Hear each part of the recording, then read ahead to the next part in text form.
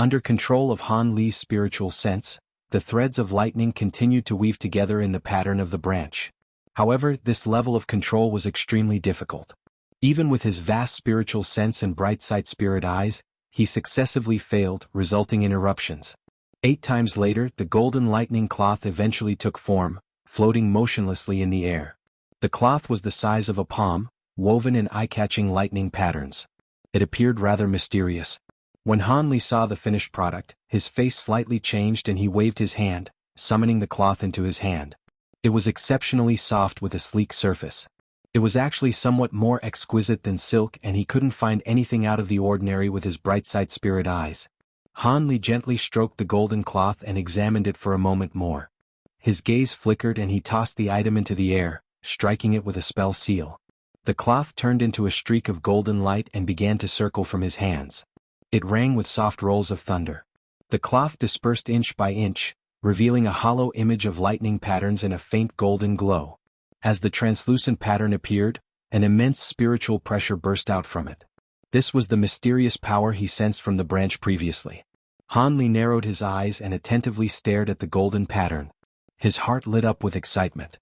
Although he still couldn't completely control the lightning patterns, the force of its spiritual power was over 10 times what was originally contained in cloth weaved from divine devil-bane lightning. If it was harnessed into an attack, the protective restriction in the stone room might not be able to withstand it. With that in mind, Han Li beckoned to the lightning pattern. Thunder clapped and the lightning patterns flashed, returning to its form as cloth and dropping back into his hand. Soon after, he spat out more lightning, using it to weave together another item of lightning. After another string of failures, he successfully created something. This time it wasn't a cloth but a glistening golden ball. Lightning patterns faintly shined from its surface. Han Li grabbed a hold of it and thoroughly examined both of the items with his spiritual sense. A short moment later he thought of something and spat out a ball of silver flames. He then pointed at the flame with an incantation gesture. Bang! The flame ruptured and scattered into countless silver flowers. Han Li chanted and used his spiritual sense to change the form of the flames into thin strings. A similar scene occurred, but when he weaved it together halfway, the flames burst and turned into a silver fireball. When this happened, a pensive expression appeared on his face. With another command, the fireball turned into a bird and flew back into his body. Afterwards, he used his magic power to condense together blue strings, but the result was similar to the spirit-devouring flames. His attempt ended in failure. Han Li didn't continue his experiments and sank into deep thought.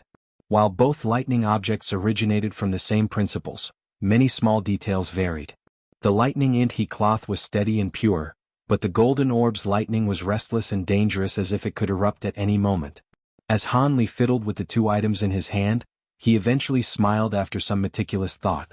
According to his guesses, the lightning patterns were a type of naturally formed talisman characters. Each pattern should create unique properties similar to the talisman characters formed from Immortal Clan's silver runes.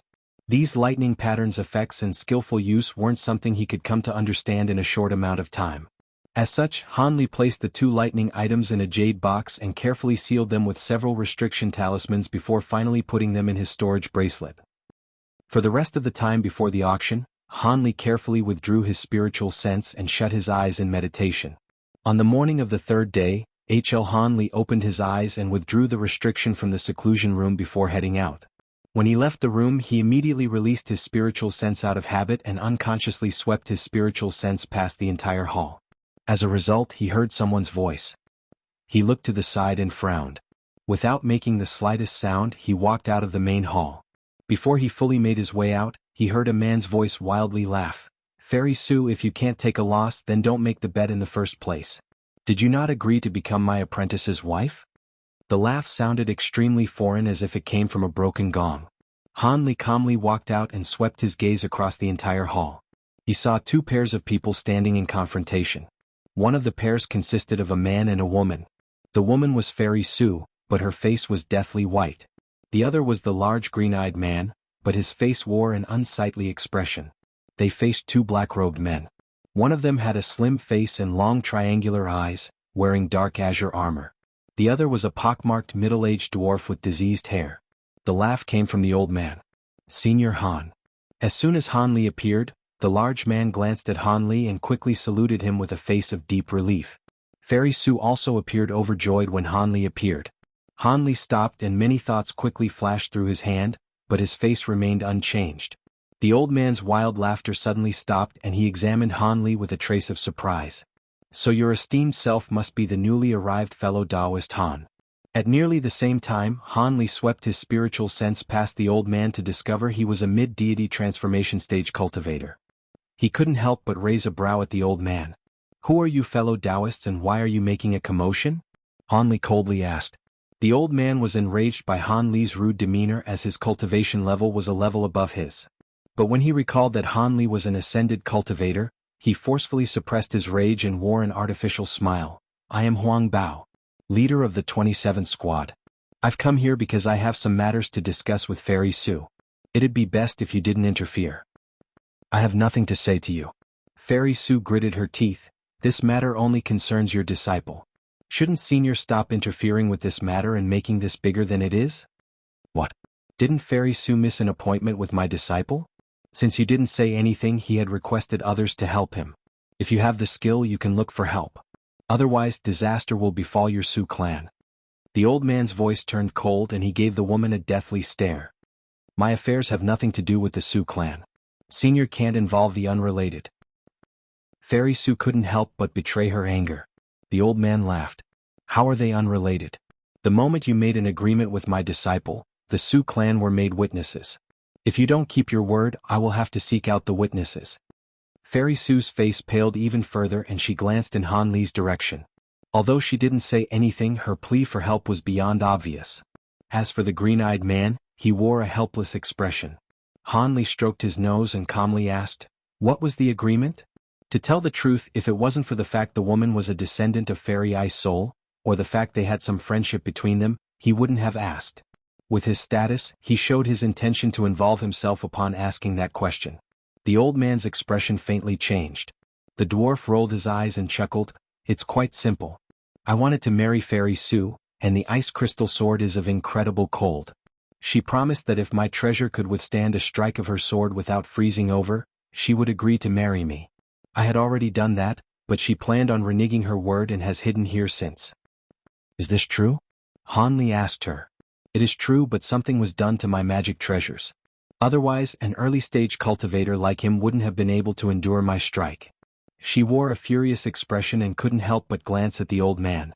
Although the old man didn't say anything, his eyes betrayed a trace of smugness. Regardless of the region, you weren't able to freeze over my green wave blade. Now you'll have to agree. The dwarf giggled. Fairy Sue remained silent with an extremely icy expression.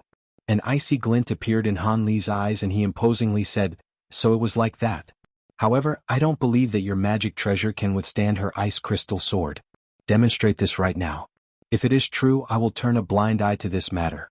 But if it isn't, I will ask you two to leave. This is the quarters of the 56th Squad, not the 77th. Senior, I. Good, then let it be so.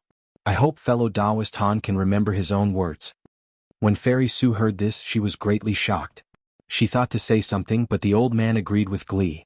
Because Han Li was an ascended cultivator, the old man was unwilling to incur any grudges over this incident. The dwarf tactfully spat out a green flying sword and had it circle in front of him, a sinister smile clear on his face. The flying sword shined dazzlingly with incredibly light. It appeared to be of no small matter. Han Li narrowed his eyes and blue light flashed from his eyes, clearly seeing through the surface of the sword. This so-called green wave blade possessed two entirely different concentrations of spiritual power. One was weak while one was incredibly strong. It was clear something had been done to this treasure. Under the gaze of so many people, Fairy Sue felt apprehension. Nevertheless, she waved her sleeve and summoned a white light. It circled above her to reveal a crystalline flying sword. It was her bonded magic treasure, the ice crystal sword. To tell the truth, she felt largely helpless. Even if a trick was done to the green wave sword, she was only given a little bit of time to refine the myriad-year profound jade that was given to her into the sword. However, this still greatly increased the sword's strength, so there was a chance to seal the blade in ice. Although she released her sword, she didn't dare to immediately attack the green sword. Instead, she hesitantly glanced at Han Li. Han Li took a glance at both of the flying swords and he reached out to one of the swords. Fairy Sue felt her sword largely tremble.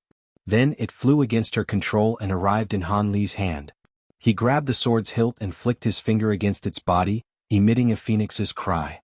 The sound was extremely pleasant, a near heavenly tone. The old man couldn't help but sneer.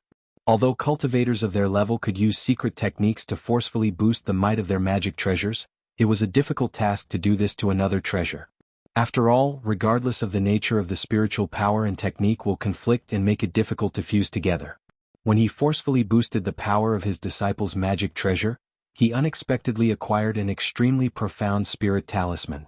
After spending half a month refining it, it finally became this powerful.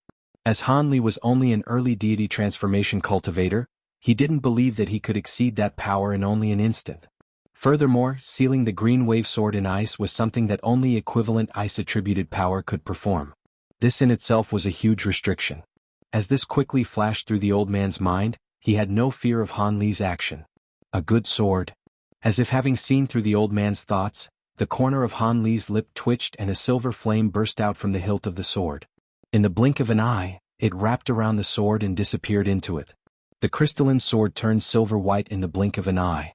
The design of a sailing flame bird now appeared on its surface, lifelike in detail as if it had been carved there from the very beginning. Han Li had forcefully injected his spirit-devouring flame into the ice crystal sword, inducing this bizarre transformation. The spirit-devouring flame was an inconceivable ability that devoured spiritual power. As it was formed from great Yin true flame and pure sun flame essence, it could shift between extreme cold and heat, allowing it to fuse into the flying sword with ease. The old man's eyes widened for a moment and then narrowed his eyes. As for the others, they were greatly shocked. Then in a gust of wind, Han Li tossed the flying sword back into the air. Fairy Su quickly cast a spell seal at it with joy on her face and quickly regained control. Afterwards, she chanted an incantation and flicked her fingers, striking the sword one after another, completely filling the sword with the entirety of her magic power. Afterwards, the flying sword let out a series of drones and trembled. A layer of silver flames appeared on its surface and wrapped around it, instantly transforming it into a 3-meter-long silver flame bird. The temperature in the entire hall steeply dropped as soon as the flame bird appeared. Even a layer of white shining frost began to appear on the ground. Fairy Su let out a delicate shout and the flame bird wildly flapped its wings, changing into the green flying sword. Seeing that the ice sword was greatly empowered by Han Li, the dwarf let out a trace of terror and could only grit his teeth, casting a spell seal and commanding his own magic treasure. The green sword blurred as light brightly shined from it. It took the form of a horned green WRM and fiercely charged forward. A loud explosion shook the air. The green WRM and the silver flame bird collided, weaving green light and silver flames together. The bird then opened its mouth and bit off half of the flood dragon's body, devouring it without a trace. The dwarf loudly shouted and spat out a glob of blood. He was stupefied in fear. A loud bang sounded from the flame bird and turned into a silver ice mist, covering the damaged green WRM entirely. Under the glow of silver light, a loud crack sounded. A 30-meter-tall boulder of ice appeared in the air. The flood dragon let out a wail inside the ice and it disappeared, only leaving behind a flying sword that dimly shined. Unnoticed by everyone, a thin thread of silver light appeared shot out the mist when the green wave blade revealed itself and silently vanished inside of it. A strange scene occurred. The dwarf was clearly 60 meters away from his magic treasure, but at the same time his blade was frozen, his body collapsed onto the floor as if he fainted. This was a heaven-defying ability of the spirit-devouring flame. Even spatial tempering cultivators couldn't guard against this ability, let alone the magic treasure of a nascent soul cultivator. Even if it was strengthened, it collapsed in a single strike. When Fairy Su saw this, she quickly waved her hand in delight. The silver ice mist condensed back into a silver flying sword and returned to her. Along the way, a ball of silver flame left the sword and shot back towards Han Li, soon to disappear into his body. Meanwhile, the old man Huang Bao recovered from his shock and his body in his rage. He soon appeared at his disciple's side and he quickly discovered a layer of frost on the dwarf's body. His face was blue as if he died from frostbite. A frozen soul in his body. When Huang Bao saw this, he wore a face of shock. Nevertheless, he was still a deity transformation stage cultivator. He instantly waved his sleeve at the huge boulder of ice and released a streak of red light. Bang! The light quickly coiled around the boulder and a cloud of flame entered the ice. The temperature in the hall sharply rose and the ice was thawed in an instant, and the green flying sword recovered its freedom. It immediately returned into the dwarf's body. Hanli looked on with an indifferent expression. To conceal the true abilities of the spirit-devouring flames, he reduced its power and had the ice crystal sword itself freeze over the blade. Otherwise, with its abilities as a heavenly flame, the ice it left behind wouldn't have been easily thawed. However, he did display a bit of might to make sure they knew better than to bother him. He previously commanded a trace of the spirit-devouring flames' extreme cold and had it enter the flying sword. Through the dwarf's mental connection, he had it invade the dwarf's body. This ability to freeze the soul and affect the body was an ability he had only been able to use recently. He also researched related information about this once before. This ability was quite powerful and could only be achieved by a few legendary glacial flames. As such, it was truly quite effective. Hanli became an enigmatic figure in the old man's eyes. The old man quickly took out a fire-red medicine pill and placed it in the dwarf's mouth. He saw the blue color on his face quickly fade away, and he let out a breath before looking at Hanli with a wavering expression. Having thought to himself for a moment, the old man eventually saluted Hanli with a forced smile and said, "Brother Han's abilities are quite fearsome. It is my loss. My disciple will drop the matter of marriage. I will bid farewell." He then brought the dwarf out from the hall. Hanli returned the salute, but he said nothing else. When he saw all trace of the old man leave, his expression sank. Before Fairy Sue could utter her thanks, he coldly asked, "Who is that man?" Fairy Sue was startled. Before she knew the meaning of Hanli's words, the green-eyed man hurriedly explained, "Don't worry, Senior Han. Huang Bao and his disciple comes from a small sect known as Quicksand Valley. It isn't some ancient sect. Huang Bao himself is the sect's greatest cultivator. So it was like that. I don't have to worry about any further troubles." Hanli then turned to her and said, "Fellow Taoist Sue, this will be the only time I go out of my way to help you.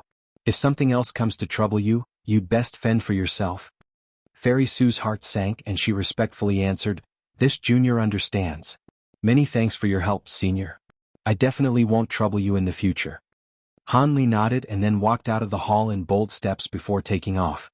When the green-eyed man saw Hanli left, he wryly laughed and said, "That silver flame actually possessed the power of extreme cold and was able to freeze the soul and enter the body. But it doesn't match the glacial flames of legend. Fellow Taoist Sue, Senior Han seems to look after you. Do you know what flame it is?" Fairy Sue let out a sigh and said, "Senior Han has a faint relation to my ancestor, but this is the first time I've heard of this glacial flame. On the patrol, he engulfed an entire fused beast man with that flame. Having that ability isn't so strange, but it seems that he isn't fond of others hearing about him. Brother Zhua had best keep quiet about this or else." When he heard this, his expression changed and he nodded in agreement. During that time, Hanli was flying towards the market in an azure streak. According to his information, the auction should begin at noon. It would be at the time he arrived. When Hanli arrived, it was nearing noon. In just a moment, he used a secret technique to transform himself into a large man with long facial hair and entered the profound Zenith Hall. The people at the entrance were already enhancing spirit stones for concealment pendants to enter the hall. All of them were at deity transformation stage and above. Hanli even spotted 3 spatial tempering cultivators entering. After some thought, he also walked in and gave the guard a pouch filled with spirit stones. The guard swept his spiritual sense past it and nodded, handing him a jade pendant and opened the way for him. He promptly said, "After you enter, head left." When Hanli heard this, he was stunned and he hesitantly walked in. After they entered the passage, he astonishingly discovered that the straight passage he originally took was now exceptionally twisted and split down the middle. It was like the profound Zenith Hall was completely different. It seemed the restrictions in the hall had changed as well. Nevertheless, Hanli did as the guard advised and headed down the left side. Soon he entered the dark passage and vanished. After the time it took to finish a meal, he found himself in a pitch-black stone room. The room was 3 meters wide with walls to all sides apart from a spacious opening. There were a jade table, a bamboo chair and a table with a red spell plate. There were many of these stone rooms densely packed spread across 300 meters in the air. They were flying stone rooms. The entire hall was 3,000 meters wide and nearly had 1,000 stone rooms floating above it. Faint azure talisman characters glowed from the surface of the stone room. Each room had a considerable distance between the two as if they were floating lamps. Hanli sat down in the chair, looked down at the auction below and clocked his tongue. In the instant he entered the large hall, he entered an odd spell formation and teleported to the room. Under examination he discovered the room wasn't only suspended in air, but it also blocked spiritual sense. With the addition of the light pendant concealing them, it would guarantee the animosity of the bidders. It appeared the master of the auction knew that cultivators feared arousing envy and spent much time on how to solve this. Han Li leaned back in his chair and rested his eyes for a short time. Soon, another several hundred cultivators entered the hall, nearly filling it to its brim. Han Li widely opened his eyes and took a breath. When one normally entered the auction, they needed to be at deity transformation stage at the very least. But this small auction managed to gather nearly 1,000 deity transformation cultivators. This was something that couldn't even be imagined in the mortal realm. However, this was also impossible to happen unless it occurred in the other cultivator cities in the 3 human regions, barring Deep Heaven City. Suddenly, melodic rings ranged through the hall. The hall's open gates slow closed with a creak and a clack. The dim hall now became completely dark. Immediately, several head-sized moonlight stones appeared above the auction. The appearance of their soft white light caused the cultivators to unconsciously look down. On a 30-meter-tall platform, a spell formation suddenly appeared, followed by a flash of white light. A white-robed old man made an appearance. As soon as he appeared, the cultivators became restless. A few even uttered the old man's name in shock. Grandmaster Qi. Why would he appear here? Could it be the auction? Whispers continued to echo through the hall. When Han Li heard the disturbance, his heart stirred and he curiously examined the old man. He only possessed mid-deity transformation cultivators, but his head full of silver hair and his friendly face gave him a bearing expected of a dignified cultivator. When he heard others address him as Grandmaster, he reckoned the title should come from astonishing attainments in either pill refinement or some other art. The white-robed old man coughed and spoke with a gentle voice. It seems I don't need to introduce myself to you. Many of you do recognize me. Normally, I wouldn't appear at such an event, but this auction has things that I've personally appraised. Furthermore, I am greatly interested in these items and took the initiative to act as the auction host. It appears that none of you have any objections. Qi Lao must be joking. Having a tool refinement master to host the auction is exactly what we would want. Not bad, not bad.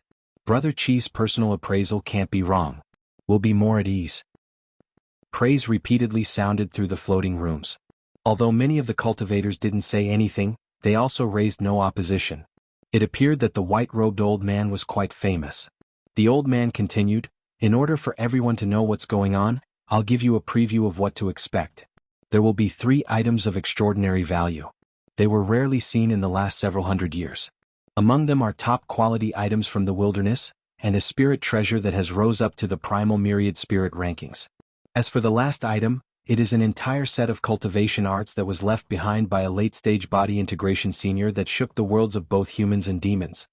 The cultivators were greatly alarmed as if they couldn't believe what they just heard. The entire hall was filled with silence. The item from the wilderness wasn't much as it was unknown, but a spirit treasure on the primal spirit rankings and the primary cultivation art of a body integration stage cultivator were incredibly rare treasures. If any of those items appeared on the outside, it would provoke a massacre. As the hearts of these cultivators heavily thumped, the atmosphere became extremely grave. "Brother Qi, since there are such important items at the auction, why wasn't it advertised so we could prepare more spirit stones? Why was it kept hidden?" An odd childlike voice sounded from one of the stone rooms. Having already anticipated this question, the old man smiled and answered, "Fellow Taoist, don't worry. The reason why the auction was kept a secret is that the owner of these 3 treasures are the same person and had personally made this request to the auction. As for why, I do not know, but the auction didn't refuse it. However, I can guarantee that these treasures are genuine. Of course, since these headline treasures may have arrived on short notice, but you may trade for these treasures using items of equivalent value. The items will be priced a tenth below the value that 3 of the market's appraisal grandmasters and me, so feel at ease." When they heard his reply, the cultivators felt a sense of amazement. Feeling overjoyed, they felt no further need to ask any questions. Old Man Qi saw there were no more objections and promptly announced the start of the bid with a clap of his hands. Over 10 various colored lights promptly flew out onto the stage.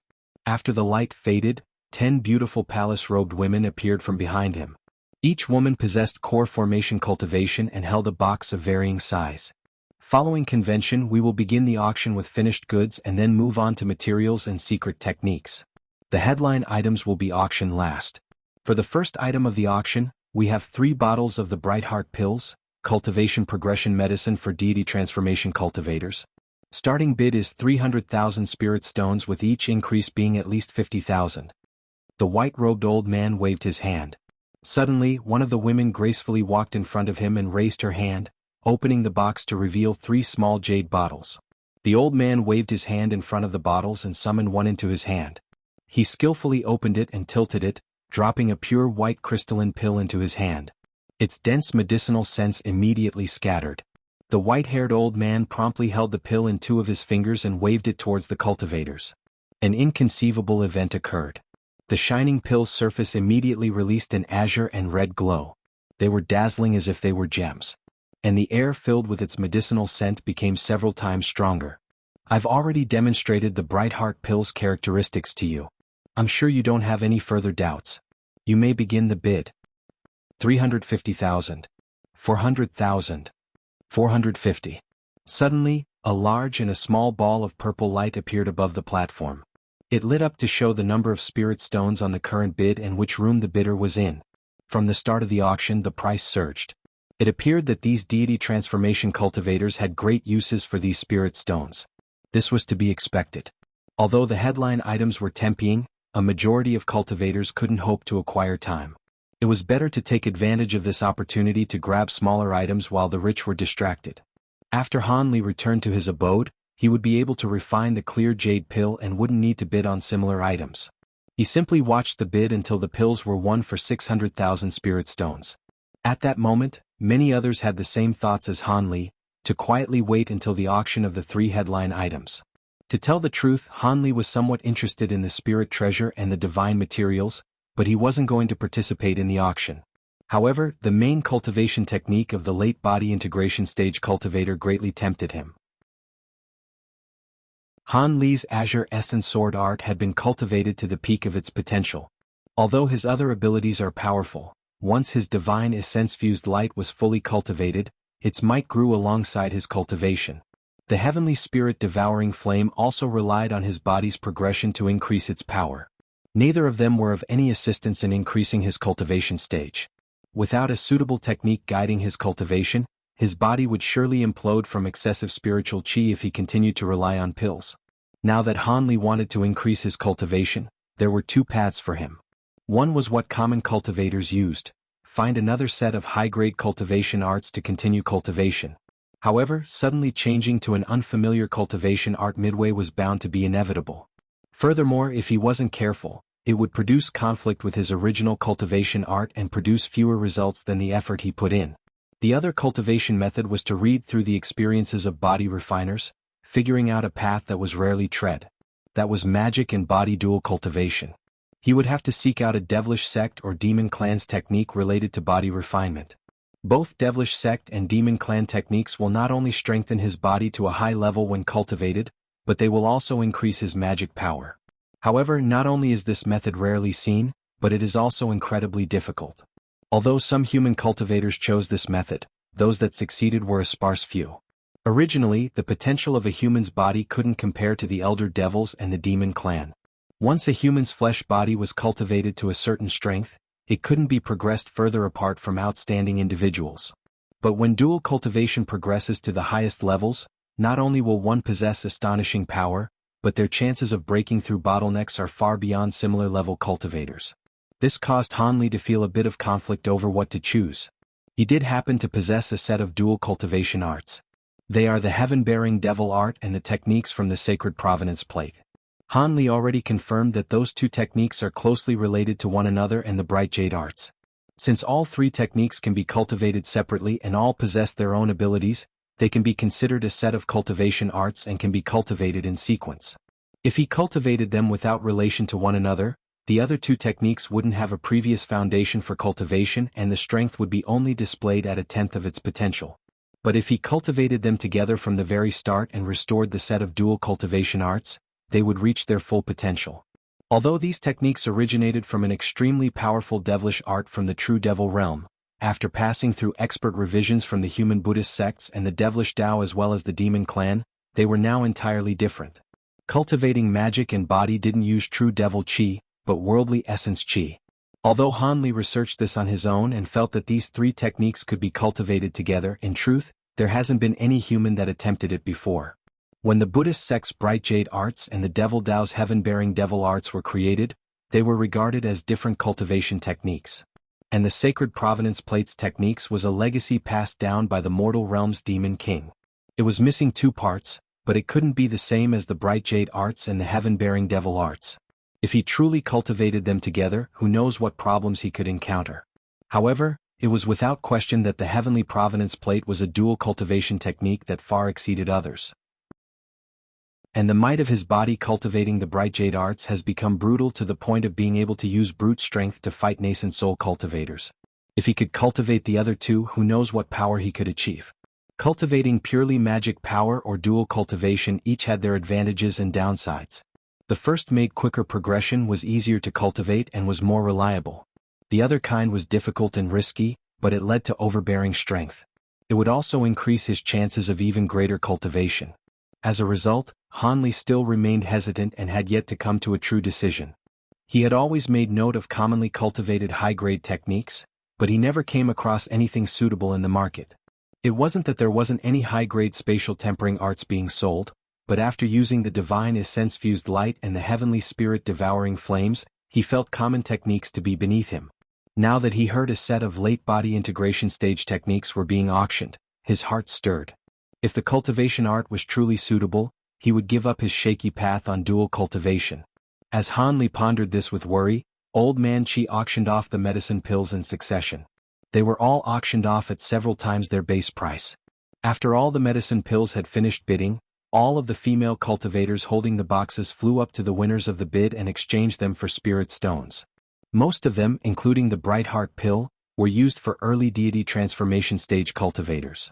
Only 2 of them were for mid-stage deity transformation cultivators, while none of them were for late-stage cultivators.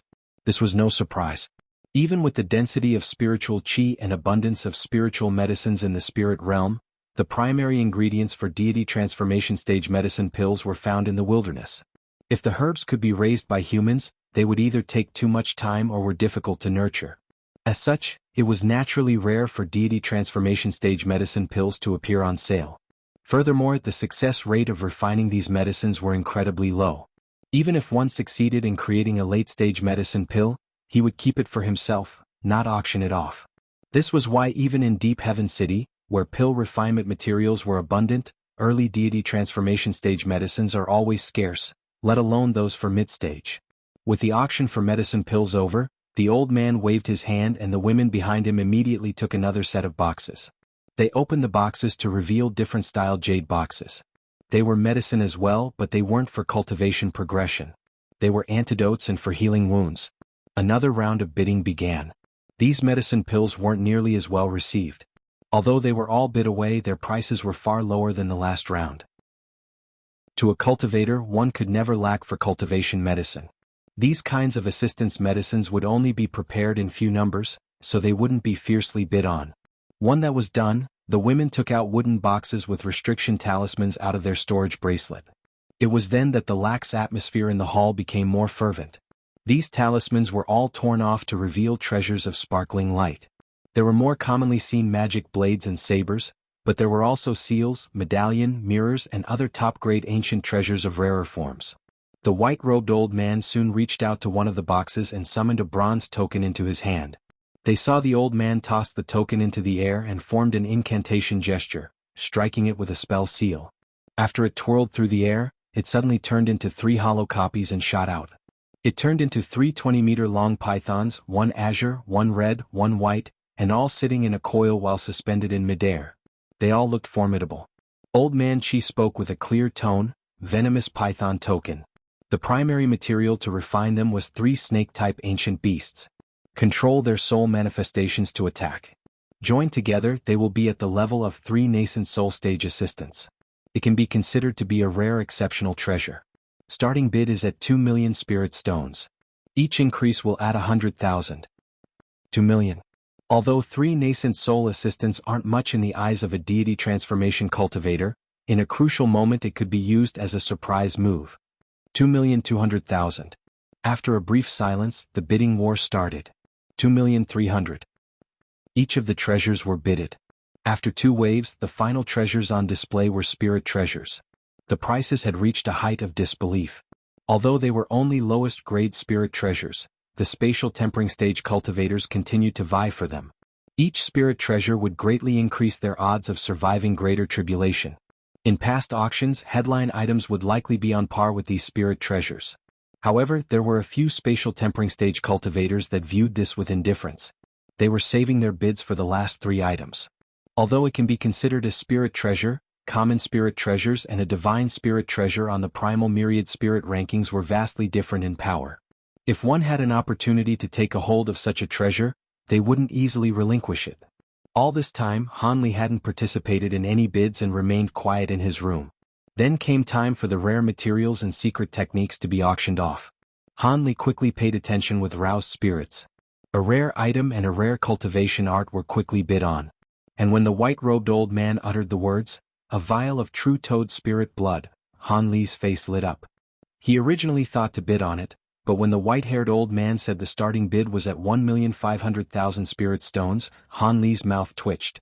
This starting price was far higher than the other materials that were auctioned.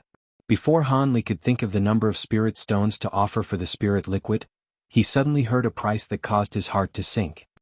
3 million spirit stones. A voice lazily spoke from a remote corner of the hall. Other cultivators that wanted to offer a bid fell silent and he all looked over in shock. It was a pity that they weren't able to see anything due to the restrictions of the rooms. True toad liquid blood was the required material to refine true toad liquid, but a price of 3 million was beyond the upper bound of most bidders. For a time the hall fell deathly quiet. Hanley tensely frowned and looked at the auction stage. The white-robed old man was holding the bottle of liquid with a wavering expression. Hanley was naturally able to afford the price of 3 million spirit stones. Even if he did have spirit herbs that could be sold for large amounts of spirit stones, he definitely wouldn't sell too many of these herbs during a short period of time. Otherwise, if someone were to discover what he was doing, it could spell a lot of trouble for him. The one who had just placed a bid seemed to be intent on securing this jar of true toad spirit blood. Even if he were to place a bid of 3 million spirit stones, that may not be enough, and he would definitely attract attention from others. Furthermore, such a small amount of spirit blood would only be enough for him to familiarize himself with the true toad liquid refinement process. It wouldn't actually be sufficient to refine much spirit medicine. As such, following a period of contemplation, Hanley decided not to place any further bids. Just because Hanley had bowed out from the bidding didn't mean that everyone else was also going to give up on it. Just a few moments later, a few more people placed a string of bids. These people were clearly all late deity transformation cultivators who desperately needed the true toad liquid to break through their cultivation bottlenecks. A normal cultivator definitely wouldn't be willing to pay such a hefty price. After an intense bout of bids, the jar of true toad spirit blood was successfully secured by the first bidder at an astronomical price of 4 million spirit stones. The fact that the item had been purchased for such a high price naturally attracted a lot of attention, and many of the cultivators present were frequently stealing glances at the stone cabin, trying to figure out just who was in there. However, their efforts naturally yielded no fruits. The next few auction items were also extremely rare, all of which were important ingredients for pill refinement for spatial tempering cultivators. There were fewer people bidding for these items, but the prices were even more staggering. Among them, a purple myriad year primordial fruit was sold for close to 10 million spirit stones. All of the cultivators who were participating in auctions of this nature for the first time were completely flabbergasted. Just ingredients were being sold at such jaw-dropping prices. If pills that were useful to spatial tempering cultivators were to be brought out, how high would the prices rise to? Not long after that, all of the ingredients and secret tome items had been completely auctioned off. The white-robed elderly man gave a gentle wave of his hand, and the 10 female cultivators standing behind him all drifted off the auction platform. At the same time, 3 cultivators in different attire slowly stepped onto the platform. One of them was a woman in an azure dress, the second was a healthy-looking elderly man, and the final one was a middle-aged scholar with a set of refined features. At the sight of these 3, a slight stir ran throughout the entire hall. Hanley could faintly hear the word appraiser being thrown around, and he immediately understood who they were. These were the 3 appraisers that the elderly man had been referring to in the beginning. The cultivation bases of this trio were inferior to the white-robed elderly man. All of them were only at the early deity transformation stage. However, their ability to create such a stir among the cultivators present clearly indicated that they weren't just a trio of ordinary people. Just as these thoughts were running through Han Li's mind, the white-robed elderly man extended a polite greeting to the three before turning back to all of the cultivators present. Coming up next will be the three most precious treasures for this auction, and they're being carried by fellow Taoist Han and the others. The first treasure will be 3 scales from the true spirit black Qilin of the primordial world. These scales can be used to refine the legendary true spirit water pill or used as top-grade materials to refine water attribute spirit treasures. Spirit treasures refined using this material have a certain chance of making it onto the chaotic myriad spirit roll. In contrast, the true spirit water pill can allow any early deity transformation cultivator to reach the mid-deity transformation stage following consumption.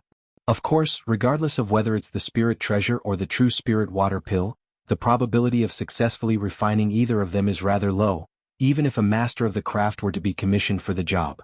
However, if anyone secures this item and wishes to refine a spirit treasure with it, I can provide my personal tool refinement services free of charge, the white-robed elderly man announced with a chuckle before retreating to behind the trio of appraisers. The cultivators in the second stone cabin all drew sharp breaths upon hearing the words, "True Spirit Black Qilin." All of them stared at the 3 appraisers on stage in a completely speechless manner. In contrast, all of the cultivators who were extremely rich were ecstatic to hear this. It appeared that they had made the right decision to wait for the final few auction items. Regardless of what the final 2 auction items were, just these scales of the true spirit black Qilin was valuable enough for them to bid with all their might. However, most of them were planning to refine the true spirit water pill. In contrast, using the scales to refine a spirit treasure seemed like a bit of a waste. Furthermore, the only cultivators who were interested in refining a spirit treasure with the scales were virtually all cultivators who used water attribute cultivation arts. Han Li's heart also jolted significantly upon hearing about the true spirit water pill. This was a pill that defied the natural order, and could instantly effect a breakthrough for an early deity transformation cultivator. It was what he had been desperately searching for, and he almost instantaneously made the decision that he was going to secure these scales no matter what. Even if he had to take some risk to achieve that objective, it would be worth it. Thus, a decisive look appeared on Han Li's face. At this moment, the middle-aged woman among the 3 appraisers stepped forward. She swept a hand over her storage bracelet, and a translucent jade box that was around a foot in size appeared. There were runes shimmering over the surface of the box, as well bursts of white light, and it was quite apparent that even this box was no ordinary object. The woman required no further introduction from the white-robed elderly man as she placed a finger onto the jade box. The lid of the box flew off of its own accord, following which 3 streaks of black light shot forth, rising high into the air. However, the middle-aged woman seemed to have anticipated this in advance, and she merely made a grabbing motion in a calm manner. A burst of invisible suction force emerged, trapping the 3 streaks of black light before violently tugging them downward. The 3 streaks of black light swirled before revealing themselves as a trio of fist-sized black scales, which were forced into the middle-aged woman's hand. The woman placed 2 of the scales back into the box, then sealed it with a restriction talisman, before displaying the final scale to everyone. As you all know, the black Qilin is a water attribute true spirit from birth.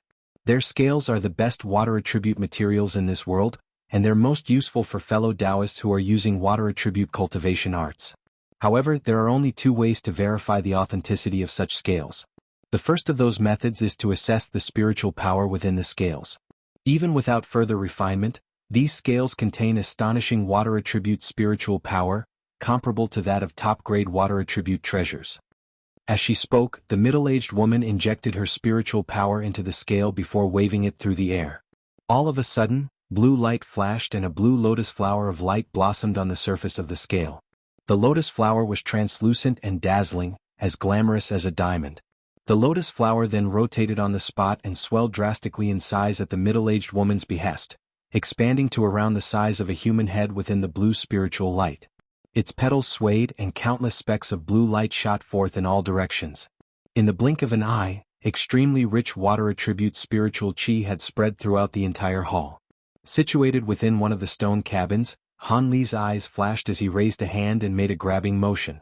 One of the specks of blue light fell into his palm and immediately disappeared. Han Li closed his eyes and experienced a cool sensation quickly coursing through his entire body from his palm. When he opened his eyes again, his expression was filled with contentment. This was indeed extremely pure water attribute spiritual power, and only the scales of the black Qilin would be able to emanate such power. Not just Han Li, but all of the other cultivators were also convinced after experiencing the pure spiritual power imbued within the blue specks of light.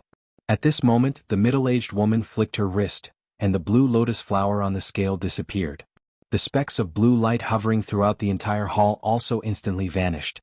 She continued, "Among the heavenly true spirits, the hardness of Qilin scales is not inferior to that of even the most powerful true spirits, such as true dragons. Even though the scales will have lost most of their hardness after detaching from the Qilin's body, it would still be impossible to destroy them with normal attacks." As her voice trailed off, the woman tossed the scale into the air. A ball of black light immediately hovered in the air in a completely stationary manner. Right at this moment, golden light flashed from the middle-aged woman's hands, and two axes appeared, each of which was around a foot in size. Both axes were shimmering with golden light and giving off a menacing aura. The woman adopted a serious expression as her axes flew into the air as streaks of golden light, then came crashing down toward that scale. Following a resounding clang, black light flashed from the surface of the scale and it was sent flying by the twin axes, but it was completely unscathed. However, the demonstration didn't end there. The middle-aged woman began to chant something, and a pillar of azure flames erupted into the air, completely engulfing the scale. 3-colored azure tribulation flames. Several cries of surprise rang out from within the hall, and many cultivators were clearly very envious toward the flames that the woman had just unleashed. However, after the woman withdrew her flames, the scale that was hovering in midair was still completely unscathed. After that, she unleashed a series of other attacks, all of different attributes, yet they were completely ineffective against this scale. The final Devil Dao treasure the woman unleashed released a ball of blood mist, but it was unable to corrode the scale in the slightest, and thus concluded her demonstration. She raised a hand to draw the Qilin scale back to her before placing it into the jade box again, and sealing it with a talisman. She then took a few steps backward with the box in her hands, and refrained from saying anything else. At this moment, the white-robed elderly man took the stage again with a wide smile, and said in a brief and concise manner, "The 3 true spirit black Qilin scales have a base price of 15 million spirit stones. Each incremental jump has to be at least 1 million spirit stones, and the bidding may now begin. 17,000,000, 18,000,000, 20,000,000. The price of the scales quickly climbed up by 1 million to 2 million at a time. Many of the cultivators who attending this type of auction for the first time were completely stunned by this, and immediately relinquished any thoughts of participating in the bidding. Han Li's expression remained unchanged, but there was also a hint of surprise shimmering in his eyes. He didn't think that in the dying stages of the auction, there would still be so many cultivators with so much money left to spend. However, he wasn't in a hurry to place a bid. He merely looked at the astronomical number that was only continuing to increase and pursed his slightly dry lips. In the face of 3 true spirit scales, tens of millions of spirit stones were nothing but mere numbers. Everyone wanted to make a breakthrough with immediate effect. After all, it was extremely difficult for deity transformation cultivators to progress, and the majority of deity transformation cultivators were stuck at the early deity transformation stage until the day they died. The scales essentially provided a lifeline, and everyone immediately burst into a frenzy to try and secure the scales for themselves. However, no matter how desperately one wanted to secure the scales, they had to be conscious of their limits. After the price rose above 25 million spirit stones, there were almost no cultivators left who were still participating in the bidding. In fact, there were only 3 such cultivators left. One of them was the same one who had just secured the true toad spirit blood, and his voice was still as lazy as ever. Among the other 2 voices, one was quite wizened and coarse, while the other was pleasant to the ears. It sounded as if the remaining 2 cultivators were an elderly man and a young female cultivator respectively. The bids rolled in at increments of 1 million spirit stones at a time, and the price was quickly approaching 30 million. When the owner of that lazy voice made an astronomical bid of 30 million, the other 2 cultivators immediately fell silent. It appeared that this price was already beyond what they were able to afford, so they could only give up. All of the cultivators looked up in the air above the auction platform. There, the number on the massive disc was slowly changing color. Once it became completely crimson in color, that would mean a final price had been settled. 31,000,000. All of a sudden an unfamiliar voice sounded. As soon as this bid was made, all of the cultivators in the hall faltered momentarily before immediately turning their attention to the stone cabin that Hanli was situated in. It appeared that even at such a jaw-dropping price, there were still people willing to make additional bids. Within the stone cabin, Hanli sat with a calm and collected expression. 32,000,000. The lazy voice carried a hint of surprise this time. 33,000,000. Hanli immediately placed another bid without any hesitation. 34,000,000. This time, the lazy voice only placed the bid after a momentary hesitation. 35,000,000. Many of the cultivators present were struggling to pick their jaws up off the ground. These were true spirit scales on offer here, but surely such a ridiculous price was too much. Even the spirit treasures that ranked at the bottom of the chaotic myriad spirit roll were only around this price. 35 million?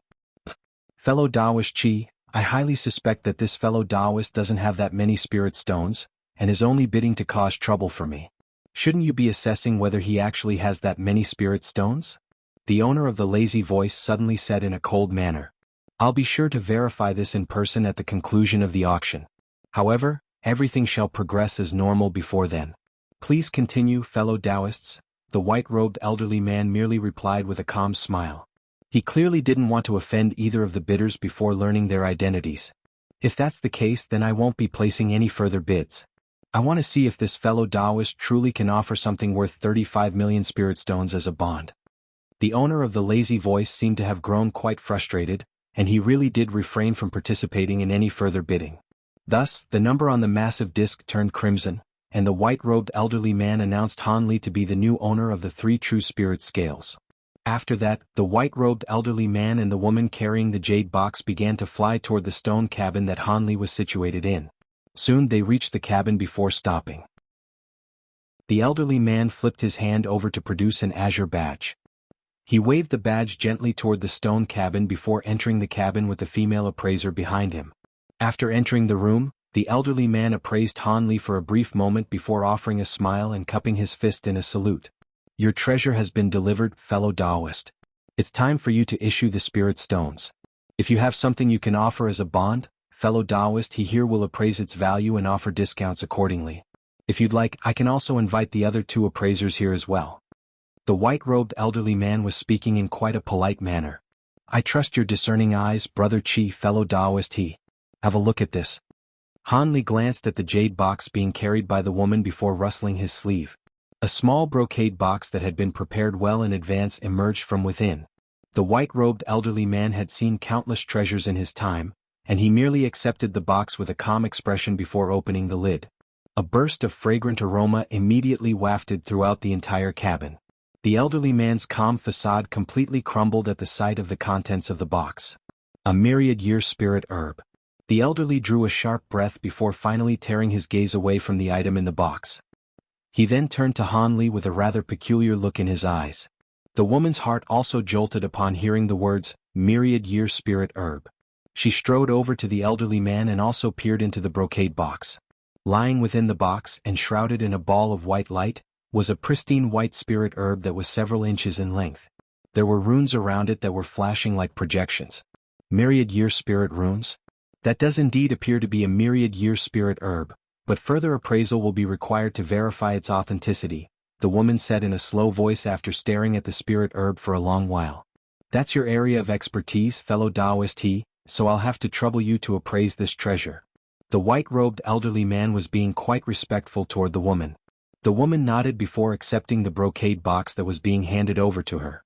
She then flipped over her other hand and a thin green jade ruler appeared.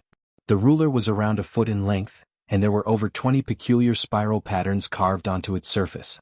The woman's eyes flashed as she slowly extended the ruler toward the spirit herb in the box. Before the green ruler had even come into contact with the spirit herb, white spiritual light erupted amid a low ringing sound. At the same time, the peculiar spiral patterns on the jade ruler lit up one after the other, emanating piercing green light. After the 11th and final pattern lit up, the woman's calm expression was finally beginning to crack a little. She carefully examined the spirit herb in the box once again before concluding in a firm voice, "This is indeed a myriad-year spirit herb, and it's a snow WRM herb that's around 11,000 years old. Snow WRM herbs are quite rare, so they're much more valuable than normal myriad-year spirit medicines. I value this at around 7 million spirit stones." 7 million? That's around what I was expecting. Do you have any objections, fellow Taoist? The white-robed elderly man nodded before turning to Han Li. "I'm fine with that price. I also have some more that you can take. They should be enough to pay for the auction item." Azure light flashed from Han Li's wrist, and 4 jade boxes appeared, all of which he tossed toward the white-robed elderly man in a calm manner. The elderly man waved an arm to catch all of the jade boxes before opening them one by one. He was trying his best to maintain a calm facade on this occasion, but the twitching of his eyelids still betrayed his emotional turmoil. "Are these all myriad-year spirit herbs?" he asked in a slightly hoarse voice. "Why do you ask? Do you not accept such spirit medicines?" Han Li asked with a smile. "Of course we do, fellow Taoist," the white-robed elderly man chuckled in response, but the shock in his eyes was quite apparent. The female appraiser was also starting to become rather skeptical. She appraised the spirit herbs in the jade boxes one by one, following which an incredulous look appeared on her face. Individual myriad-year spirit herbs naturally weren't as precious as true spirit scales. However, they had much more practical applications as they could be used as ingredients to refine a wide range of pills. As such, they were demand always far exceeded supply for these treasures. Furthermore, they were also extremely valuable, so they were basically the next best currency used on the market, second only to spirit stones. Perhaps shops would reject other items, but there wasn't a single shop that would reject myriad-year spirit herbs. Seeing as fellow Taoist he has verified the authenticity of these spirit herbs, then these 3 true spirit scales belong to you now, fellow Taoist. A hint of curiosity flashed through the white-robed elderly man's eyes as he put on a wide smile and handed over the brocade box to Han Li. "Thank you." Han Li made a grabbing motion, and the brocade box was drawn toward him. He briefly inspected the contents of the box before nodding with a pleased expression. The white-robed elderly man was very curious about how Han Li had come across so many myriad-year spirit herbs, but he didn't articulate those questions. He merely stowed away the spirit herbs before departing from the stone cabin and returning to the auction platform. Even though the elderly man and the female appraiser had spent quite a while in Han Li's cabin, this amount of time was naturally negligible to the cultivators outside, who would often meditate for months at a time. However, all of them immediately turned their attention toward the duo as soon as they emerged. Everyone wanted to know whether the transaction had been a success. Rest assured, fellow Taoists, the transaction was a success. We'll now be moving on to the next auction item. This is a spirit treasure on the chaotic myriad spirit roll, so it's even more valuable than true spirit scales. This is the Divine Spirit Treasures, Sea-Raising Halberd. Its base price is 20 million spirit stones. The white-robed elderly man didn't disclose any information about Han Li, immediately moving on to announcing the next auction item instead. The elderly man among the trio of appraisers stepped forward right on cue, producing a shimmering blue short halberd from his spirit bracelet. The cultivators in the hall were naturally extremely interested in this treasure as well. After the elderly man displayed some of the halberd's incredible abilities, an intense bout of bidding immediately commenced. At this moment, Han Li's attention was focused entirely on the black scale in his hand, seemingly completely disinterested in the divine spirit treasure being offered outside. In the end, the short halberd was purchased by an unfamiliar cultivator for the same price of 35 million spirit stones. It was finally time for the last auction item to be revealed. The next auction item is a cultivation art that was once used by a late body integration senior who possesses a resounding reputation. Perhaps not many of you will know this senior's name, but I'm sure all of you have heard of the great Zhou God Vanquishing Needle. This ability has been showcased in brilliant fashion on many occasions during wars with foreign races. Different editions of this cultivation art have been released, and there are even beings from the demon race who have cultivated this secret technique. The edition of the cultivation art on offer is the very first edition that was created by the five-spirit true Lord himself in ancient times, so I trust that I won't need to elaborate on its immense value. Most importantly, using this cultivation art will allow one to temporarily convert their own magic power into another attribute. However, There are very strict prerequisites that one must satisfy before they can use this cultivation art. Firstly, only those above the nascent soul stage will be able to consider this cultivation art. Secondly, the cultivator must possess a 5-elemental spiritual root. Of course, there are also some other conditions that must be satisfied, but those hurdles are not insurmountable, so I won't rattle them off one by one. We can guarantee that the cultivation art is complete, and the highest bidder will be able to verify that for themselves. Another thing that I have to remind everyone of is that even though this cultivation art is extremely powerful, among those who have used it, only the 5-spirit Trud Lord has reached the body integration stage. We're not sure whether the others have simply failed to use the cultivation art properly or encountered other unforeseen troubles. In any case, most of them didn't progress beyond the deity transformation stage. However, what we do know is that this cultivation art is capable of taking one to greater heights, as evidenced by the might of the 5-spirit True Lord. That's enough talking from me. This cultivation art is known as the Yin-Yang Extreme Mantra. Any fellow Taoists who are interested can begin placing bids now. The starting price is 20 million spirit stones, and the minimum incremental jump is 1 million spirit stones once again. After a fluent introduction from the white-robed elderly man, the middle-aged scholar stepped forward with a smile. He produced a wooden box from his storage bracelet, within which was contained a shimmering golden jade slip. That was quite clearly the cultivation art in question. The great Zhou God vanquishing needle was truly a vastly renowned ability, and many of the cultivators present were extremely excited to see such a legendary auction item. As for the prerequisites involved, none of the cultivators present paid them much heed. After all, only cultivators of the deity transformation stage and above could participate in this auction, so the cultivation base restriction wasn't an issue. As for possessing a 5-elemental spiritual root, that was a prerequisite required to reach the spatial tempering stage, so everyone was striving toward that goal already anyway. Of course, only the heavens knew how many of them would succeed in that quest. However, the white-robed elderly man had made it very clear that this cultivation art was extremely difficult to master, and that very few people were even able to reach the spatial tempering stage while using it, so that discouraged a lot of people from participating in the bidding. Hanli was one of those people. The Yin-Yang Extreme Mantra was clearly an extremely powerful cultivation art, but the fact that it was so difficult to master immediately made Hanli lose interest in it. In terms of power, his simultaneous cultivation art for both magic power cultivation and body refinement definitely wouldn't be inferior to the auction item. Furthermore, 20 million spirit stones as a base price was far too hefty for him to consider purchasing it for novelty purposes. However, there was no lack of cultivators present who thought themselves to possess exceptional aptitude, and they remained quite interested in this cultivation art. The price of 20 million spirit stones naturally did deter some people from participating in the bidding, but after just 2 rounds, a cold voice suddenly sounded. 40 million. Everyone's eyes immediately widened upon hearing this. The bidder was none other than the man who had been bidding against Hanli for the true spirit scales. Not only did his lofty bid leave all of the deity transformation cultivators completely dumbfounded, even the spatial tempering cultivators who were interested in the cultivation art fell completely silent. Everyone was wondering just who this person was to possess such incredible wealth. Such a vast quantity of spirit stones was most likely equivalent to the net worth of the average spatial tempering cultivator. Hanli was also feeling rather curious, but this matter didn't have anything to do with him, so he didn't think too much about it. Seeing as the cultivation art had been sold, the auction naturally drew to a conclusion. In the instant that the auction concluded, all of the restrictions on the stone cabins were activated.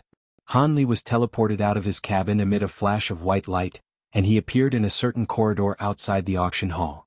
Spiritual light flashed in quick succession all along the entire corridor as other cultivators were also teleported there one after the other. However, everyone was enshrouded in shimmering silver light, so no one could identify anyone else. Hanli didn't pay any heed to the cultivators around him as he strode directly toward the gate of the profound Zenith Hall. The auction was already over, yet he wasn't planning to return to the stone tower. Instead, he was preparing to depart from Deep Heaven City and return to his own cave abode. There was half a year until he would be deployed on his next bout of patrol duty, and during that time, he had to refine some spirit medicines. As a starting point, he had to refine a batch of clear jade pills. With a steady supply of those pills, he wouldn't have to worry about his cultivation for the near future. As for those 3 true spirit scales, he wasn't going to refine them in any rush. He was going to conduct some research on them first so they wouldn't go to waste. After exiting the profound Zenith Hall, Han Li flew over the tall city walls and traveled toward the barren land in the distance. At this moment, there were two people situated within a secret chamber that was enshrouded under many layers of restrictions in the profound Zenith Hall. One of them was a benevolent-looking old man in a set of white robes with his hands clasped behind his back, and a respectful look on his face. He was none other than the elderly man with the Qi surname. Seated in a casual manner on the stone chair before the elderly man was a handsome young man in a set of purple robes. There was a vibrant red mole near the corner of his lips that was particularly eye-catching. The elder man said in a respectful manner, "Don't worry, my lord, even though that person used a secret technique to obscure his features, your lowly servant's purple light spirit eyes was able to see through the disguise with ease. The one who secured the Yin-Yang Extreme Mantra was definitely a female cultivator. However, she looked nothing like the portraits of the women you gave to me. Instead, she was extremely hideous." This vastly renowned tool refinement master of Deep Heaven City was referring to himself as a lowly servant in the face of this young man. If other cultivators in the city were to witness this interaction, their jaws would most likely drop to the ground. A faint smile appeared on the young man's face upon hearing this. "There's no need to be confused, Old Man Qi, a female cultivator capable of offering such a vast amount of spirit stones at once. To purchase a cultivation art has to be from either the Yi family or the Gu family. Like our Long family, both of these families are obscure true spirit families descended from ancient times, and the true spirit bloodlines being passed down in those two families can only be inherited by women. We have control over the auction houses all over the 3 human regions, yet they have control over an astonishing number of top-grade spirit stone mines. It's just that neither of those families has many members and very few of them are active in the outside world, so it's always been a secret which true spirit bloodline they've inherited. Now, it looks like one of the families has most likely inherited the Heavenly Phoenix bloodline, which is one of the most powerful bloodlines in the spirit realm, just like our family's true dragon bloodline. It appears we've made the correct gamble this time. The members of those obscure true spirit families really will lurk in Deep Heaven City in disguise for a period of time to train themselves, the young man analyzed in a confident manner. You have a brilliant tactical mind, my lord. The Yin-Yang Extreme Mantra is of extreme importance to those with the Heavenly Phoenix bloodline. After all, only top-grade cultivation arts that make use of all 5 elemental powers can completely activate the bloodline of the Heavenly Phoenix. How is she supposed to know that this cultivation art is a massive trap that was set in ancient times?" The white-robed elderly man chuckled. "Hee, the wisdom of our ancestors is certainly not something we can match. If it weren't for the fact that the true dragon bloodline is far stronger in my body than in our forefathers, those old bastards from our family wouldn't have lent me their support. In order to avoid arousing suspicions from our target, we've even brought out our black Qilin scales and sea-raising halberd to be auctioned off. Our scouts also intentionally leaked this information to the members of the true spirit families beforehand. Otherwise, our plan wouldn't have progressed so smoothly. Thankfully, the treasures fetched good prices, and one of them even raked in 5 myriad-year spirit herbs, so we haven't incurred too severe of a loss. By the way, have you figured out the origins of the cultivator that purchased the true spirit scales?" The young man asked. "My lord, as you know, this lowly servant's purple light spirit eyes can only be unleashed a total of 3 times in my life. I wouldn't dare to use the final opportunity on someone else. I could only sense that he wasn't a spatial tempering cultivator, and that his cultivation base was only at the deity transformation stage. However, he most likely possesses more than just those 5 spirit herbs. Could it be that's from the Run family? The bloodline of the Run family isn't all that impressive, but they're truly front-runners of the human race when it comes to nurturing spirit herbs," the elderly man mused with a serious expression. "That's indeed a possibility. If that person really from the Run family, then so be it. The Run family is a true spirit family with their allegiance pledged to the heavenly spirit sovereign, so we can't afford to mess with them at the moment," the young man said with furrowed brows. "Indeed, my lord. Even though our family doesn't fear the 3 emperors, it wouldn't be worth it to make one of them our enemy just for a few spirit herbs," the elderly man chimed in as he nodded emphatically. A thought suddenly occurred to the young man, and he turned to the elderly man with a benevolent expression as he said, "Using your purple light spirit eyes must have harmed your cultivation base, right? After I take care of matters here, I'll hold a blood sacrifice ceremony for you to give your cultivation base a boost." "Thank you for your kindness, my lord." The elderly man hurriedly extended an overjoyed bow. The young man nodded with a pleased expression before falling into deep thought about something.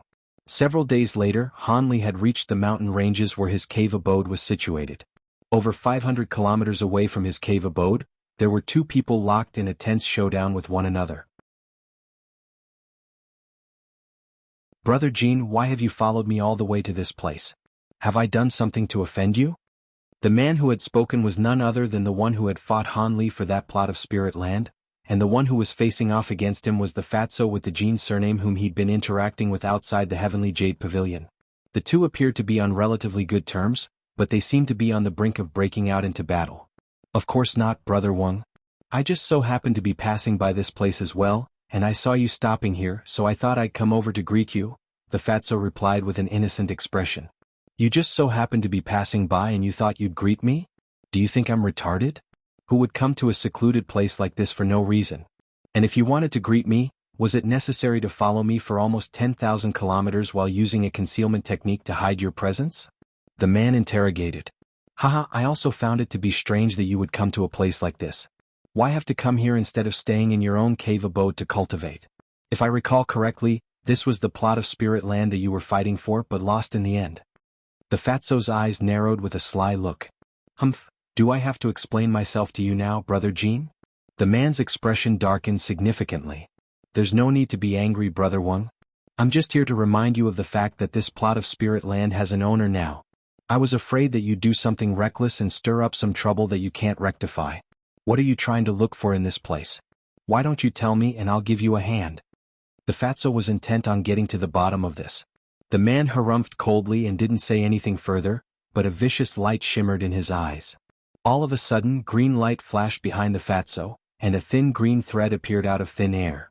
The thread then instantly transformed into a massive green net that descended toward him. The entire process was completely soundless, and the fatso didn't seem to have noticed that something was amiss as he continued to appraise the man with a fake smile on his face. The man's expression remained completely unchanged, but he was ecstatic internally. He surreptitiously summoned a translucent blue flying dagger into his hand, which was obscured by his sleeve, preparing to kill the fatso with this dagger as soon as he was caught by the net. However, when the next was only several tens of feet away from the fatso's head, an astonishing turn of events suddenly unfolded. A dull thump erupted as brilliant spiritual light radiated from the fatso's hair. A vast expanse of golden light emerged before manifesting into a massive golden hand that caught the green net. Golden and green light intertwined with one another, creating a series of bizarre crackles and pops. It's you, Old Devil Jean? As expected, you really did come as well, Old Devil Ming. Two voices sounded almost in unison from within the green and golden light. It was just that one voice was rather surprised, while the other was confident and assured. Immediately thereafter, both the massive golden hand and the green net shot back at once. The spiritual light receded to reveal a tiny green WRM as well as a miniature humanoid figure that was only around half a foot tall. The small WRM was none other than the avatar belonging to the master of the man with the Wang surname. In contrast, the miniature humanoid figure wore a set of golden Taoist robes with a miniature wooden sword strapped to its back. Its face had also been completely obscured by murky light, making it impossible to make out its actual appearance. However, one could sense that it seemed to be a rather elderly being. You're using a soul-splitting technique. You've even deployed this spiritual avatar that you're using to avoid your next heavenly tribulation? Aren't you afraid that something will go wrong and you won't be able to transcend your next tribulation? The green WRM asked in a cold voice as it scrutinized the miniature humanoid figure. Hee, you won't need to worry about that, fellow Taoist Ming. Master Thousand Treasure was an extremely renowned powerful being during his time, and the treasures he carried with him were vastly renowned among both races. As long as I can obtain 2 or 3 of them, I won't have to worry about my next tribulation transcendence at all. Didn't you send an avatar here as well? The miniature humanoid figure chuckled. You know about Master Thousand Treasure as well? The green WRM exclaimed. Meanwhile, the fatso and the man with the Wang surname were standing off to the side with respectful expressions on their faces, not daring to interject on this conversation. You no need to know how I came by this information. However, you can rest assured knowing that you and I are the only ones aware of this. There definitely isn't a third person with this knowledge. How about we join force and work together to secure the treasures? The miniature humanoid figure suggested. Secure the treasures together? If you had some concrete leads, why would you need to work together with us? Indeed, I am not sure of the exact details, but it's enough as long as you have such information, right, Brother Ming? The miniature humanoid figure replied. You're threatening me? The green WRM's voice immediately cooled. I would dare to do no such thing. I'm simply proposing a collaboration, which means I intend to assist you in searching for the treasures. Once we find them, we'll split them evenly among us and it'll forge a closer bond between us. Isn't that a win-win situation? The humanoid figure hurriedly shook its head and waved its hands. There's someone coming. The green WRM wanted to offer a furious retort, but its expression suddenly changed as it abruptly turned toward a certain direction. The miniature humanoid figure also glanced toward that direction, and its expression darkened as well. Looks like the owner of the plot of land is back. You have to make a decision about our collaboration, fellow Taoist.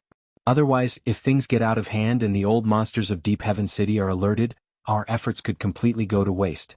According to the rules of Deep Heaven City, all treasures discovered on a plot of spirit land belong to the owner of that land, the miniature humanoid figure urged in a serious voice. The green WRM's expression changed several times before it sighed in a resigned manner and replied, "All right, I'll agree to the collaboration for now, but the treasures definitely can't be split evenly between us. As for the specific conditions, we'll discuss that elsewhere. We can't stay in this place any longer though. I heard from my disciple that even though the owner of this plot of land is only a deity transformation cultivator, he possesses quite a powerful spiritual sense. Let's take care not to be discovered by him." Haha, that's all I needed to hear. Let's go. The miniature humanoid figure nodded in a content manner before grabbing the air, upon which a small purple umbrella appeared within its grasp. The umbrella was gently swished through the air, following which it transformed into a swath of purple light. The purple light enshrouded both itself and the fatso, upon which both of them disappeared on the spot. That's the purple maple umbrella. I didn't think that he would have brought such a powerful spirit treasure here. Looks like he really is well prepared. Let's get out of this place as well. The green WRM faltered initially upon seeing the umbrella before opening its mouth in a rather gloomy manner to produce a small 5-colored flag. The flag rotated on the spot before manifesting a 5-colored cloud that swept toward the two of them, then burrowed into the ground and disappeared. Peace and quiet resumed as if nothing had ever happened here. Some time later, a streak of azure light shot forth from the distance, within which was a young man with a set of ordinary features. This man was none other than Han Li. When the streak of azure light flew into the air above a trough in the ground below, the streak of light circled around the surrounding area for a few laps before receding to reveal Han Li hovering in midair. He glanced around at his surroundings as a hint of bewilderment appeared on his face. He had just detected what seemed to be a hint of spiritual chi fluctuations here. Even though it was extremely feeble and disappeared in a flash, there was definitely no mistaking it. The miniature humanoid figure and the green WRM that were facing off earlier were both spatial tempering cultivators, but they were both avatars after all. After cultivating the great development technique, Han Li's spiritual sense was far more powerful than that of a deity transformation cultivator, and was only slightly inferior to that of an early spatial tempering powerful being. As such, even though they had acted very quickly, Han Li still detected that something was amiss. As such, he sped here at several times his original pace, but he was still too late. Han Li unleashed his spiritual sense to quickly inspect the area in a radius of several hundred kilometers around him, all to no avail. His expression instantly darkened as a result. After pausing in midair and contemplating to himself for a long while, Han Li suddenly gave a cold chuckle as he sped directly toward his cave abode as a streak of azure light. At this point, the green WRM and the golden humanoid figure were already thousands of kilometers away, so they naturally weren't aware of the fact that their presence had already been detected. They were currently situated on a secluded mountain, discussing the details of their collaboration. As soon as Han Li returned to his cave abode, he immediately activated the restrictions nearby before making his way into one of the tool refinement rooms. He spent 3 days and 3 nights in there, and when he re-emerged from the room, he was carrying a strange octagonal formation plate that was shimmering with silver light, and countless precise jade beads of all types of different colors had been added to his storage bracelet. These jade beads were all very smooth and one or several silver runes had been carved into them, all of which were inscribed in the beveled silver text. This was a special type of treasures invented by Han Li known as the myriad dragon bead. He had developed such a treasure after using a type of talisman described on that half-page of the Golden Jade Tome as reference. These treasures weren't difficult to refine and they didn't possess any offensive or defensive abilities. However, they were extremely useful sensory devices, and each bead could conduct surveillance on an area with a radius of several tens of kilometers. If any spiritual chi fluctuations were to appear within the surveillance area, Hanli would be able to ascertain its rough location using his formation plate, even from hundreds of thousands of kilometers away.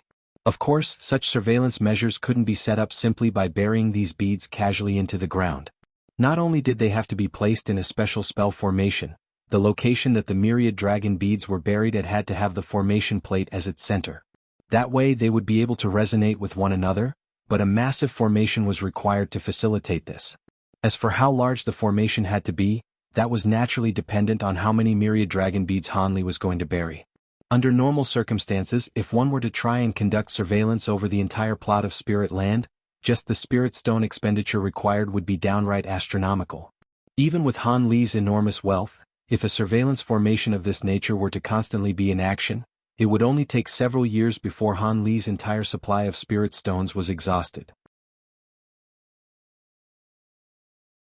Han Li had inspected some of the restrictions in Deep Heaven City that had made use of beveled silver text, and he discovered that even though some of those restrictions had similar abilities to his myriad dragon beads, they definitely weren't this petite and discreet. As such, even though these treasures were simple to refine, they were truly unique. Of course, the simplicity being mentioned here was on relative terms. If it weren't for the information on that half page of the Golden Jade Tome, there was no way that Han Li would have been able to refine such treasures. Back in the human world, Han Li had also been tempted to refine a set of these treasures, but unfortunately, one of the main materials required couldn't be found in the human world anymore, so he could only give up on that plan. Back when he was at the Setting Sun City's marketplace, he unintentionally discovered this material, and it wasn't very expensive, so he decided to purchase all of the materials required to refine these beads. Looking back now, that was a wise decision. Seeing as he already knew that there were people plotting something in his spirit land, he naturally couldn't just leave things as they were. Regardless of what measures he was going to take, his first priority was to conduct surveillance on these people. Han Li departed from his cave abode as a streal of azure light, then buried the countless myriad dragon beads from his storage bracelet deep into the ground according to a certain pattern with his cave abode as the central point. At his current speed, it took him less than half a day to set up restrictions throughout almost 2/3 of the entire plot of Spirit Land. After that, Han Li returned to his cave abode and set up a strange formation within a certain hall, then placed the octagonal formation plate at the center of that formation. He then embedded several tens of high-grade spirit stones in the ground around the formation before casting several incantation seals to activate it. Following a burst of low-ringing bursts of white light began to appear over the entire formation, following which a layer of silver light suddenly surfaced over the octagonal formation plate. Upon that layer light, specks of white light were flashing incessantly. Han Li nodded with a satisfied expression upon seeing this before making his way over to a secret chamber. He didn't know who had trespassed on his spirit land, but they most likely had something to do with the cultivator he had fought over the spirit land with. Prior to grasping any concrete leads, Han Li refrained from doing anything that could potentially be reckless, and decided to survey the situation from the shadows first. Now, he was preparing to inspect that mysterious lightning patterns, as well as to refine the other beveled silver text talismans inscribed on that half page of the Golden Jade Tome. Of course, during this time he also had to refine some spirit medicine, including the clear jade pill. Han Li entered the secret chamber before closing the door. He strode over to the center of the chamber before sitting down with his legs crossed. He raised a hand and brushed it over his storage bracelet, following which azure light flashed and a jade slip, a golden handkerchief and a bead appeared. Han Li injected his spiritual sense into the jade slip first, then carefully inspected the lightning patterns. After that, he stroked the golden handkerchief and contemplated to himself momentarily before tossing it up into the air. After that, Han Li abruptly opened his mouth to blast forth a crimson fireball, which struck the golden handkerchief with unerring accuracy. Golden light flashed and the fireball was snuffed out, but the handkerchief remained completely unscathed. Han Li raised his eyebrows as he pointed a finger toward the handkerchief, launching a translucent ice spike toward it. The ice spike was also reduced to nothingness following a flash of spiritual light. A hint of surprise appeared on Han Li's face. Could it be that this handkerchief was immune to the power of the 5 elements?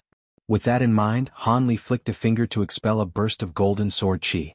On this occasion, the handkerchief was sliced in half with ease before transforming into countless thin golden threads that quickly disappeared.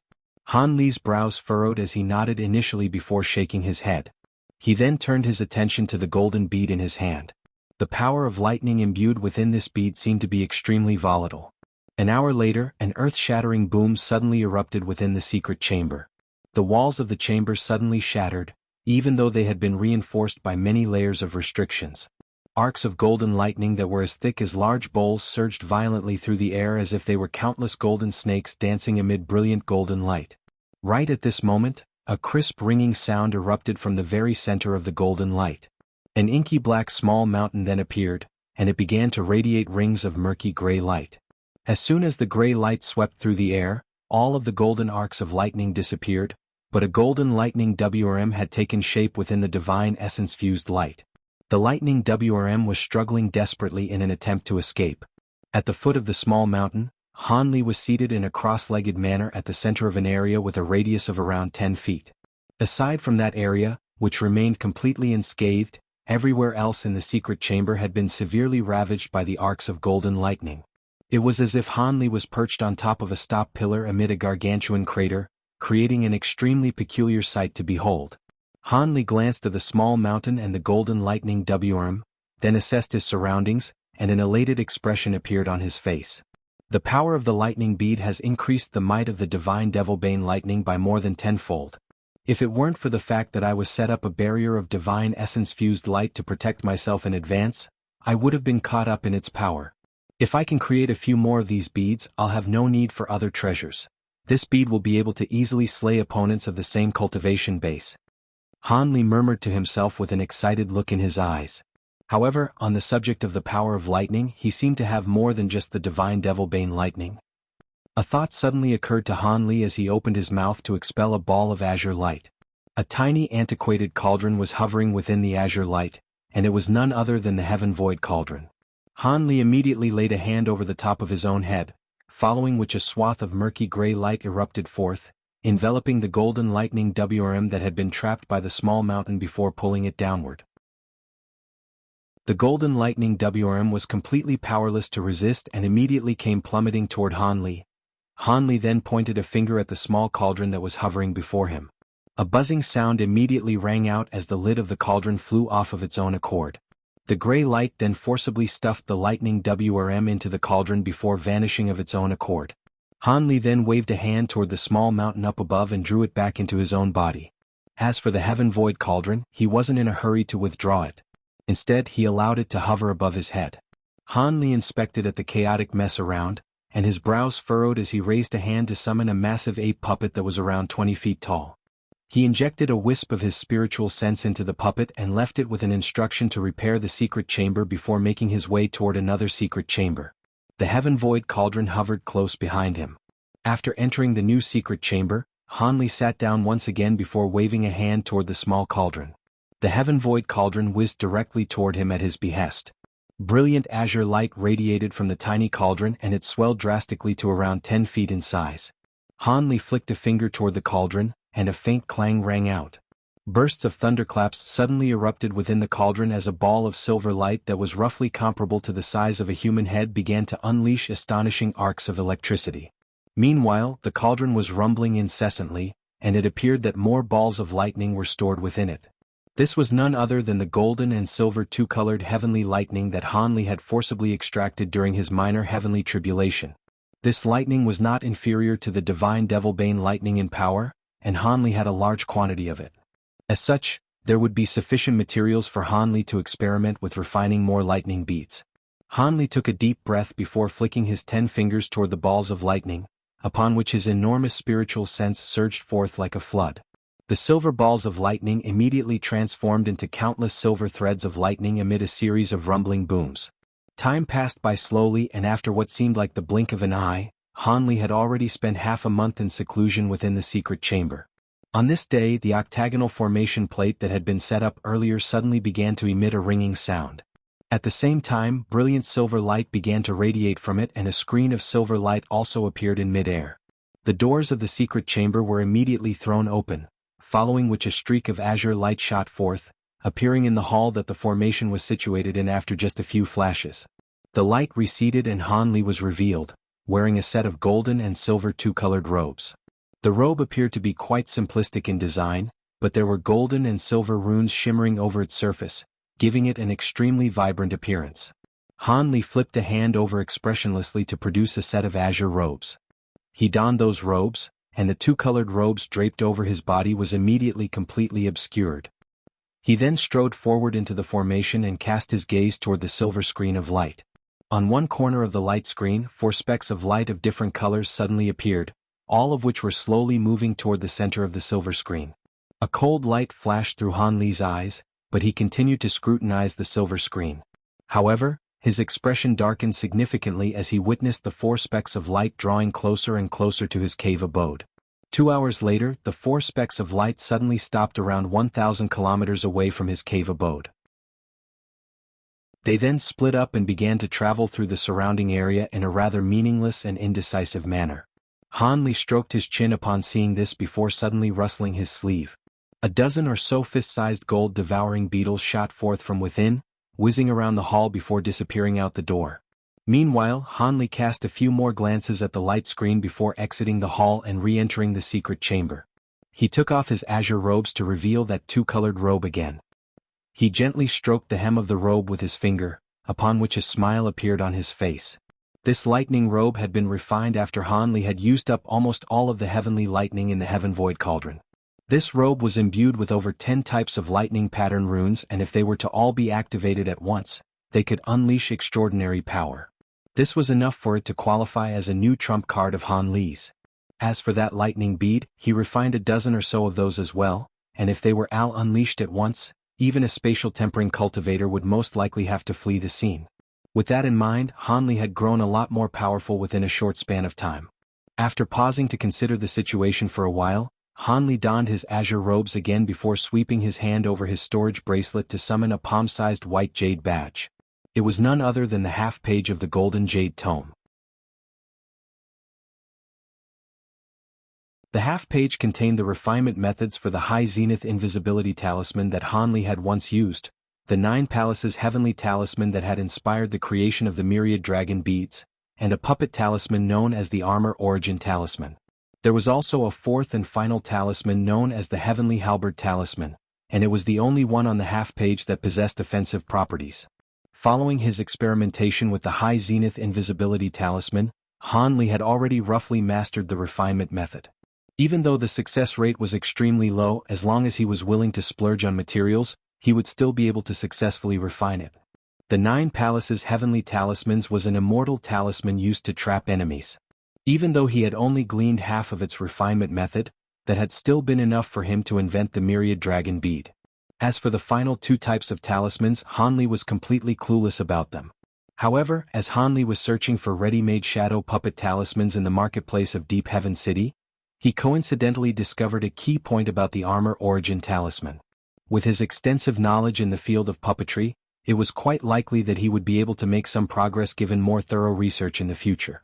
As for the final Heavenly Halberd Talisman, that was a metal attribute offensive talisman. According to the information on the half-page of the Golden Jade Tome, activating the talisman would allow one to manifest a heavenly halberd from the true immortal realm, which possessed the power to split the earth and part oceans. However, this talisman was extremely profound and Han Li was simply unable to comprehend it at his current deity transformation stage cultivation base. Han Li stroked the jade badge as he contemplated the situation.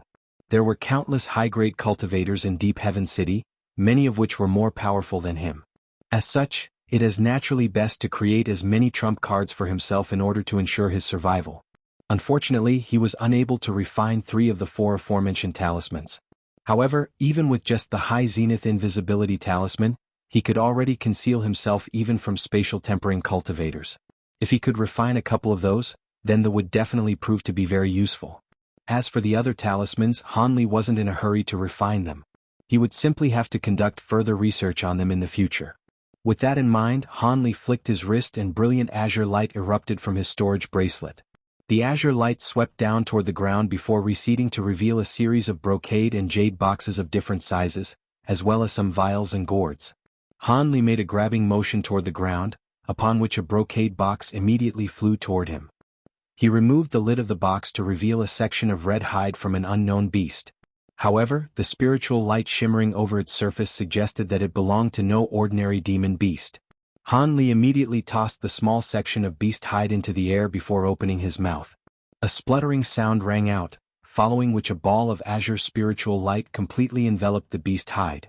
Han Li made a hand seal, and the color of the spiritual light instant changed drastically, transforming into furious crimson flames. A peculiar scene unfolded. Not only was the beast hide not burned to a crisp by the crimson flames, the spiritual light emanating from it became even more dazzling instead, while its surface gradually became translucent. At this moment Han Li pointed a finger at several other jade vials. Those vials immediately opened of their own accord, and powder of different colors emerged from within before disappearing into the flames in a flash. A series of crackles and pops rang out as the powders transformed into spiritual light of different colors that injected themselves into the beast hide. The surface of the transparent beast hide was immediately illuminated with exuberant light. Han Li continued to make hand seals, but his eyes were already closed. Aside from the crackles and pops erupting from the crimson flames, no other sound could be heard within the secret chambers. 2 months passed by in a flash. During this time, a resounding boom would erupt within the secret chamber every few days. Only after a dozen or so of these cycles did the secret chamber fall completely silent. Another half a month later, the doors of the secret chamber were opened. Han Li emerged from within with furrowed brows before immediately rushing toward the hall. There was still faint spiritual light shimmering there, and the silver screen of light as well as the 4 specks of light on it had become quite blurry and indistinct. Han Li immediately replaced the high-grade spirit stones around the formation with new ones before activating it again. Piercing silver light abruptly radiated from the octagonal formation plate, and everything on the silver light screen became clearly visible again. Han Li cast his gaze toward the specks of light with a dark expression. The 4 specks of light that had split up earlier had gathered together once again, and they were only around 200 kilometers away from his cave. There were 2 reasons behind Han Li's decision to emerge from the secret chamber. Firstly, he had finally managed to successfully refine a high zenith invisibility talisman, and secondly, one of the gold-devouring beetles he'd deployed to keep an eye on these people had disappeared. Han Li didn't know whether it had been trapped or killed. Prior to this, Han Li's second nascent soul, which had been responsible for refining spirit medicines in the cave abode, had informed Han Li that these specks of light had been at that very same location for several days already. Could it be that they had already found what they were looking for? With that in mind, Han Li suddenly sat down in front of the light screen with his legs crossed, appraising the screen in silence. 3 days passed, yet those specks of light still showed no signs of moving. Finally, on the morning of the 4th day, Han Li heaved a faint sigh and rose to his feet. It appeared that he would have to make a trip there no matter what. Regardless of what intentions these people had, if they were to stir up some trouble in his plot of Spirit Land, he would potentially have to suffer the consequences. After all, a distance of several hundred kilometers could be covered in virtually the blink of an eye for cultivators like them. These people were lurking so close to him, how was he supposed to focus on cultivation with that knowledge? As such, it was best for him to inspect the scene in person. Of course, if they had discovered something of value, then he wouldn't mind trying to take it from them. Han Li had faced spatial tempering cultivators in the past, and he was confident in his ability to escape from them even if he couldn't win in a battle. In particular, he had just refined his lightning robes, lightning beads, and a high zenith invisibility talisman, so he was feeling even more assured. Meanwhile, those 4 people were completely oblivious to the fact that they were under surveillance from the myriad dragon beads, and there was no way that there would be any body integration cultivators among them. With that in mind, Han Li rose into the air as a streak of azure light and departed from his cave abode. After exiting the cave abode, Han Li began to chant something, following which he slowly turned completely transparent. This concealment technique wasn't as effective as the high zenith invisibility talisman, but it was also very difficult for anyone to see through it unless they were to carefully inspect Han Li with their spiritual sense. Hence, it was more than enough to ensure that he avoided detection. In the next instant, Han Li flew toward the location stipulated on the light screen. It was only several hundred kilometers away, and at Han Li's current speed, it wouldn't take him long to get there at all. However, he intentionally slowed down in order to ensure stealth as his top priority. Even so, he still got there after only a short journey. As the target drew closer, Han Li silently descended toward the ground. The spiritual light around him then turned yellow as he continued to advance by burrowing into the ground and using his earth movement technique. In the process, Hanli was making hand seals to obscure his aura to perfection. After descending into the ground for close to 10 kilometers, Hanli suddenly stopped, and his eyes narrowed as he said something in a soundless manner. Specks of golden light abruptly flashed within the soil around him as several gold-devouring beetles emerged before disappearing up his sleeve. The wisps of spiritual sense that had been infused into the bodies of the beetles were withdrawn, following which a peculiar look appeared on Han Li's face. So they really are looking for something, but I didn't think that what they're looking for would be in that place. Seeing as these people were able to detect my gold-devouring beetles and kill one of them, there has to be at least one spatial tempering stage being among them, Han Li murmured to himself as he lowered his head in deep thought. All of a sudden, he swept his hand over his storage bracelet and spiritual light flashed as a purple talisman appeared in his grasp. The talisman was shimmering with bright light. There were countless silver runes flashing all over it. This was none other than the High Zenith Invisibility Talisman he'd recently refined. Due to the improvements in materials and refinement methods used, this talisman was far more powerful than the last one.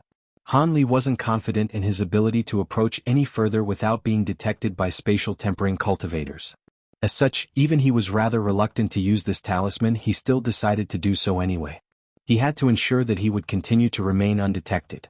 The talisman was quite valuable, but it naturally couldn't compare with his life. Furthermore, due to the fact that the High Zenith Invisibility Talisman had been perfected on this occasion, it was no longer a disposable tool. Instead, it could be reused until the power imbued within it ran out. The purple talisman exploded and several shimmering beveled silver text runes appeared before dancing around Han Li. Han Li cast a few incantation seals with a serious expression on his face. The runes around him then transformed into clouds of silver mist that enshrouded him in the blink of an eye. The silver mist dissipated moments later, and Han Li had completely disappeared. As soon as he vanished on the spot, Han Li sensed the difference between this High Zenith Invisibility Talisman and the last one. At this moment, he could even draw upon all of his treasures as well as a vast amount of his spiritual power. Of course, he was capable of using those resources, but if he were to unleash a treasure or a technique that was too powerful, then the invisibility effect of the talisman would be dispelled. Even so, Han Li was already very pleased. At the very least, he would be able to seize the initiative and launch the first wave of attacks should he choose to do so. As such, he immediately continued on toward his destination. After flying for several more kilometers, Han Li's body began to slowly drift upward. When Han Li appeared soundlessly on the surface of the ground again, he looked around to find that he was situated halfway up a bleak and barren rocky mountain. It was quite strange that such a barren land could exist here, considering this plot of land was sitting atop a spirit vein. Back when Han Li was surveying the entirety of his plot of spirit land, he had identified this as a rather strange place and searched through the nearby area. However, he didn't discover anything at the time and he was in a hurry to construct his cave abode, so he quickly departed, concluding that this mountain merely had sparse spiritual chi due to some natural causes. Even though such occurrences were extremely rare for plots of land sitting atop spirit veins, there were still some precedents. However, Han Li was naturally still rather skeptical about this place and was planning to return for a closer examination when he had some free time. Now, these four people had lingered nearby for several days already, so there was definitely something amiss about this mountain. Han Li furrowed his brows as he digested the information transferred back to him by the several wisps of spiritual sense. He then swayed and drifted up toward the mountain's summit. His current body was as light as air and virtually insubstantial, and he soon reached the mountain summit before hovering in the air in a completely still manner. He cast his gaze downward to find that it was still just a rocky mountain down below. It seemed to be completely identical to how it was the last time he'd been here. Han Li raised an eyebrow as he swept his spiritual sense downward, but didn't discover anything through doing that either. Following a brief period of contemplation, he suddenly made a hand seal and injected his magic power into his eyes in the frenzy. All of a sudden, piercing blue light flashed deep within Han Li's pupils as he activated his bright sight spirit eyes to their maximal extent. All things that were normally invisible to the naked eye were revealed to Han Li. This time he managed to quickly discover something. There were 8 faint pillars of light rising up from the ground around the mountain, creating a strange rectangular formation that enshrouded the entire mountain summit. Han Li didn't know what kind of peculiar treasures had manifested their pillars of light, but not only was the formation created completely invisible and colorless, it wasn't even giving off any spiritual chi fluctuations. It was no wonder that he was unable to discover the formation even with his formidable spiritual sense. It appeared that this temporary restriction had to have been set up by those four people. If it weren't for the fact that Hanli had been constantly monitoring their locations, it actually would have been very unlikely that he would have tracked them down here and seen through this restriction. However, although this restriction was extremely obscure, its main ability was concealment and it didn't really pose much of an obstacle. With Han Li's current mastery of formation spells, he was quickly able to make an assessment of this formation before making a hand seal and descending into the formation in a fearless manner. An incredible scene ensued. After coming into contact with Han Li's insubstantial body, the invisible formation displayed no reaction whatsoever. He was able to easily pass through the restriction, then completely disappear into the mountain summit. It was quite clear that Han Li's current body after using the invisibility talisman was able to simply disregard normal restrictions. Han Li burrowed into the earth for over 200 feet, following which a blue ball of light appeared beneath him. It was only a head-sized ball of light, but there seemed to be a vortex swirling within it. Han Li was quite intrigued to see this and he slowly approached it to get a better look. Much to Han Li's surprise, as soon as he began to draw closer, the vortex within the blue ball of light seemed to have detected his presence. It immediately blasted forth a burst of brilliant seven-colored light, following which Han Li was swept into the vortex in flash. Han Li was caught completely off guard and given quite a shock. After a brief struggle, he discovered that he was unable to escape the enormous power that had appeared around him. Before he had a chance to try and unleash any treasures or powerful techniques, his surroundings blurred, and he appeared in a completely unfamiliar place as if through instantaneous teleportation. At the same time, his insubstantial body regained substance, revealing himself to the naked eye once again. At the same time, purple light flashed on his chest as a purple talisman appeared out of thin air. Han Li immediately grabbed the talisman before bringing his hands together and following a flash of spiritual light, the high zenith invisibility talisman disappeared. There was no point in reactivating it as there were two people standing nearby, and they'd already discovered him. These two were also given a fright by Han Li's sudden and unannounced arrival. After catching sight of Han Li's facial features, one of them yelled, "How did you find this place?" That man was none other than the cultivator with the Wang surname. His companion was the Fatso with the Jin surname, and he also wore a bewildered look on his face. In reality, if it weren't for the fact that the high zenith invisibility talisman had made Han Li's body insubstantial, even with his complete mastery of the Vajra arts, being swept up in that seven-colored light would have caused him to throw up a few mouthfuls of blood essence. Of course, that was all unbeknownst to him. This seven-colored light appeared to be rather similar to Buddhist spiritual light, but it actually had far different origins.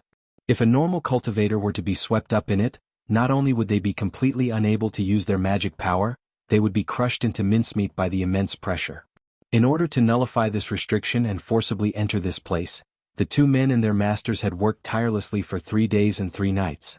Only were they able to force their way into this space using their magic power and treasures. Han Li was quite relieved to see these two.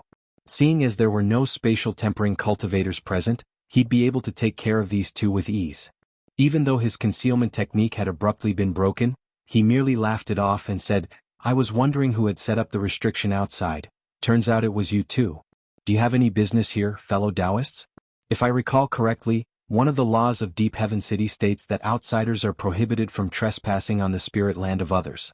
If you need to visit the plot of spirit land for some reason, you have to notify the owner in advance and receive approval.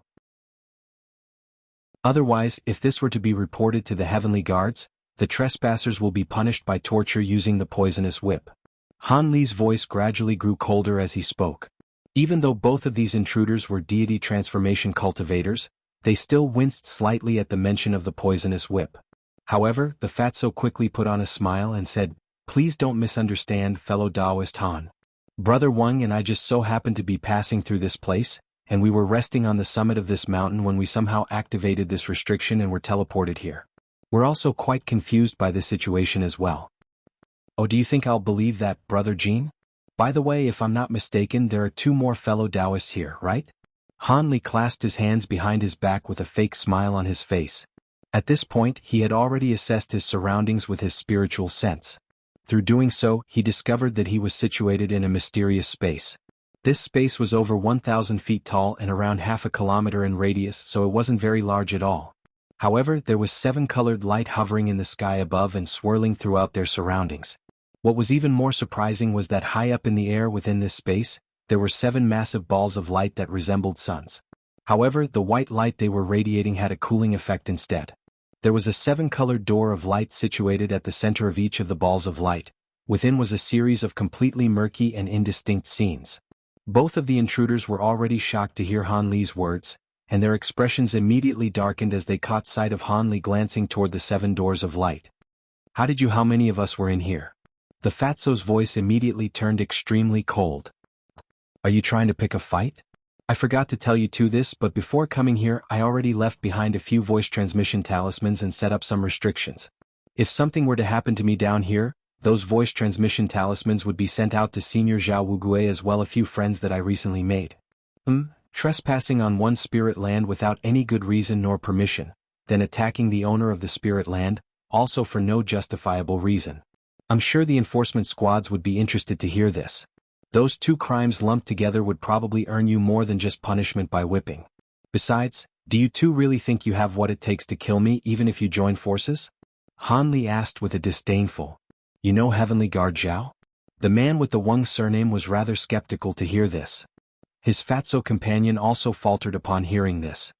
Senior Zhao was the one who led me to Deep Heaven City in person. Do you think I know him or not? Han Li replied in a calm manner. Han Li's calm and collected expression immediately made the two intruders feel less confident. Seeing as you already know that there are more of us here, then I'll tell you what you want to know.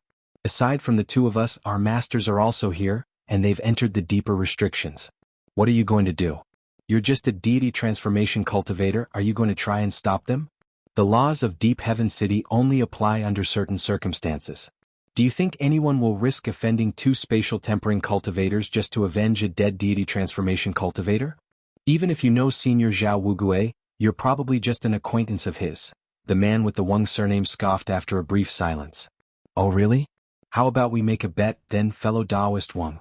However, prior to coming here, I anticipated that you'd be the one behind all this, so I intentionally mentioned your name in my voice transmission talismans. But then again, with your powerful cultivation base, I'm sure you won't fear the enforcement squad's soul search techniques, right? Han Li chucked. If these people really weren't afraid of the heavenly guards of Deep Heaven City, then why would they go to so much effort to sneak into his spirit land without being detected? As soon as Han Li said this, the man with the Wang surname became extremely tense. The fatso was also a little dumbfounded. If the man with the Wen surname were to be captured and have his soul searched, the fatso would definitely be detained as well as an accomplice. If this incident were to be revealed to the heavenly guards and the panel of elders, they would be in severe trouble. Haha, I've always heard that fellow Taoist Han's abilities are quite extraordinary. You possess a bright future ahead of you, surely you wouldn't want to risk your life to apprehend us here. In all honesty, Brother Wang and I aren't the masterminds behind all this. If you have conditions, how about you raise them when our seniors return? The fatso asked in a sly manner. Are you banking on the fact that I wouldn't dare to stay here? Alright then, I wanted to meet your seniors anyway, so I'll be happy to wait here for them, Han Li said with a calm smile. His body swayed and he appeared in a corner in the blink of an eye before sitting down with his legs crossed. He really did appear to be intent on waiting for the two spatial tempering cultivators. The two intruders were naturally quite surprised to see this. The two of them communicate silently through voice transmission before also sitting down in another corner with their legs crossed. Their thought process was quite simple. They weren't confident in their ability to kill Han Li, and Han Li himself didn't seem to have any intention of entering the seven-colored doors of light. As such, they would simply have to play the waiting game and leave all of the troublesome matters for their seniors to take care of. As such, the entire space became extremely quiet. All three were meditating with their eyes closed or appraising the doors of light. Unbeknownst to the two intruders, Han Li was actually feeling quite nervous. The voice transmission talismans and restrictions he'd mentioned earlier naturally didn't exist. His original plan was that if these people could obtain the treasures in here, he'd be able to sneak up on them and take those treasures using his high zenith invisibility talisman. If there were some cultivators that were too powerful for him to deal with, then he'd simply have to survey them from the shadows. However, what was completely unexpected to him was that the strange seven-colored light had forced him into this space and even broken the concealment effect of his talisman. As such, he had no choice but to directly face these cultivators. Thankfully, he had thought of several strategies that would make these people wary of him, and he was currently using one of them to intimidate these two intruders. Of course, that wasn't because Han Li was fearful of these two. The man with the Wang surname and the Fatso were at the mid-deity transformation stage and late deity transformation stage respectively, but with his current set of abilities and treasures, there was at least an 80% chance that he'd be able to kill them on the spot.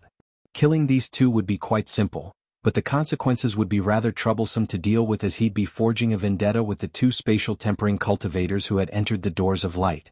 Even though he didn't want to spare these trespassers, he also didn't want to make a pair of such powerful enemies. Furthermore, even if he could kill these two intruders with ease, there was a chance that he wouldn't be able to escape from this mysterious place in a short time. In that case, once the spatial tempering cultivators emerged, he would be the next one to be killed. As such, it was better for him to try and find a way out first. Once he could formulate a path for retreat, he'd have a lot more options. With that in mind, Han Li sprang into action. Even though his eyes were closed, he had split his powerful spiritual sense up into countless tendrils that shot forth in all directions. Han Li was spreading his spiritual sense without any attempt to mask what he was doing, so the two intruders had naturally sensed his actions. However, neither of them said anything to stop him. Instead, they were sneering internally. As soon as a wisp of Han Li's spiritual sense came into contact with the seven-colored light on one of the walls, it was immediately sucked in and disappeared. Furthermore, a burst of powerful suction force erupted, threatening to suck away the rest of Han Li's spiritual sense directly out of his body. Han Li was stunned by this turn of events and hurriedly activated his great development technique to dispel this suction force. However, Han Li also opened his eyes as a result, and he was staring at the light swirling on the wall with a hint of bewilderment on his face. He naturally also noticed the gloating smiles on the faces of the intruders. It appeared that these two were aware of the peculiar nature of the seven-colored light in here, and they intentionally refrained from informing him of this information. Han Li was a little angry, but his expression remained unchanged as he continued to try and formulate a plan. It was a pity that the spatial spirit treasure that he'd refined, the Crimson Soul Flag, was destroyed by the spatial storms within the spatial node. Otherwise, it would most likely have been quite useful for breaking through this spatial barrier. Of course, aside from his Crimson Soul Flag, his Law Destruction Eye was also quite effective in tearing through space. However, this place was quite mysterious, and it was yet to be seen whether his Law Destruction Eye would be able to break through the barrier here in a short time or even at all. Countless thoughts were flashing through Han Li's mind, and he quickly decided on another course of action. Seeing as his spiritual sense couldn't infiltrate the walls here, then he could use his bright-side spirit eyes to try and identify some avenues for escape. Thus, he immediately poured his spiritual power into his eyes, and brilliant blue light appeared deep within his pupils. A day and a night passed by. Han Li had already closed his eyes again and seemed to have gone into deep meditation. His prior detection hadn't allowed him to discover a good way to escape. Meanwhile, the seven doors of light in the air above remained completely silent and still. The two intruders were staring intently up at the sky with dark expressions. Of course, they were also casting the occasional wary glance in Han Li's direction. Your two seniors still haven't come out after such a long time. Could it be that they've encountered some difficulties in there? Han Li suddenly asked with his eyes closed. Rest assured, fellow Taoist Han, if something had happened to our masters, we would have been informed already. Are you getting impatient, Brother Han? The man with the Wang surname asked. I'm glad to hear that your two seniors are fine. I have sufficient patience too. Before Han Li had a chance to finish his sentence, a ringing sound abruptly erupted from the seven balls of light in the air.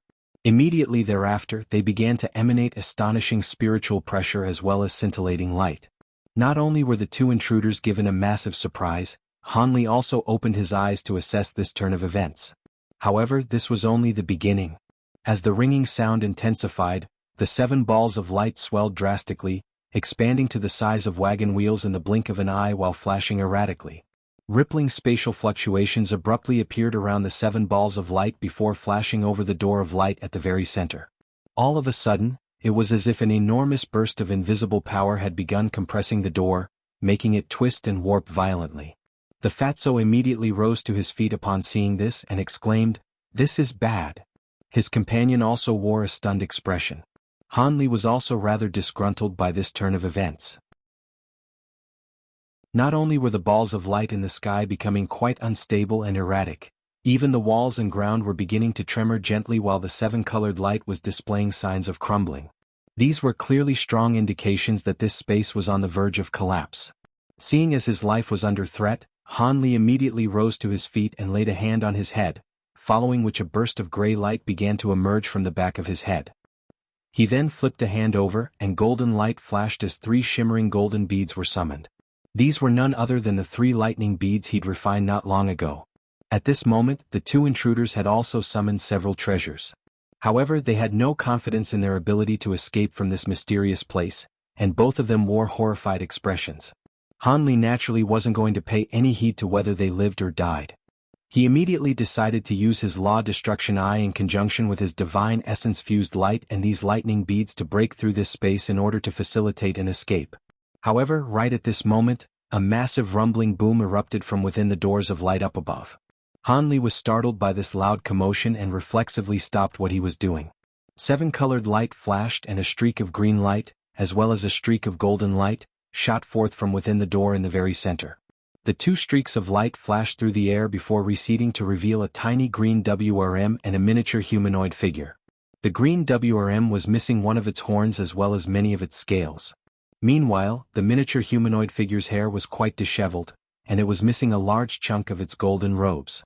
Both of them appeared to be running for their lives. We have to get out of here. This isn't the place where Master Thousand Treasure passed away. It's a place where a jade bone humanoid devil has been sealed. We've triggered a restriction set up any an ancient cultivator, and the devil has been freed. This space is also going to immediately collapse as a result, so... were you?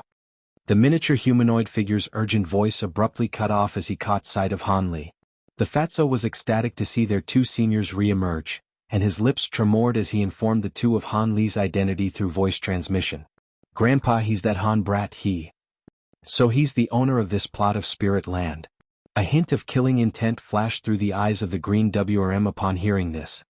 What are you doing, Brother Ming? Our top priority is to run for our lives now, not be caught up by such trivial matters. It would be far too heavy a price to pay for both of us if our avatars were to fall here. Besides, don't forget that he's an ascended cultivator. I have no interest in forging a vendetta with those madmen. The miniature humanoid figure hurried urged. Alright, let's get out of this place then.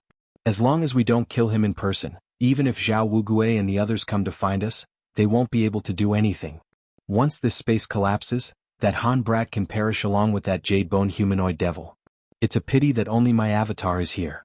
Otherwise, I wouldn't have to fear this devil. Let's go. The green WRM only hesitated momentarily before curbing its killing intent and making a wise decision. We have to make haste. This space is going to hold up for much longer.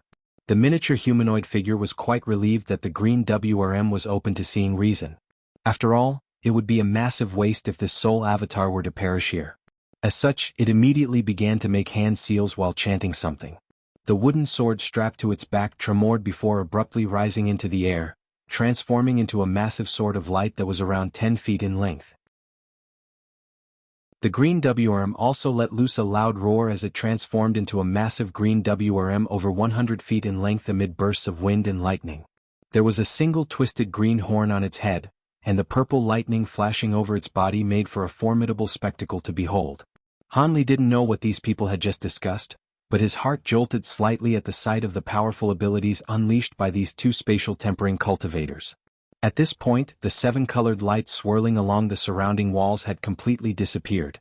The walls were beginning to tremor violently and had been warped to the extreme.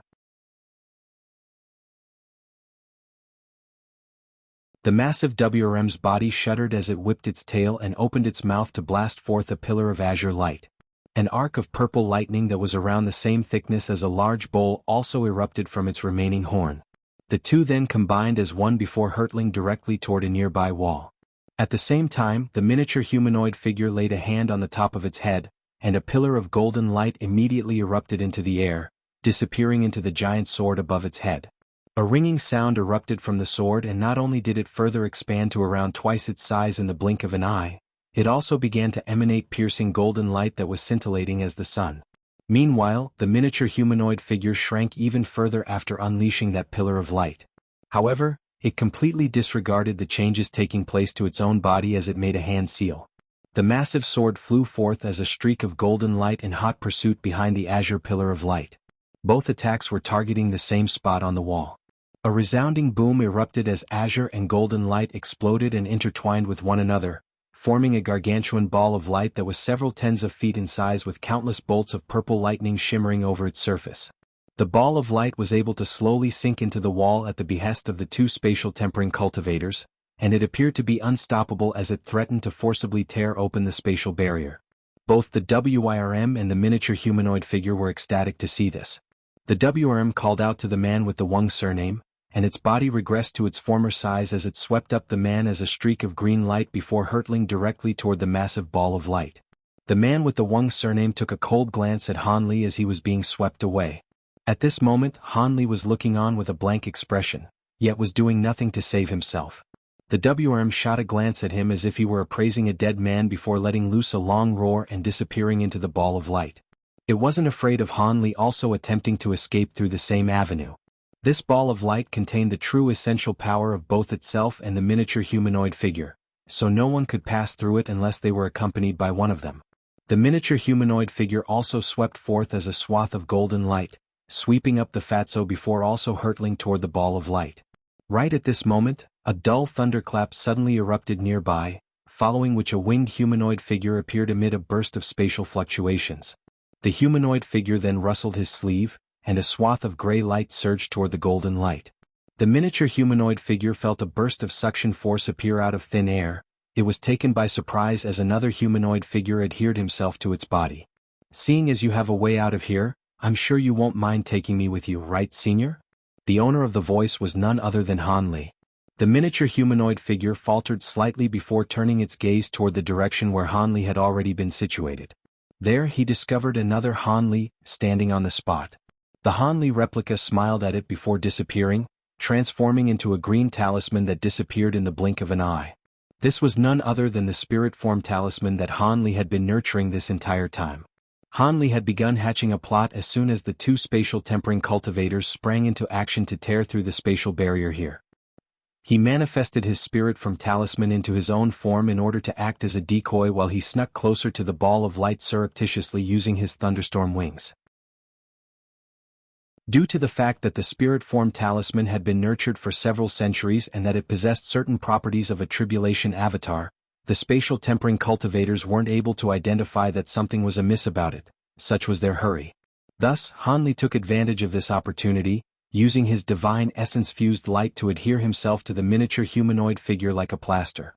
"Do you want to die?" The miniature humanoid figure quickly recovered from its surprise and immediately realized what Han Li was trying to do.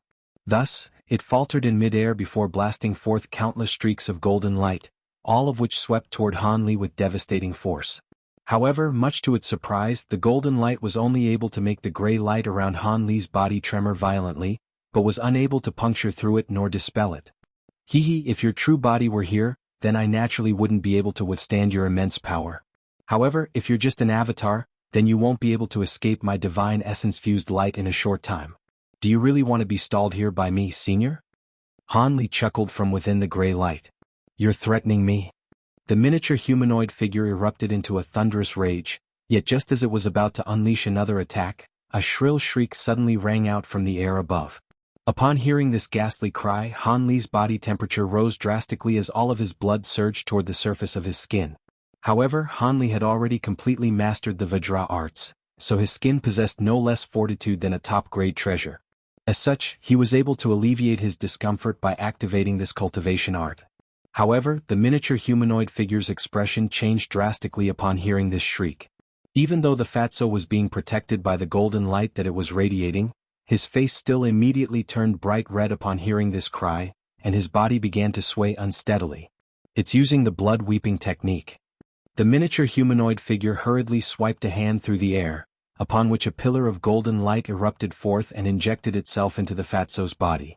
Immediately thereafter, the fatso shuddered and his face returned to a more normal pallor.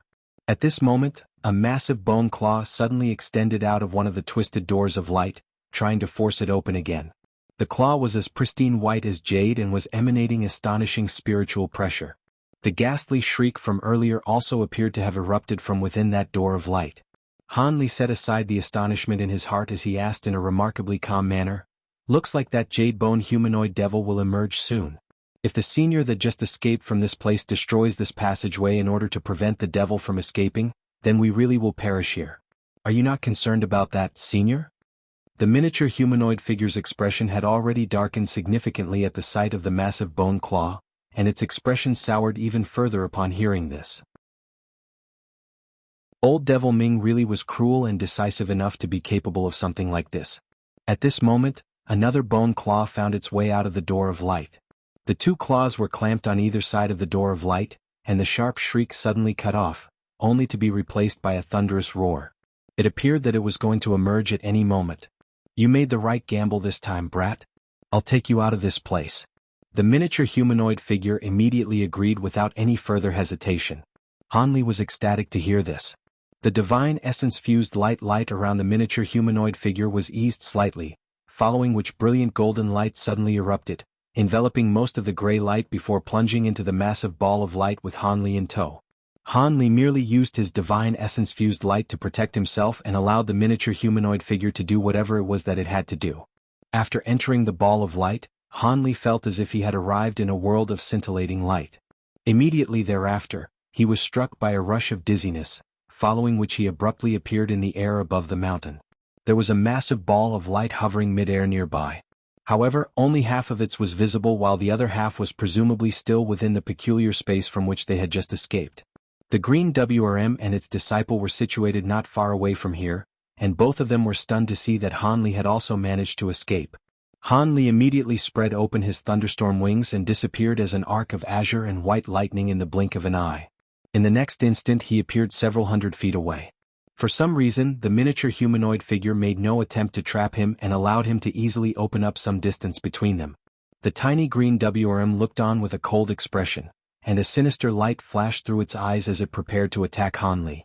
However, right at this moment, a burst of harrowing spatial fluctuations suddenly erupted from within the massive semisphere of light. Immediately thereafter, the sound of a raging tsunami rang out as a section of the sky suddenly became crumpled like a paper ball. Crap. It's a spatial storm. Everyone present on the scene, including Hanli, were all thrown into a blind panic. None of them had time to address any other matters as they unleashed their respective movement techniques, transforming into streaks of light that all fled in different directions. Even though teleportation techniques were generally more effective, escaping into space within a spatial storm was nothing short of suicide. Thankfully, all of the beings present possessed powerful cultivation bases, and even though they were only using normal movement techniques, they still managed to cover a distance of several thousand feet after just a few flashes. A muffled thump erupted as countless thin black cracks began to appear on the crumpled patch of sky.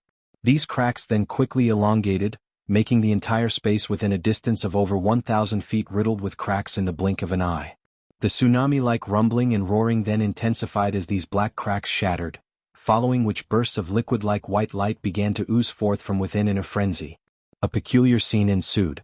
As soon as the white light appeared in this space, gale-force winds were swept up, drawing in everything in the nearby area. These winds were like all-engulfing monsters. Anything that was caught up in these gusts of wind were either instantly shredded or disappeared in the blink of an eye. Furthermore, thunderous ghastly cries were erupting from within the gusts of wind. At this point, Hanli was already situated on the summit of a small mountain close to 10 kilometers away, assessing the situation from afar in an expressionless manner. This spatial storm was clearly far inferior in power to the ones he'd encountered within the spatial node. Even so, Hanli definitely didn't want to be swept up in it. Back when he was in the spatial node, it really was all thanks to the Ice Phoenix's spatial abilities that they were able to traverse through the spatial storms. Even so, most of his treasures had been destroyed and he'd almost perished in there. Now, this spatial storm was only intensifying in ferocity, and it appeared that it wasn't going to be subsiding anytime soon. After further contemplating the situation for a while longer, Hanli suddenly flew toward his cave abode as a flash of azure light, leaving behind everyone else.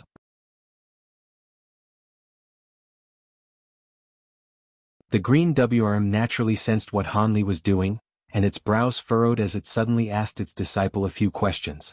After hearing the answers to those questions, the green WRM's expression darkened even further. Right at this moment, a swath of golden light skirted around from another direction, appearing beside the green WRM after just a few flashes. The golden light then receded to reveal the fatso, as well as the miniature humanoid figure, who was hovering above his head in a calm manner. "Brother Ming, are you really going to let that brat go? If he reports what we were doing here to the heavenly guards, it could prove to be slightly troublesome to us," the miniature humanoid figure asked. "It's just as you say, the situation in that case would only be a little troublesome for us, so why would I go to so much effort just to rid myself of a minor inconvenience? Searching for treasures on the spirit land of others isn't a big deal anyway, and we were only keeping this a secret beforehand due to the resounding reputation of Master Thousand Treasure. Besides, we haven't even found any treasures, so what we did here matters even less. Unless there's a conflict of interest involved, I have no intention of making those ascended cultivators my enemy. Furthermore, I heard from my disciple that this brat is familiar with Zhao Wugui. Heavenly Guard Zhao himself isn't much to fear, but his master is Lei Luo the Enlightened from the panel of elders. If you don't want to let this brat escape, I'd be willing to lend you a hand though," the green WRM said in a cold voice. "I have no vendetta against that brat, so why would I do that? Seeing as there are no treasures here, I'll be taking my leave now. I'll be sure to visit you in person when I have some spare time," the miniature humanoid figure replied with a sly chuckle. He then cupped his fist in a parting salute before transforming into a streak of golden light, sweeping up the fatso and disappearing into the distance without so much as a second glance at the spatial storm. Humph, that old bastard was clearly swindled by that brat and was forced to take him. Now he's trying to coax me into killing that Han brat so he can use me as a weapon. Does he think I'm a naive child? Let's go, my disciple.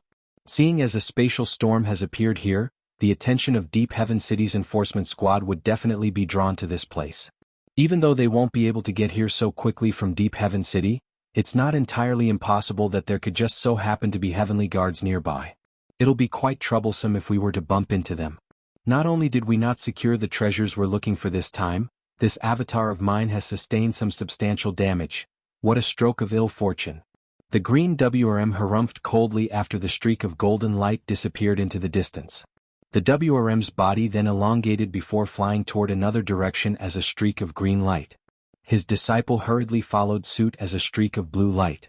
After those two streaks of light also disappeared into the distance, there were no sounds to be heard in the surrounding area aside from the rumbling erupting from the spatial storm.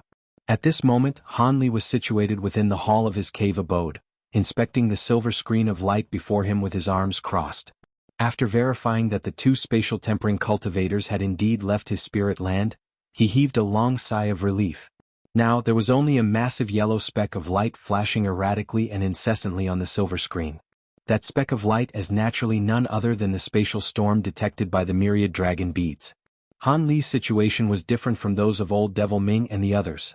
Those people could just leave without a second thought, but he had to stay and monitor this spatial storm in case it destroyed his plot of spirit land. Thankfully, he had accumulated extensive experience in such areas from his journey through the spatial node, so he knew that spatial storms of this nature generally wouldn't rage on for too long. As expected, after about 2 hours, the speck of yellow light on the light screen gradually began to dim. After another 15 minutes, it had completely disappeared. Han Li heaved a long sigh of relief upon seeing this. He then cast a final glance at the screen of light, yet just as he was about to deactivate this formation spell that expended a vast number of spirit stones, he suddenly caught sight of something, and his expression changed drastically. At the spot where the yellow speck of light had disappeared, a gray speck of light had replaced it. This speck of light was far smaller than the yellow one and appeared to be extremely feeble, as if it could fizzle out at any moment. However, as soon as the gray speck of light appeared, it immediately began to move toward a certain direction. Han Li was astonished to see this, and he couldn't just sit still and watch any longer. Could it be that a wisp of that devil's soul escaped from the spatial storm? Even though he wasn't sure just what this jade-bone humanoid devil was, the fact that even spatial tempering cultivators were scrambling to get away from it was a clear indication of just how fearsome it was. If it were still situated somewhere nearby, then there would be no end to his troubles. From the speck of gray light on the silver screen, Han Li could tell that the thing that had escaped possessed extremely feeble spiritual pressure, which indicated that it was severely injured. As such, it shouldn't be very difficult to kill. With that in mind, Han Li had arrived at a decision. He rose to his feet and left his cave abode as a streak of azure light, heading directly toward the location where the spatial storm had disappeared. Moments later, he had arrived in the air above where the spatial storm once was. As expected, the spatial storm had indeed disappeared. The small mountain had also disappeared along with it, leaving a massive crater over 1,000 feet in radius in its place. Hanli skirted around the crater for a couple of laps but didn't detect anything amiss. His brows furrowed as he stopped and hovered in midair before closing his eyes. He released his powerful spiritual sense, which was not inferior to that of a spatial tempering cultivator, to encompass the surrounding area in a radius of over 500 kilometers, carefully searching through every single inch of land. After just a short while, Hanli abruptly opened his eyes as a peculiar look appeared on his face. After a brief moment of contemplation, he let loose a long cry, upon which brilliant azure light erupted from his body. He then shot forth toward a certain direction as a streak of azure light. The azure streak of light only traveled for close to 200 kilometers before stopping in the air above a lush forest. The light receded to reveal Hanli standing in midair with his hands clasped behind his back. Blue light then flashed through his eyes as he cast his gaze downward. All of a sudden, he harumphed coldly before grabbing the air down below with one hand. An azure hand of light appeared beneath him, grabbing down toward a certain spot in the forest. The hand emitted bursts of ringing sounds, and even though it was only around 10 feet in size, it encompassed an area of over 100 feet down below, creating quite an intimidating sight to behold. A streak of gray light suddenly shot forth from the forest beneath the azure hand before fleeing toward another direction. Hanli seemed to have anticipated this, and he quickly raised his other hand to flick his 5 fingers toward the gray light. 5 red threads immediately flashed forth from his fingertips before disappearing into space. In the next instant, the red threads reappeared before rapidly binding themselves around the ball of green light. The gray light immediately began to swell and shrink erratically as if it were trying to break free. However, Hanli had already made a hand seal as scorching crimson flames erupted from the 5 fiery threads, completely engulfing the gray light.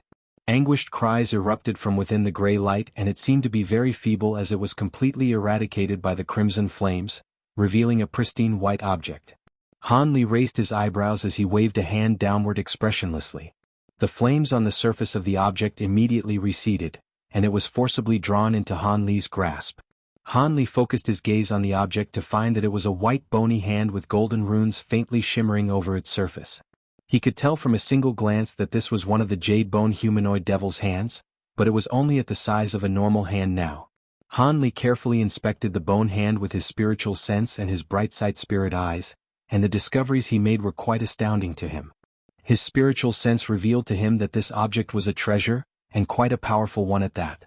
Meanwhile, his spirit eyes informed him that this is indeed the skeleton of a human hand. This was a peculiar treasure that had been refined using human bones. The gray light that was adhered to the surface of the treasure was a hint of spiritual nature, but it had been easily eradicated by Hanli's fire spirit threads. As such, this treasure was now nothing more than an inanimate object. Most importantly, there was a white jade badge around an inch in size hidden within the thumb of this skeletal hand. There was silver light shimmering on the badge, and there were also many glimmering silver runes carved on its surface, all of which were in the beveled silver text. Hanli was able to quickly ascertain that this was one of the 72 outer pages of the Golden Jade Tome. Furthermore, it was a complete page, rather than a half page like the one already in Hanli's possession. Upon rough assessment, Hanli was able to decipher that this page seemed to include information regarding tool refinement. Even though Hanli appeared to be quite calm and collected, he was ecstatic that he had stumbled across such a treasure. However, now wasn't the time to carefully inspect the page of the Golden Jade Tome. Spiritual light flashed several times in quick succession within Hanli's hands as he plastered a few restriction talismans onto the skeletal hand. He then carefully placed it into a jade box before immediately departing from the scene, returning directly to his cave abode. Unbeknownst to Hanli, he had made an extremely wise decision in departing from that area so quickly. Not only after he had snuck back into his cave abode, a formation suddenly appeared out of thin air above the spot where the spatial storm had once raged. Brilliant white light flashed as a shimmering golden ark emerged. The ark was carrying 2 golden armored heavenly guards, one with bushy brows and a cloth crown on his head, while the other was quite slender with a pair of thin delicate brows. They were, respectively, a middle-aged man and a beautiful female cultivator. This is definitely the location that showed up on the all-encompassing disk. From the looks of the residual spatial fluctuations, The spatial storm appeared to have been quite a small-scale one and could have just been the result of a rare natural phenomenon. It did indeed appear to be a rather small and relatively harmless spatial storm, and it seemed to have only lasted a short time. Otherwise, it would have done more than just raise that small mountain to the ground. The male cultivator nodded in response while examining everything in the surrounding area with his spiritual sense.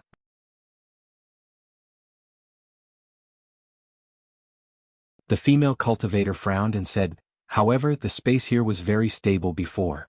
It previously showed no signs of eruption. How can a spatial storm suddenly appear? Who is the cultivator reading in the nearby area?" The man twirled his beard and calmly answered, "What is so strange? Small-scale spatial fluctuations were always hard to predict. The gold court boat may be wondrous, but they can't predict them all. As for the master of the area, the land was recently acquired by a deity transformation cultivator. He should be a dark azure guard."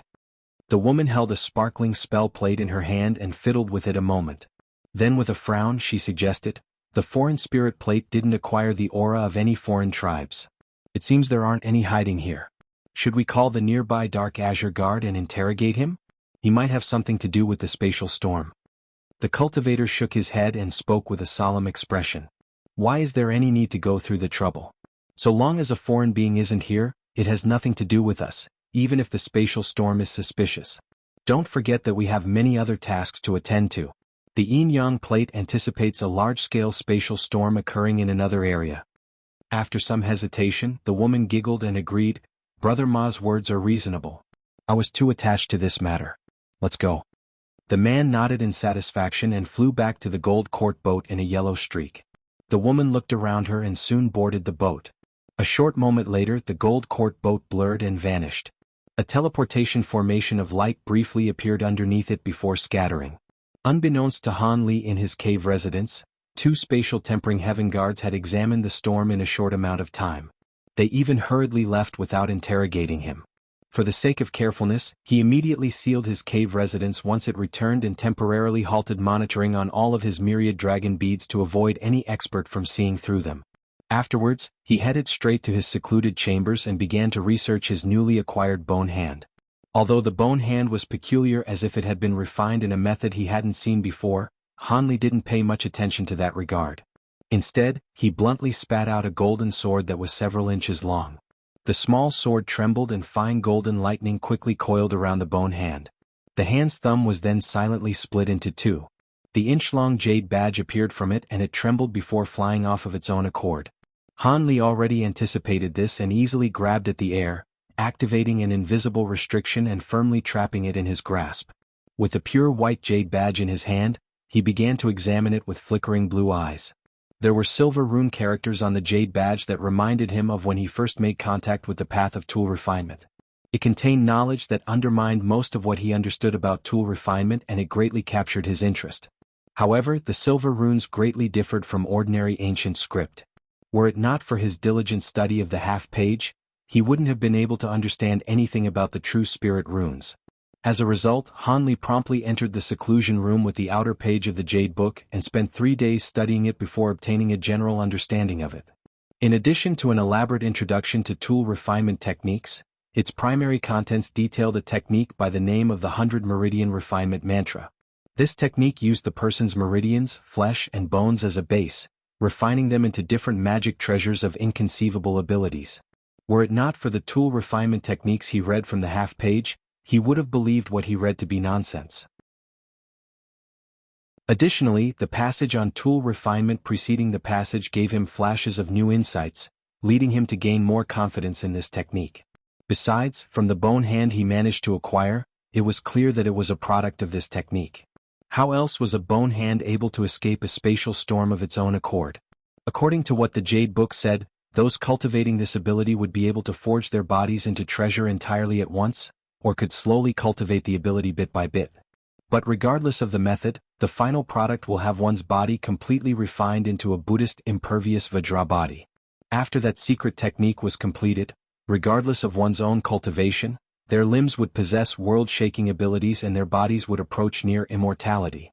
Although the Jade Book described the completion of this technique in a few simple words, Han Li was able to perceive deeper information it contained and felt his breath turn cold. Even if the text was exaggerated, the abilities were as fearsome as one could imagine. Naturally, this method to cultivate one's body into treasures also required nearly inconceivable requirements. To start cultivating this technique, one needed a body like Han Li's, which went through the completed cultivation of the Vajra arts. If he wanted to continue cultivating this technique further and acquire the abilities that were described, he would need to strengthen his body even further. If he attempted to continue cultivation while his body couldn't endure, his body would crumble. After all, refining one's body into treasures was a freakish matter bordering on heresy.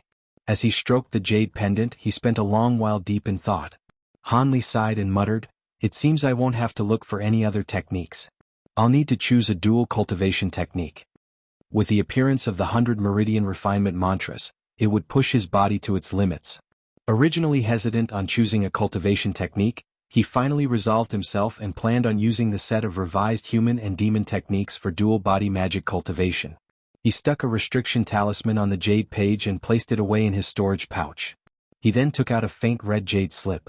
When Han Li acquired Manhuzi's heaven-bearing devil arts, he duplicated entirely on that jade slip. After leaving it alone for such a long time, he nearly forgot about it.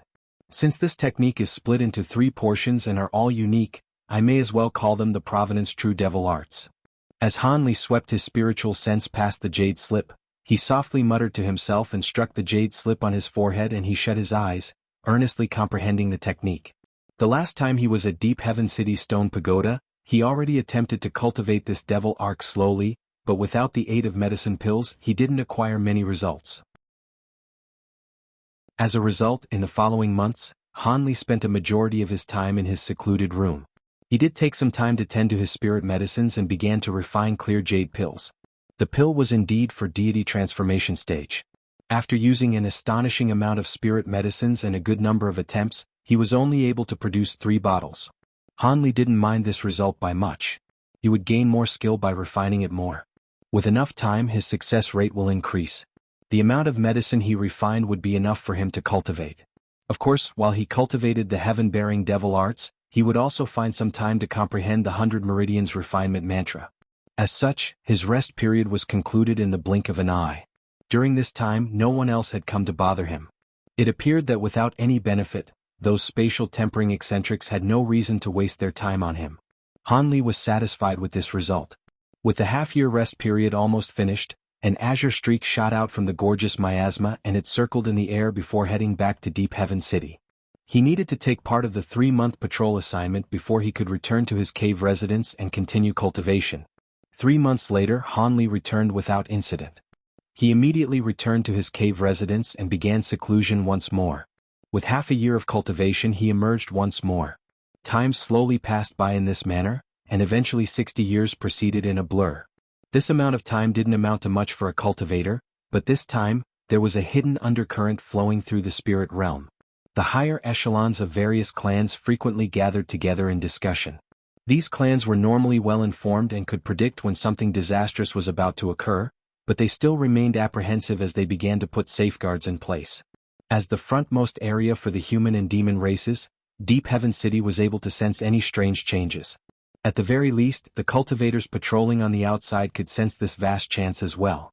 One day, floating above a swamp, a squad of cultivators were slowly flying forward. An old man with a short beard wore azure armor flew among them, leading the group of 10 black-armored cultivators. Be the old man or the black-armored guards, they all wore heavy expressions. With the foreign spirit plate in hand, they continued to look around them as if they feared something could attack them at any time. The squad didn't see anything after carefully flying for 2 hours, but then one of the guards' plates began to drone. Despite its soft sound, everyone immediately looked at it with shock. A large man with a fierce expression looked at the white light shining on his companion's foreign spirit plate and couldn't help but shout, "We've discovered another foreign being. This happens too frequently. What tricks are they up to? Do their spies not fear death to come onto our border? 2 of our members already died in the last battle." A middle-aged woman shorted and coldly said, "We're still better off. I heard that half a year ago the 4th squad encountered a being from the Cave Hollow tribe. As a result, most of them died, including their captain."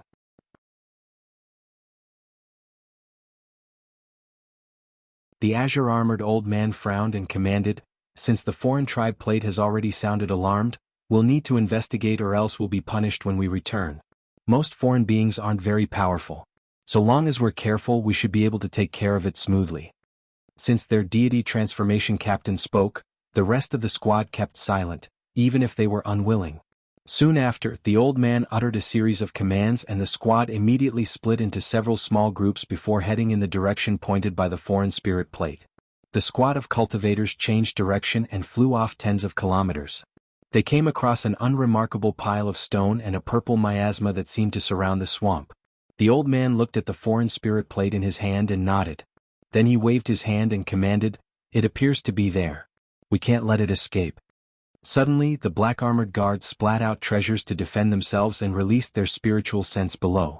After the time it took to finish a cup of tea, the cultivators' expression faintly changed. "They're a close distance away, but our spiritual sense still can't find them. It seems that we'll only be able to personally search for them." The old man took a deep breath and called out to the middle-aged man with narrow eyes, "Fellow Taoist Chin. Don't worry, squad leader. I know what to do." The middle-aged man quickly replied. Soon after, he slapped the storage bracelet on his wrist and took out a pile of jet black balls. He raised his hand and scattered the balls underneath and began to chant. A series of cracks sounded and the surface of the balls sparked with blue lightning. Their bodies morphed in the blink of an eye and they turned into fist-sized sparking bees. They were black and buzzed from their vibrating wings. The others remained motionless in the air. Only the middle-aged man sat in midair with his hands forming an incantation. He formed an incantation gesture and over 100 iron bees. It appeared the patrolling cultivators took in the lessons of their predecessors and didn't rashly drop to the ground where they would tangle with the foreign tribe in a messy situation. Otherwise, with the strange, unblockable tricks of foreign beings, they could find themselves dead in mutual destruction. It would be better to control a few puppets to investigate. Not only after the iron bees were released, the foreign spirit plates trembled and let out an exceptionally high-pitched shriek. A few of their plates even burst with blinding light, much to their shock. The large fierce man looked at the spell plate in his hand and shouted, "Not good, the foreign being is near us. It's already entered our 100-meter perimeter." The others looked at their spell plates and were thrown into an uproar as they looked around them with wide eyes. Within 300 meters of them, above and below, they found nothing. It was completely empty. "Everyone, quickly dispel its concealment. It will be over if it approaches us."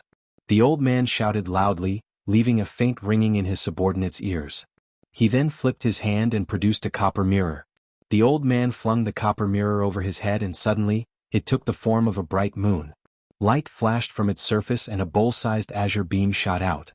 It twirled around the moon before scattering in every direction. The others began to unleash their own treasures to break the foreign being's concealment, but the light found nothing. However, the piercing shriek from the foreign spirit plates only grew sharper. It was clear that it was already close. At that moment, the cultivators revealed panic and the old man felt his face pale. This situation was without a doubt because the foreign being or beings were scouts of the foreign tribes that shouldn't be provoked. Not only did it not think to flee, but it thought to kill them instead.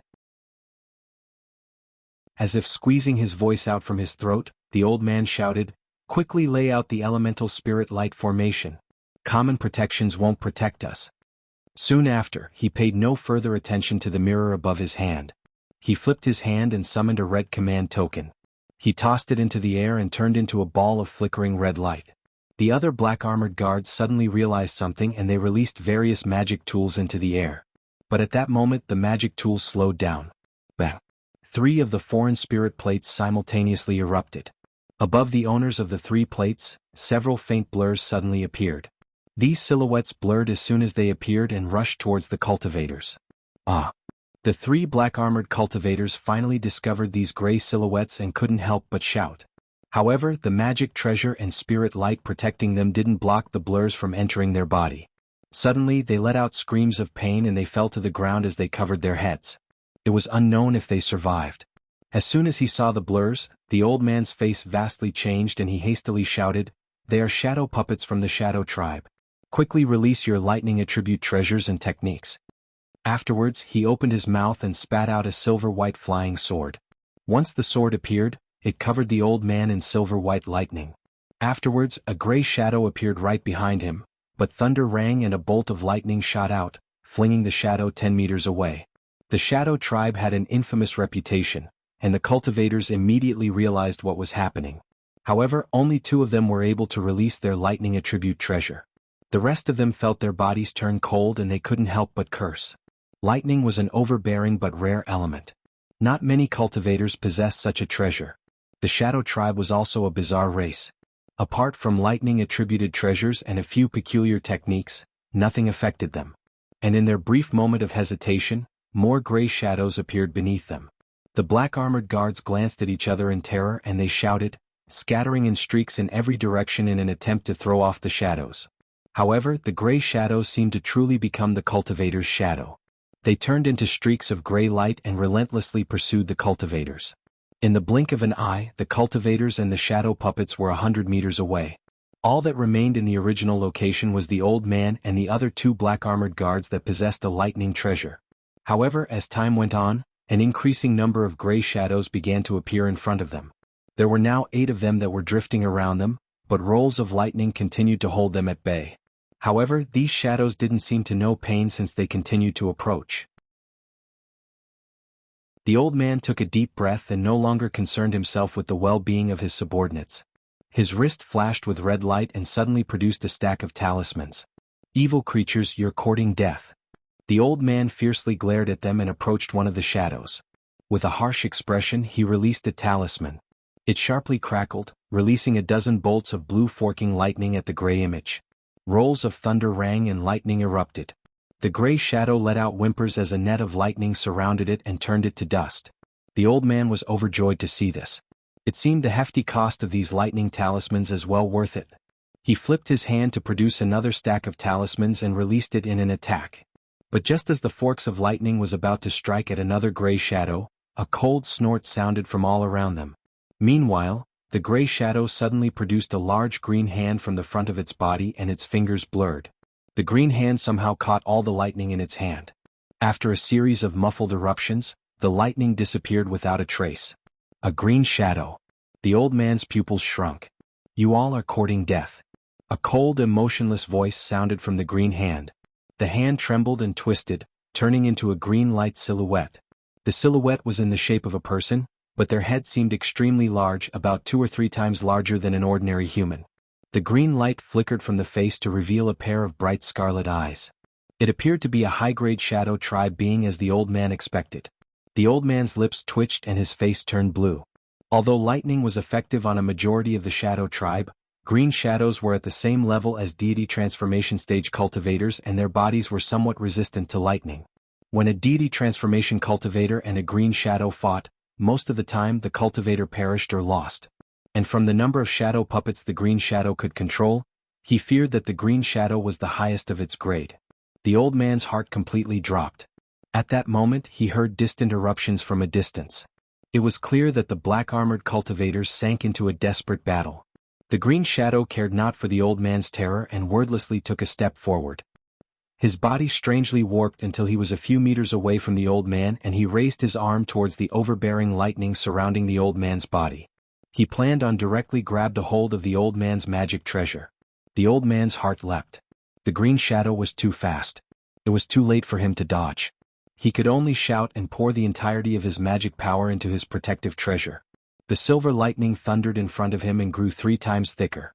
When the green shadow saw this, a trace of disdain appeared from his crimson eyes, and his palm continued forward. He reached out to grab the lightning. Thunder rolled and the thick lightning bolt ruptured in a wild display, eventually revealing a small sword. The small sword shifted its form continuously and wildly trembled, but the large green hand held firm. The old man's face became bloodlessly pale. The green shadow let out a bewildering cackle and his body blurred as if he was about to take action. But suddenly, thunder sounded above the old man and azure-white light flashed. A winged silhouette suddenly appeared. As soon as the winged figure appeared, he wordlessly pointed his hands downward.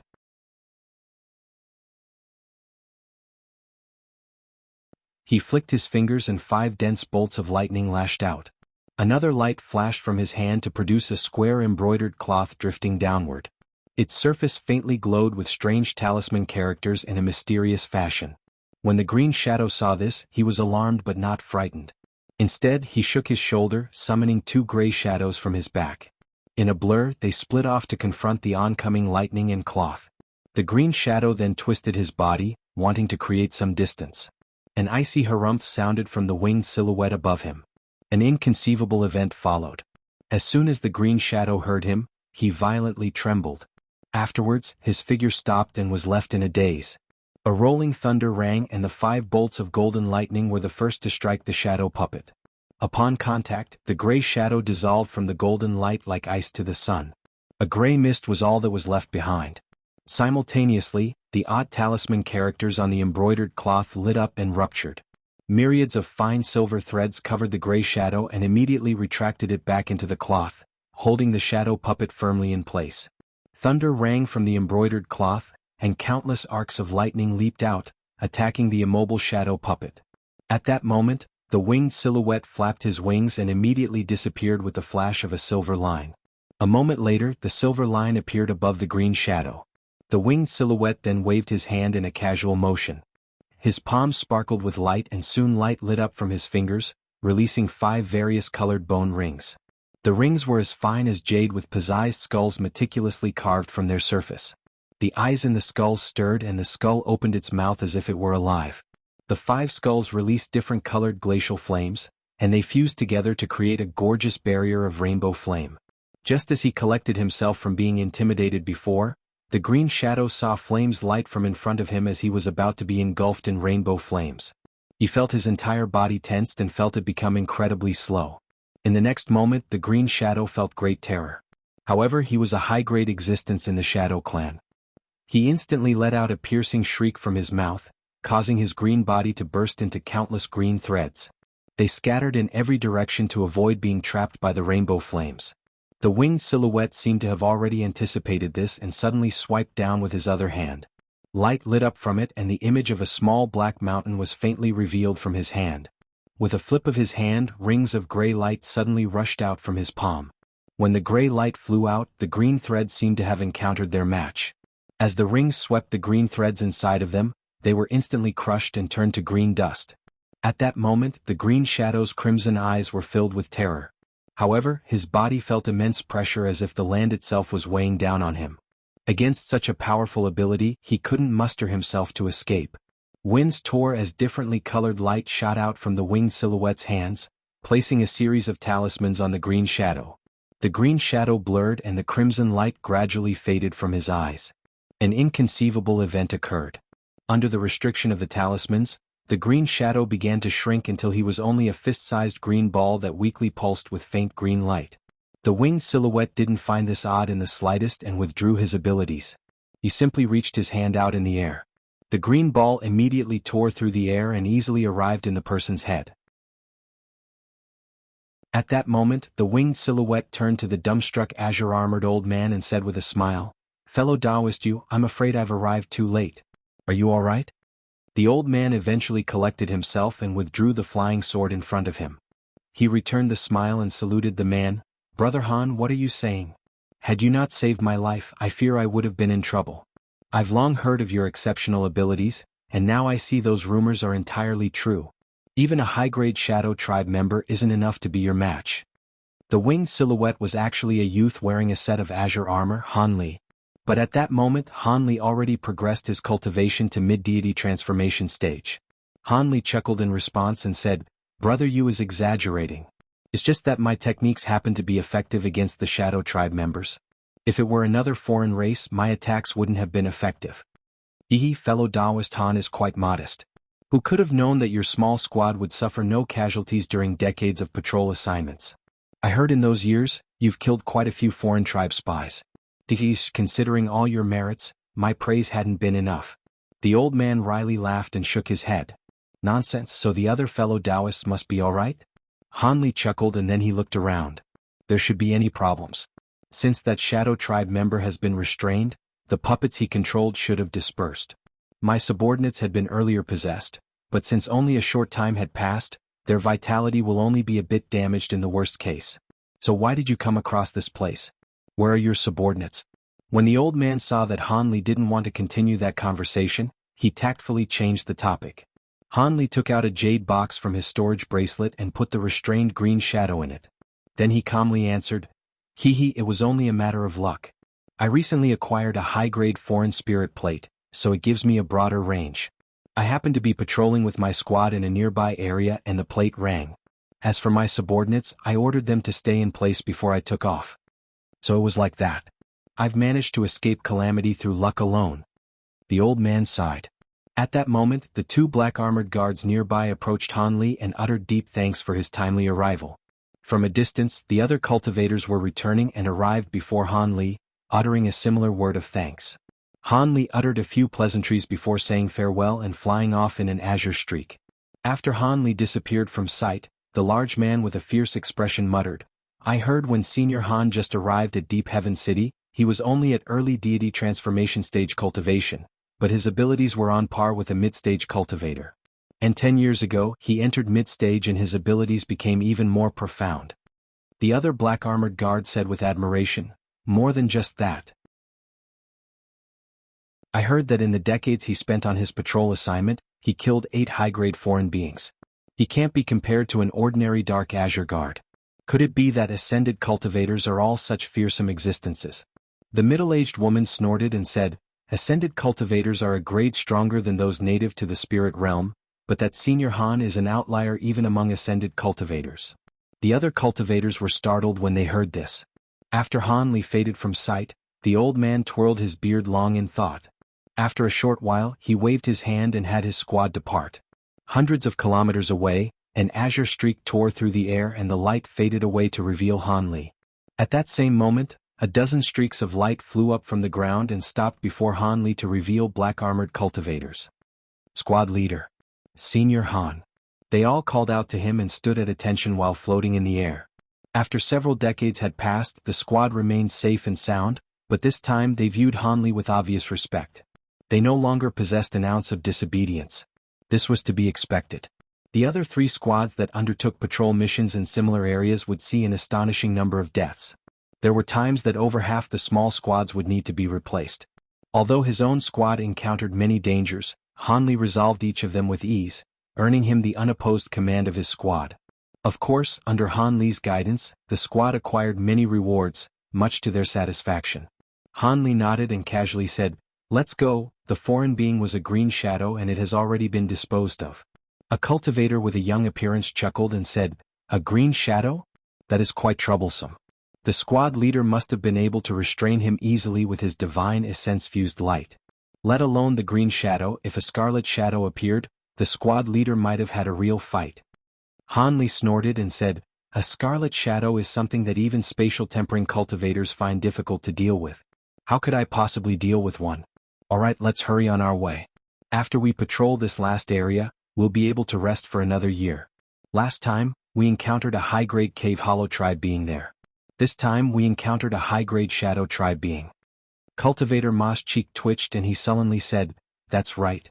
Isn't this becoming too ordinary over the past 10 years? Even if we commonly discover foreign tribe scouts, it can't happen this often. There are even high-grade beings among them, each of them entering the swamp without any fear. I heard that the buried bone desert that the demons are managing on the other side are also encountering a large number of foreign tribe scouts. Large number of metamorphosed demons are also dying on their patrols. Could it be there are foreign tribes that plan on attacking Deep Heaven City?" When the others heard this, their expressions vastly changed and their smiles faded. Still as beautiful as before, Fairy Sue frowned and said, "That can't be. It had only been 30,000 years the foreign tribes last attacked Deep Heaven City. Don't they usually launch an attack every 60,000 years?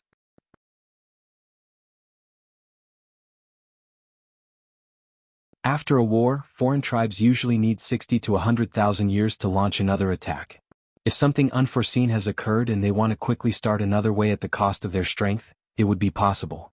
In the Great 100 Tribe War 500 years ago, foreign tribes alternated in 5 waves of attacks over a span of 100,000 years.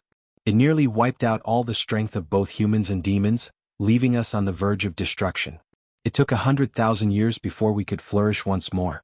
Of course, some of these foreign tribes were exterminated during the war. The large green-eyed man felt his breath turn cold and he widely opened his eyes. The Great 100 Tribe War? You must be joking. That war engulfed most of the spirit realm. How can you say something like that will happen?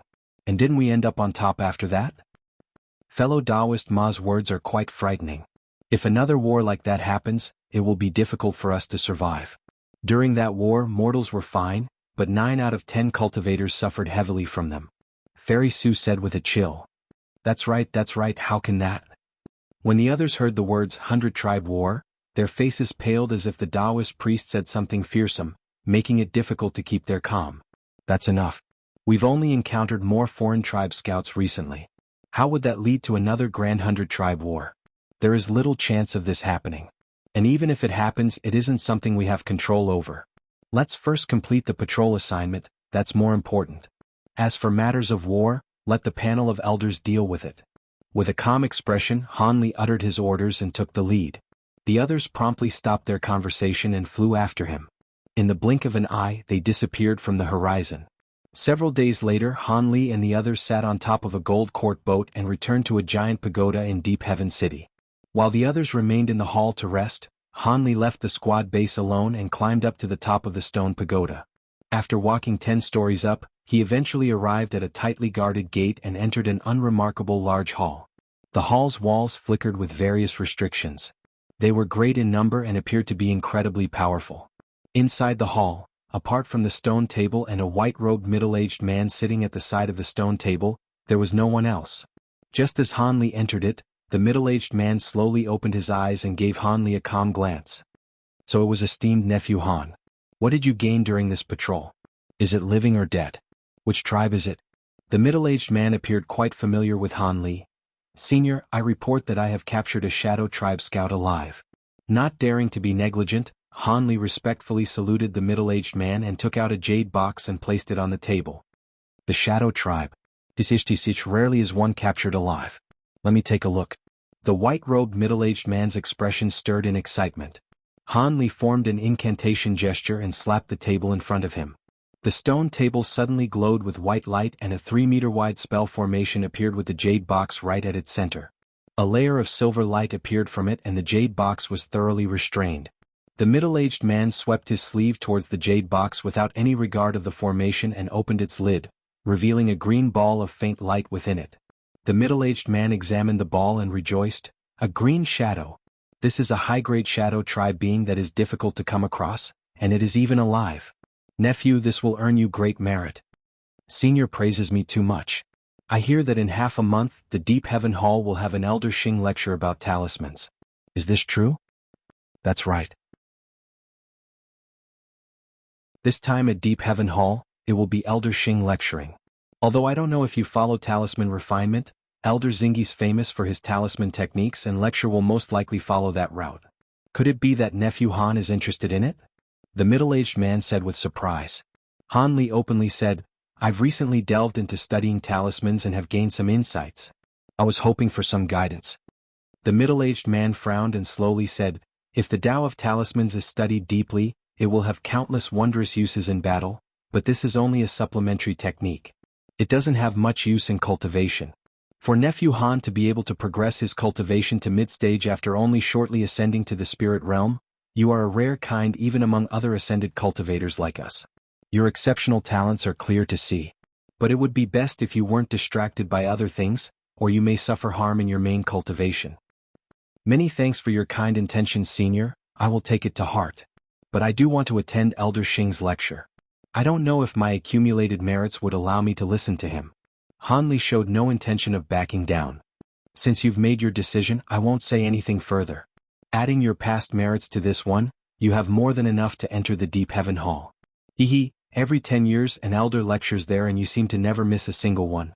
It should be quite tough for you as well. Alright, I'll make a list of your accomplishments. Take it to the Merit Evaluation Pavilion and receive your lecture token.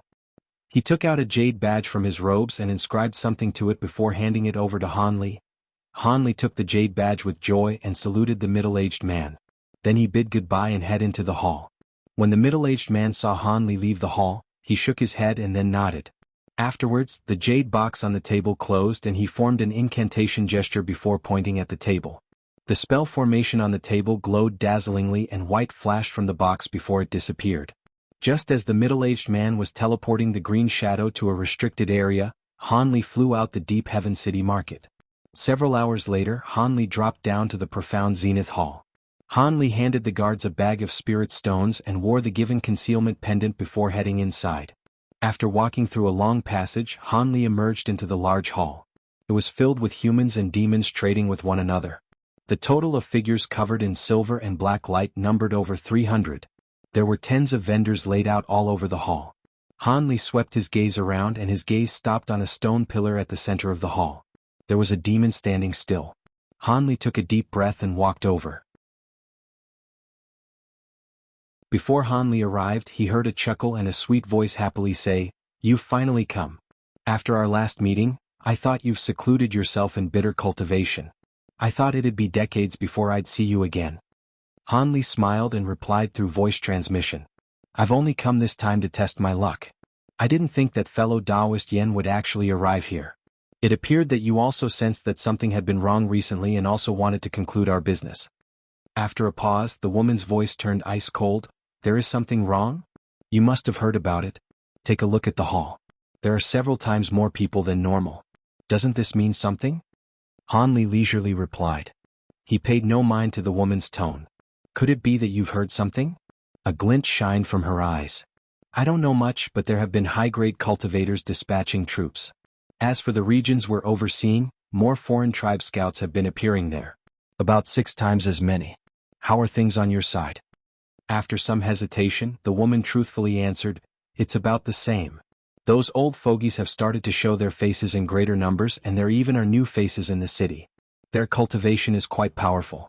They should be new subordinates that arrived from the 7 demon lands." "I've got it. It seems there is something that's about to happen. How often do you experience attacks from foreign tribes?" Han Li asked. The woman sullenly answered, 3 times out of 10 on a patrol. "Why else has the city undergone such astonishing changes?" 30%, that is quite high. Han Li let out a long sigh and muttered to himself for a moment. The woman indifferently said, "That's right. After I finish this deal here, I won't be appearing here again. If fellow Taoist wishes to preserve his life, it'd be best for him to leave this city. Otherwise, when the foreign tribes attack, it will be difficult to escape calamity considering our cultivation." "Your words are quite simple, but as a cultivator of the city, how could I escape? And every year I also need." Han Li wryly laughed and his words came to a sudden stop as if something came to mind. It is quite troublesome to leave the city as of current. Our races are different and I am powerless. Fortunately, even if a war breaks out, you have several years to think of a plan. Alright, that's enough information. Let's begin trading."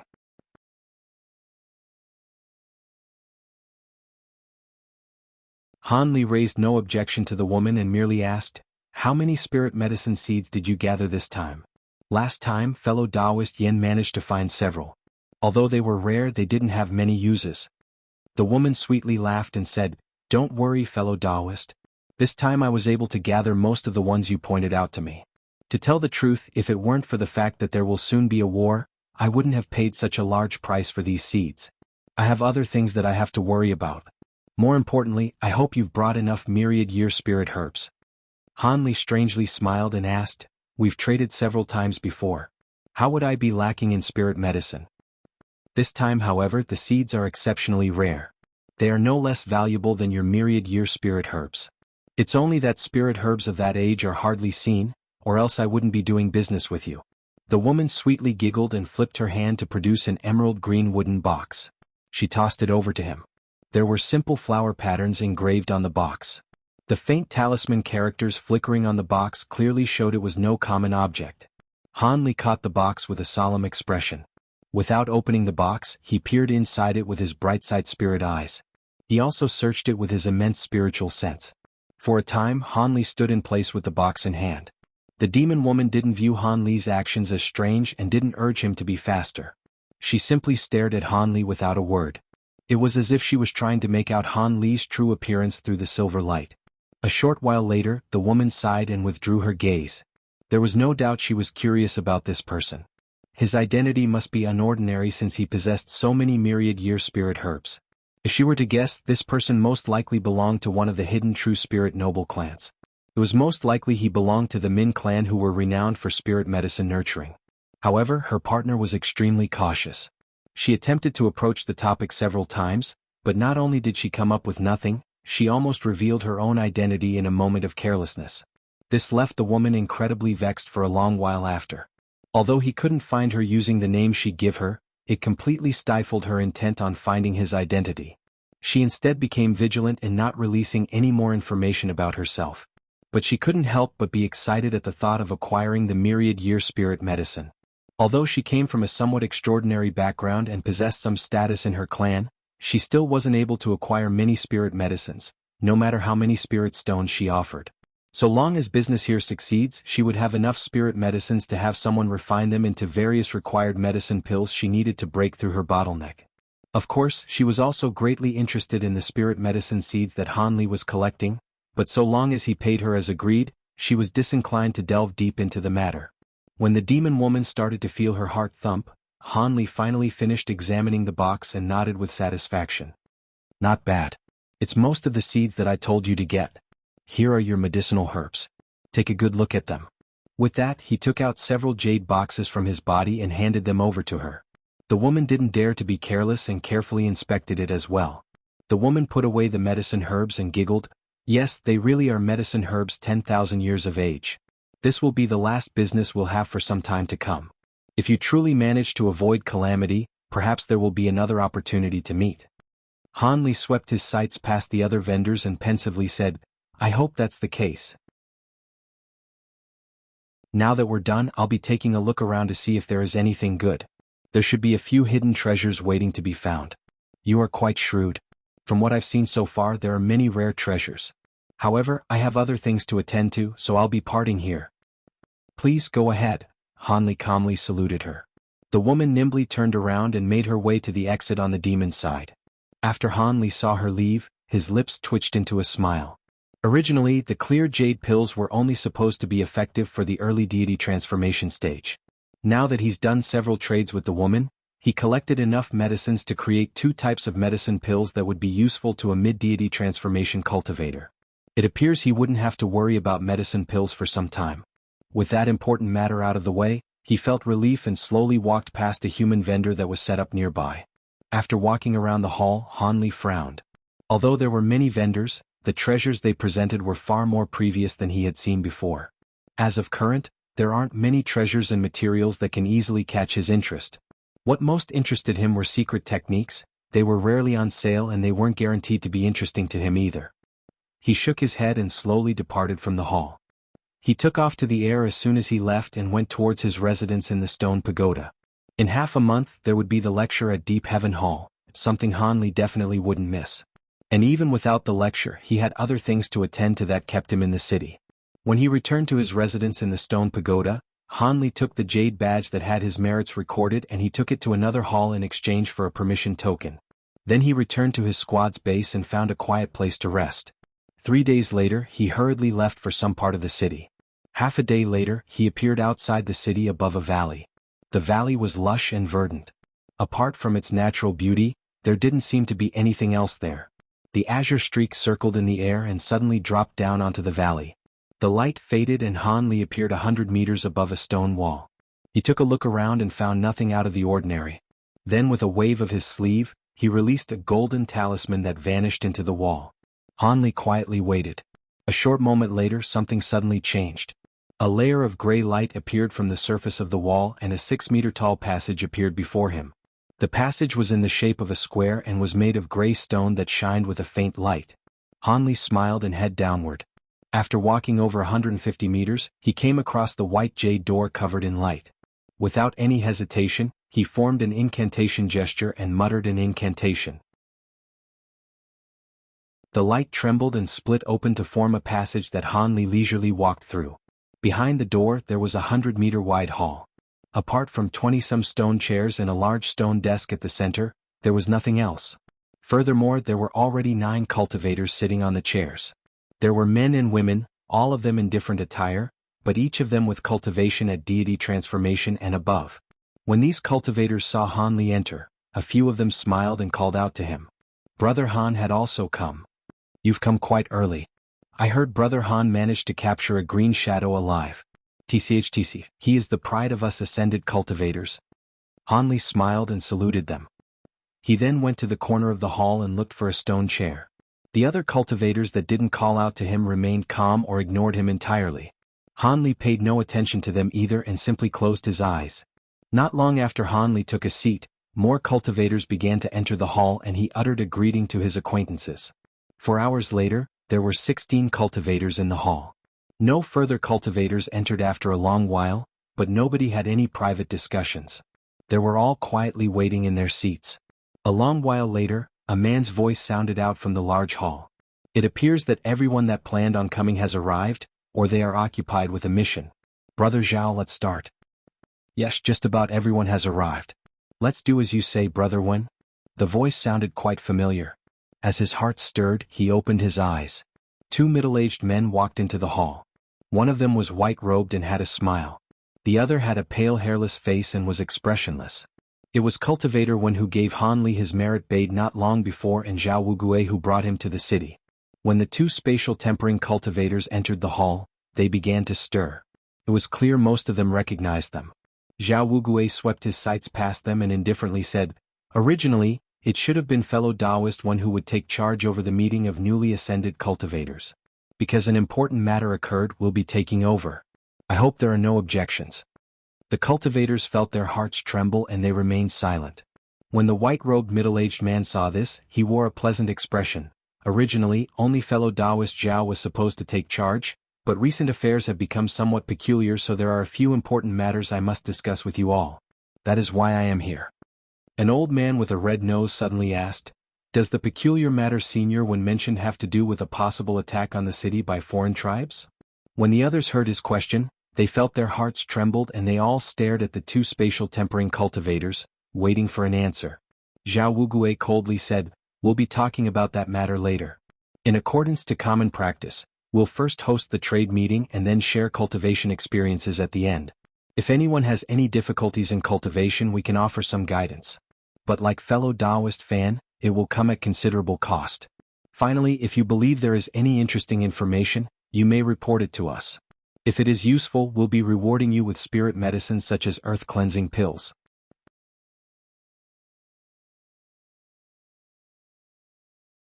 When they heard Zhao Wugue, all the cultivators raised no objections. Zhao Wugue and Cultivator Wen took a glance at each other and promptly walked to the large stone table in the middle of the hall. The nearby cultivators promptly stood up and respectfully opened a few seats for them. The 2 nodded and they promptly took 2 of the seats. After the 2 spatial tempering cultivators sat down, they began the trade meeting without a hitch. Han Li used myriad year profound jade to trade for several rare talismans. As of current, his attainments in talismans were at a crucial point. Although these talismans didn't have any silver runes, they were still quite distinct. He may experience some insight from them under careful studying. With all trading finished, everyone began to speak a bit about their cultivation insights or their unique experiences with secret techniques.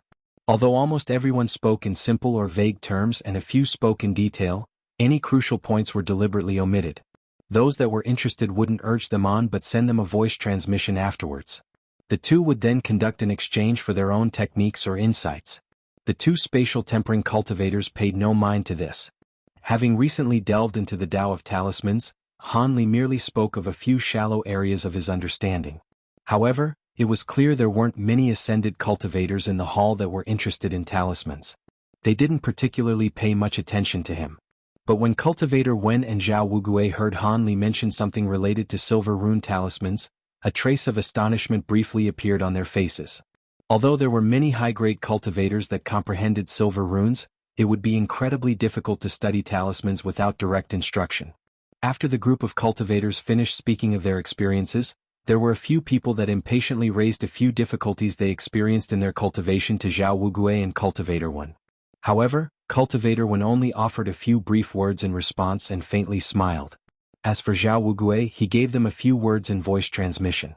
Whether they nodded or shook their head, the cultivators immediately sat back down and asked nothing else. These newly ascended cultivators more or less experienced difficulties in their cultivation.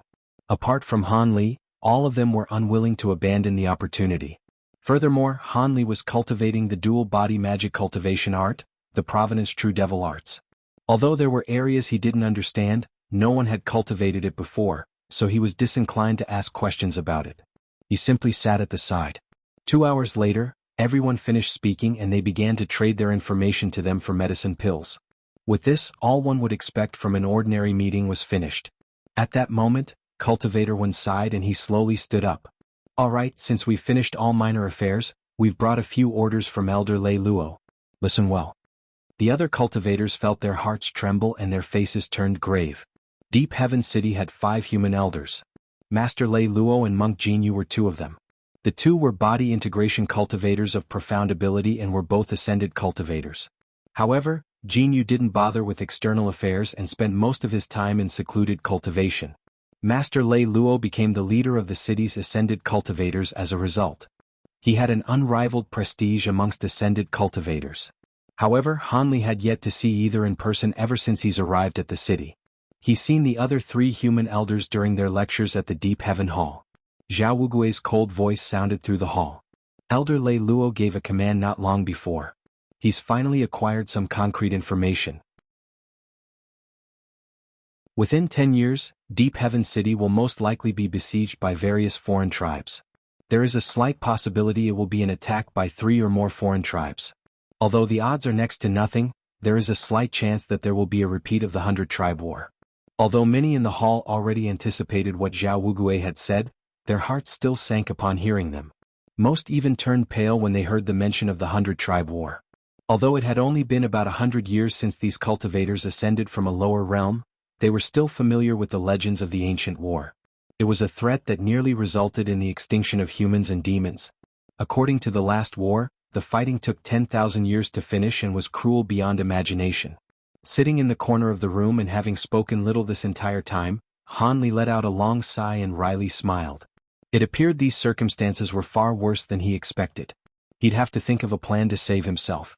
Otherwise, if a large war was about to erupt, a body integration stage cultivator would have difficulty surviving, let alone a trifling deity transformation cultivator. A barefoot man stood up with a salute and respectfully asked, "Why did Senior tell this information to low cultivation people like us? Wouldn't this secret information leak?" Zhao Wugui coldly said, "Fellow Taoists, you all cultivated in lower realms with sparse spiritual qi until you reached this stage.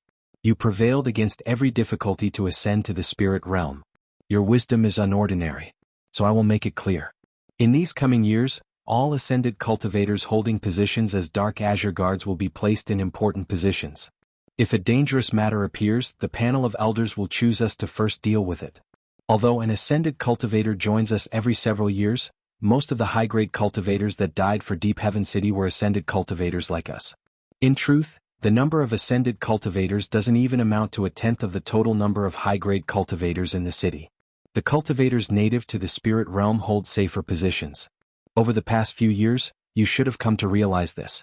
A few of you should have carried out orders for extremely dangerous missions. You might now know this, but your current status is a result of the solidarity of ascended cultivators and the painstaking effort of Elder Lei Luo. Before Monk Jinyu and Elder Lei Luo entered the panel of elders, it is said that the treatment of ascended cultivators like us was even worse. A small half of ascended cultivators would often perish in the line of duty. All of the cultivators wore stiff expressions upon hearing this. All the cultivators felt these words to be true. Over recent years, they personally witnessed how ascended cultivators were often assigned to extremely dangerous missions where death was likely. If this weren't the case, there would be more of their number in the hall. Hanli remained expressionless. Ever since he became a Dark Azure Guard, he was assigned to the Floating Dawn Swamp and other dangerous areas. And of the squads accompanying him, most of their leaders would also be ascended cultivators. He long felt suspicion over this. As a result, when Zhao Wugui sought him out to participate in this meeting, he readily agreed. As for the native cultivators, he was able to sense a trace of fear they felt towards ascended cultivators.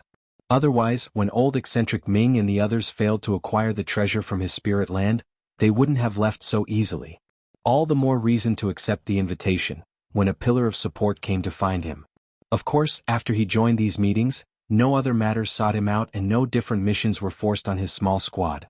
Naturally, this was also because the Floating Dawn Swamp was already a dangerous area. Cultivator One then said, "The reason why we're telling you this information is that Elder Lei Luo wishes to provide an opportunity to preserve the strength of ascended cultivators before he undergoes greater tribulation."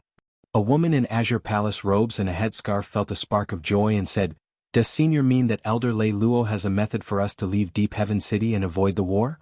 A cold light glinted from Zhao Wugui's eyes and he solemnly said, "The attack on the city is related to the survival of the human race as a whole. We may have some conflict with the other cultivators, but we cannot be negligent in our duty against the foreign tribes. If one dares to flee the city and abandon their duties against the foreign tribes, the enforcement squad won't come to find you. We will personally execute you." All cultivators in the hall were startled on the hall. The palace-robed woman was still brave. After some hesitation she asked, "Then what did Senior mean?" Cultivator Wen chuckled. "Fellow Taoists, don't misunderstand. Elder Lei Luo definitely won't evade his duties. But he also doesn't wish for all of us, the ascended cultivators, to die off either. As such, after some consideration, we've finally come up with a way to preserve our numbers. Although this method is quite dangerous, we've gathered you here to tell you about it. You may choose to participate in this plan." Discussion quickly spread through the hall and the cultivators couldn't help but look at each other in dismay. Han Li frowned and narrowed his eyes. One of them slowly asked, "Before we make a choice, can Senior explain the plan?" Zhao Wugue coldly smiled.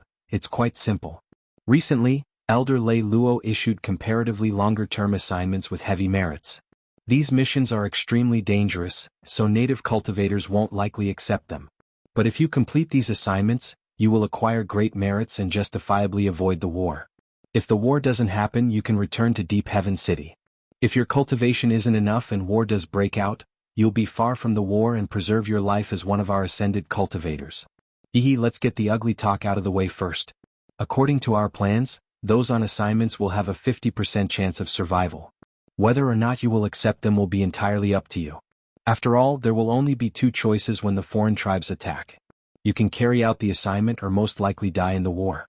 If you try to avoid both and flee the city, you should know what will happen next."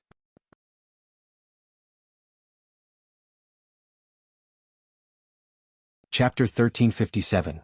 Spirit Insects Completion. When the cultivators heard the two spatial tempering stage cultivators speak, they all felt a chill run down their bodies and their faces all changed. A coin flip for death. This assignment was just too dangerous, but it was only a likely possibility for the foreign tribes to invade. And if it were only an attack by a single tribe, they were confident they would survive. When that came to mind, the assignment seemed far more dangerous. Of course, a decision regarding one's own life couldn't be considered simple. They needed to put much consideration over it. For a time, silence filled the hall. Cultivator Wen added, "Fellow Taoists, don't need to immediately make a decision. These assignments will continue to be issued for a year. Furthermore, so long as you take the assignment, we'll find someone to take over your original office in the guard. Don't worry if you're on regular assignments." Han Li raised his head and said, "Senior Wen, even if we finish that assignment, how will the matter of the earth cleansing pill be resolved? Even if we complete the mission, we'll perish to two-colored tribulation." Zhao Wugue replied, "So it is, nephew Han. You don't need to worry about that. These dangerous missions were meant to be putting everything at stake. Naturally, we will give you all the earth cleansing pills you need, but they will be placed under a restriction. If you don't truly attend to your mission, these earth cleansing pills destroy themselves, so do not abandon your mission. You should understand the consequences." So it was like that. "Thanks for the explanation, Senior." Han Li nodded and calmly sat down. When several people in the room heard this, their faces remained unchanged, but they wryly smiled in their minds. The last of their hopes were annihilated. "We've already mentioned this all to you. The first wave of missions will be issued in half a month. If you do plan on taking the assignment, it will be best to prepare. Although Elder Lei Luo chose those assignments for you all in particular, if there are other cultivators that take them, nothing can be done about it. The meeting is now over. Everyone return and think well about your choice." With that said, Cultivator Wen ended the meeting with a smile. He then stood up with Zhao Wugue and they took the first steps out of the hall. The other cultivators remained still for a moment before heading out as well. Most of them frowned as if heavy thoughts weighed on their minds. Han Li wasn't in a hurry to leave. Instead, he remained in his seat as his mind wandered. A short moment later, there were sparsely few in the hall. "Is Brother Han tempted to take the assignment?" One person walked up and asked Han Li with a friendly face. Han Li's expression stirred and he looked at the person who approached him. He beamed and answered, "So it was Fairy Xian. I'm somewhat tempted. The seniors arranged this choice so it was a method of self-preservation. It is only a bit too dangerous." The woman in azure palace robes who approached Han Li was a mid-deity transformation cultivator. Han Li had seen her several times during the meeting and had spoken to her before. They could be considered acquaintances. Cultivator Xian sweetly smiled and said, "I heard on a patrol mission not long before, Brother Han captured a green shadow all by himself. It appears Brother Han's abilities are beyond a late deity transformation cultivator. If fellow Taoist takes this mission, you should be better off than most fellow Taoists. How about we join hands and take on the mission together?" Although an azure scarf covered her face, from her exposed skin and enchanting eyes, she was clearly a woman of outstanding beauty. Han Li felt some surprise at her proposal. After staring at her face, he slowly shook his head. "You overpraise me. It hasn't been long since I've entered mid-stage. I can't be compared to you. As for taking on the assignment, I still haven't made a decision. It is still too soon." Han Li's words were polite, but they carried a tactful rejection. Cultivator Xian betrayed some disappointment from her eyes, but she didn't continue to pursue the topic. After chatting with him for a bit, she took her leave. Once Han Li watched her leave, he withdrew his gaze and sank into thought. Although the woman's cultivation wasn't weak and she cultivated the 3000 jade technique that was said to be formidable, he has always acted alone. He didn't want an outsider to know about the treasures he carried. Even if he took on the mission, he had no intention to team up with anyone. Furthermore, there was an important matter that kept him near the city. Even if the war started tomorrow, he wouldn't be able to immediately leave. The myriads of gold-devouring beetles that he fostered with rainbow skirt grass had finally fulfilled their requirements for maturation a year before. With the maturation technique he acquired from the Endless Sky Saintess, they're finally done. In several months to a year, the insects will finish their transformation and will become completely mature. How could he depart during a crucial moment of their change? It could result in the failure of their advancement. As Han Li felt some anxiousness, he eventually took a breath and departed. He flew up in an azure streak and headed back to the city. A dozen days later, Deep Heaven Hall would have a lecture, something he wouldn't want to miss. As such, after he returned to the stone pagoda housing his squad, he immediately sealed himself inside a seclusion room and sat cross-legged on a mat. Han Li flipped his hand to produce a yellow bottle and tossed out a thumb-sized azure pill before swallowing it. A layer of faint azure light then lit off from his body. A glint flashed through Han Li's eyes and he reached out with his hand. He spread out his fingers and slowly shut his eyes. A light pop sounded. A spiritual light flashed from the top of Han Li's head and a 2-inch large nascent soul appeared from his head. The nascent soul stood on top of a small cauldron. Dozens of miniature golden swords were flying around him. It had an imposing appearance. The nascent soul lowered its head to look at the body beneath it and it closed its hand together. It blinked and its eyes separately turned black and white before wearing an innocent smile. It opened its mouth and spat out a silver fireball that struck the top of its palm. With a light bang, the silver flames enveloped the palm. A strange scene followed. Black light flashed from the seemingly ordinary palm and the 5 fingers released 5 bone rings. Every bone ring had a vividly detailed skull engraved on it. These skulls twisted their appearances inside the silver flames as if they were alive. They had had differing expressions ranging from happiness, pain, to nothing at all. Regardless of their appearance, the ring's shapes continued to fluctuate inside the silver flames. What was even more outrageous was his palm was changing alongside the rings. Furthermore, its flesh had become more crystalline and white as if it were more jade than flesh. The nascent soul tilted its head and opened its mouth to release a fireball, striking the body's other palm. Silver light brightly flashed and the bewitching flame completely wrapped the hand. What was most incredible was that the palm changed under the effects of the silver flame. It turned pitch black and began to char from the heat. A small mountain design appeared from his palm and the back of his hand simultaneously. Gray slightly faintly pulsed from them. As this strange scene occurred from both these palms, the silver flames and the nascent soul blurred, disappearing back into the crown of Han Li's head. Meanwhile, an azure light lit up from Han Li's body and turned faintly golden. A golden phantom appeared from behind him. Although the silhouette was vague, it appeared to possess 3 heads and 6 arms. Han Li's naked wrist and cheek had squares of pure gold talisman characters that slowly roamed across his flesh. From a distance they looked like golden scales. With golden light radiating from Han Li's body, he looked nearly divine. A dozen days later, Han Li emerged from seclusion with a calm expression. After attending the lecture of Deep Heaven Hall for 3 entire days, Han Li walked out from the city and returned to his cave residence. In addition, a month after Han Li returned to his cave residence, Deep Heaven City's panel of elders suddenly released a set of extremely dangerous and rewarding missions. These missions were related to various foreign clans, but most of them required deity transformation grade cultivation. This aroused commotion in the city. But because these missions were extremely dangerous, very few accepted them. During this time, several uninvited guests arrived in Han Li's spirit land and paid him a visit. Inside his cave residence, these people had a probing chat with him for half a day before quietly departing. This led Han Li with a wavering expression. After spending several days in deep thought in his seclusion room, he finally came to a decision. 4 months later, most of his gold-devouring beetles have reached complete maturation, resulting in 7,000 formidable spirit insects. Han Li promptly collected them and headed to a secret area in Deep Heaven City where the secret missions were being assigned and quietly vanished. Not long after, Han Li's small squad received an order and had their leader replaced with another deity transformation cultivator. It wasn't rare for cultivators like Han Li to mysteriously disappear. Since he was an ascended cultivator, he was likely to be unaffiliated or a secret disciple of a noble clan. The sole trait of these people was that they were all deity transformation stage cultivators. In addition, they were all particularly outstanding individuals.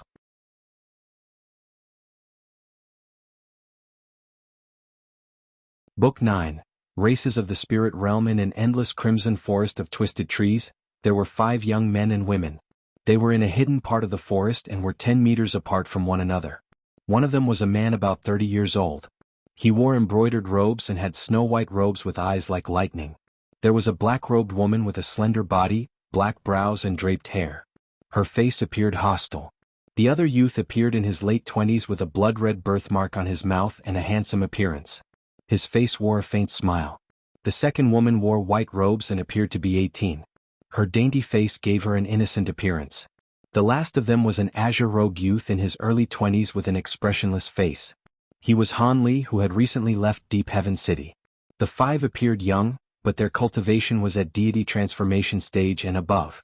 Apart from Han Li and the white-robed woman who had mid-stage cultivation, the other 3 possessed late deity transformation stage cultivation. However, the black-robed woman happened to be the woman surnamed Xiao from the Black Phoenix clan, who Han Li first met at the Beast Wave when his cultivation was lost. The woman coldly glared at Han Li. Although she said nothing, her eyes were filled with bewilderment. I truly didn't think that you humans would send out 3 cultivators with 2 of them at mid-stage. Could it be that your race plans on having this operation fail? The white-browed man coldly asked. Although his voice wasn't very loud, everyone could clearly hear it. When they heard the youth, the blood-marked youth's brow faintly stirred and his smile faded. Han Li simply blinked and fiddled with a white jade slip in his hand. As for the young white-robed woman, her black eyes were wandering, but a smile still stuck on her face. The 3 didn't reply. When the white-browed man saw the 3's reaction, he was enraged and thought to say something when the woman surnamed Xiao suddenly said, "This mission is related to Deep Heaven City and the safety of both our kind. If we do not sincerely cooperate, let alone the mission, we may even fail to reach the mission's destination. Don't forget, we'll have to spend a year traveling. Since your kind sent 3 fellow Taoists, you must be unordinary. Since we'll be spending some time with each other, let's exchange names. I am Xiao Hong and come from the Black Phoenix clan. This is fellow Taoist Li from the Profound Hawk clan." Xiao Hong spoke with a neutral tone. When the blood-marked youth heard this, he raised his brow and smiled. "I am Long Dong. It seems your extreme flames come from refining your life flames to an astonishing realm. You're a member of the Long clan." Xiao Hong's expression changed upon hearing him. "I didn't think that fairy would know of my clan." The blood-marked youth grinned and flashed his teeth. "I am called Xiang," the white-robed woman said with a chuckle. Her voice sounded like birdsong. "Han Li." Han Li shortly uttered his name and said nothing else. Xiao Hong looked at Han Li and her voice turned cold. "So it was you. It is no wonder you had those immortal vanquishing beats. You were originally a high-grade cultivator. So you're cultivating a dual-body magic art." When they heard this, the other 3 appeared alarmed. "I do cultivate such a technique. It has been many years since I've seen you. How is Dyer doing?" Han Li indifferently asked. Xiao Hong paused for a moment and indifferently replied, "It was sensible for Dyer to follow me at the time. She has cultivated at an immense speed and already possesses a golden core. It is only a matter of time before she overtakes both of us." "Is that so? I am glad she's fine." Han Li let out a faint sigh. The white-robed young woman, Xiang, glanced at the two and asked with a giggle, "What? Does Sister Xiao recognize Brother Han? Know him? Hee, we can be considered old acquaintances." Xiao Hong coldly laughed. At that moment, the blood-marked youth glanced at the two and his sights briefly paused on Xiao Hong. He then immediately looked away.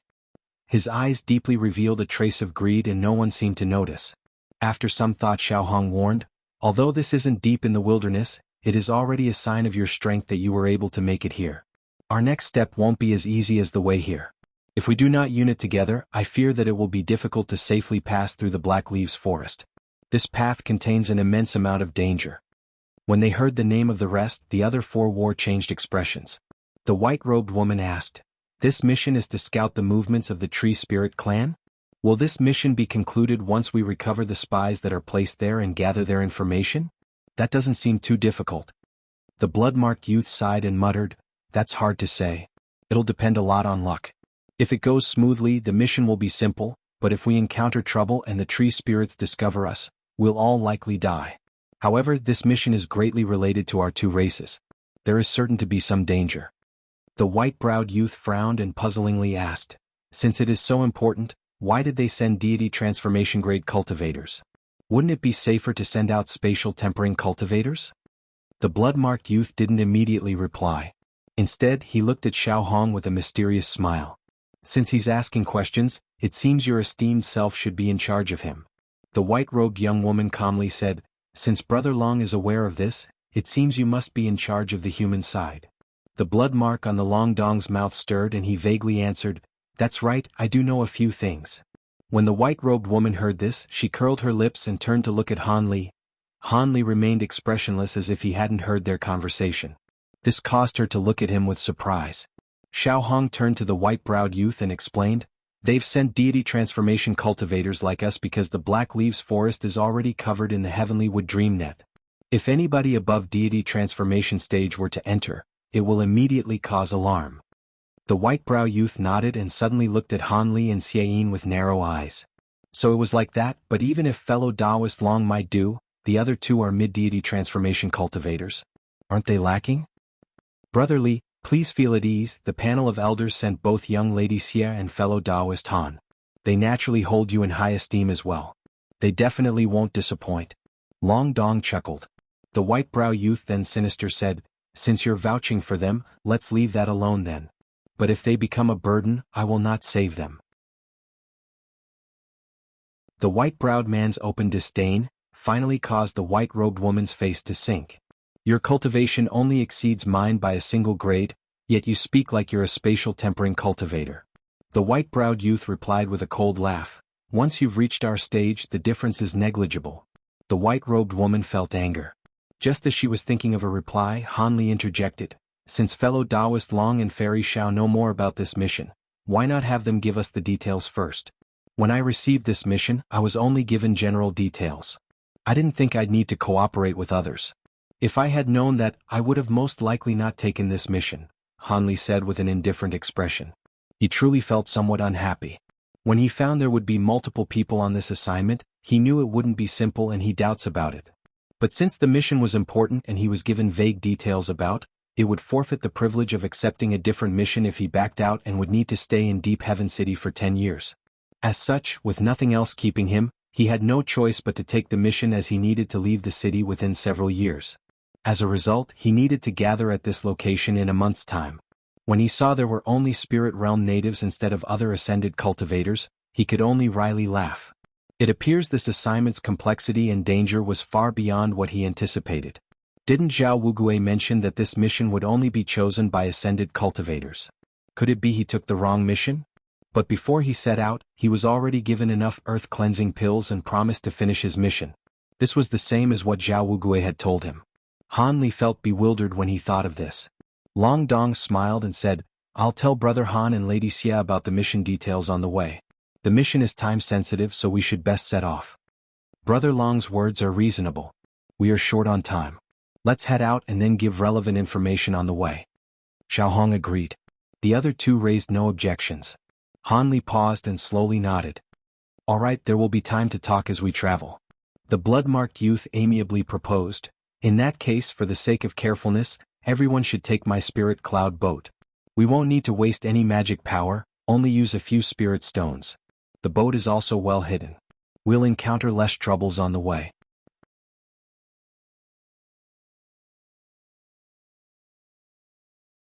A ball of faint white light floated out from the forest. It contained a long boat that stretched over 60 meters wide. The boat was divided into 2 stories and seemed to be crafted entirely from fine jade. The boat was engraved with simple cloud designs. Gold and silver talisman characters also floated from its surface, producing an unordinary aura. The jade boat shuddered. Suddenly, the silver and golden talisman characters exploded, turning into a white cloud that wrapped around the boat. The entire boat appeared like an unremarkable white cloud. The huge cloud soon circled in the air and silently rushed off. Although the cloud appeared to be gently flying through the air, it traveled at extreme speed, tearing through 300 meters in an instant. Its speed was comparable to an ordinary deity transformation cultivator. As Xiao Hong stood on top of the boat, she looked around and praised, "Not bad. Although a spirit boat suitable for travel can't be considered rare, one this fast is a top-grade good." As expected for the Long clan, an owner of a human auction house. Long Dong politely said, "Hee, Fairy Xiao praises me too greatly. Your clan is one of the 7 great demon clans. You must have seen every kind of treasure. My spirit cloud boat's speed can't be more than acceptable in your eyes. However, the boat does have quite a space. There are at least a dozen rooms. Apart from one person needing to keep watch on the outside, everyone else can rest in a room. If it goes smoothly, we'll arrive in half a year. With some cultivation, it'll pass by quickly." Xiao Hong nodded, "That is good. We'll take 10 days turns keeping watch while the others can do as they wish on the boat. Everyone should select their rooms first." The others raised no objections and found a satisfactory room on the boat. Since it was their place to rest and meditate, they placed down other restrictions in the room to protect them from prying eyes. Then after a short discussion, the watch rotation was decided. As it so happened, Han Li was the last position in the rotation. That gave him 40 days before he had to keep watch. With all of that arranged, Han Li didn't chat more with the others and headed into his room instead. The others had done the same apart from Long Dong, who held the first watch. With Long Dong alone on board, his lips twitched and he made his way to the front of the boat. He flipped his hand and produced a green mat. He then sat down on it cross-legged. The blood-marked youth quietly muttered, "Half a year. I look forward to the day that arrives." Then he slowly closed his eyes and wore an odd smile on his face. In a room 10 meters wide, Xiao Hong and the white-browed youth took a seat across from each other. "What? You're saying that young girl Xie Ying possesses heavenly phoenix blood and is a disciple of the true spirit noble clan?" the youth said with an astonished face. Xiao Hong solemnly said, "Why is fellow Taoist Li so surprised? Your dark falcon clan is also a rare species of bird. You must have felt something.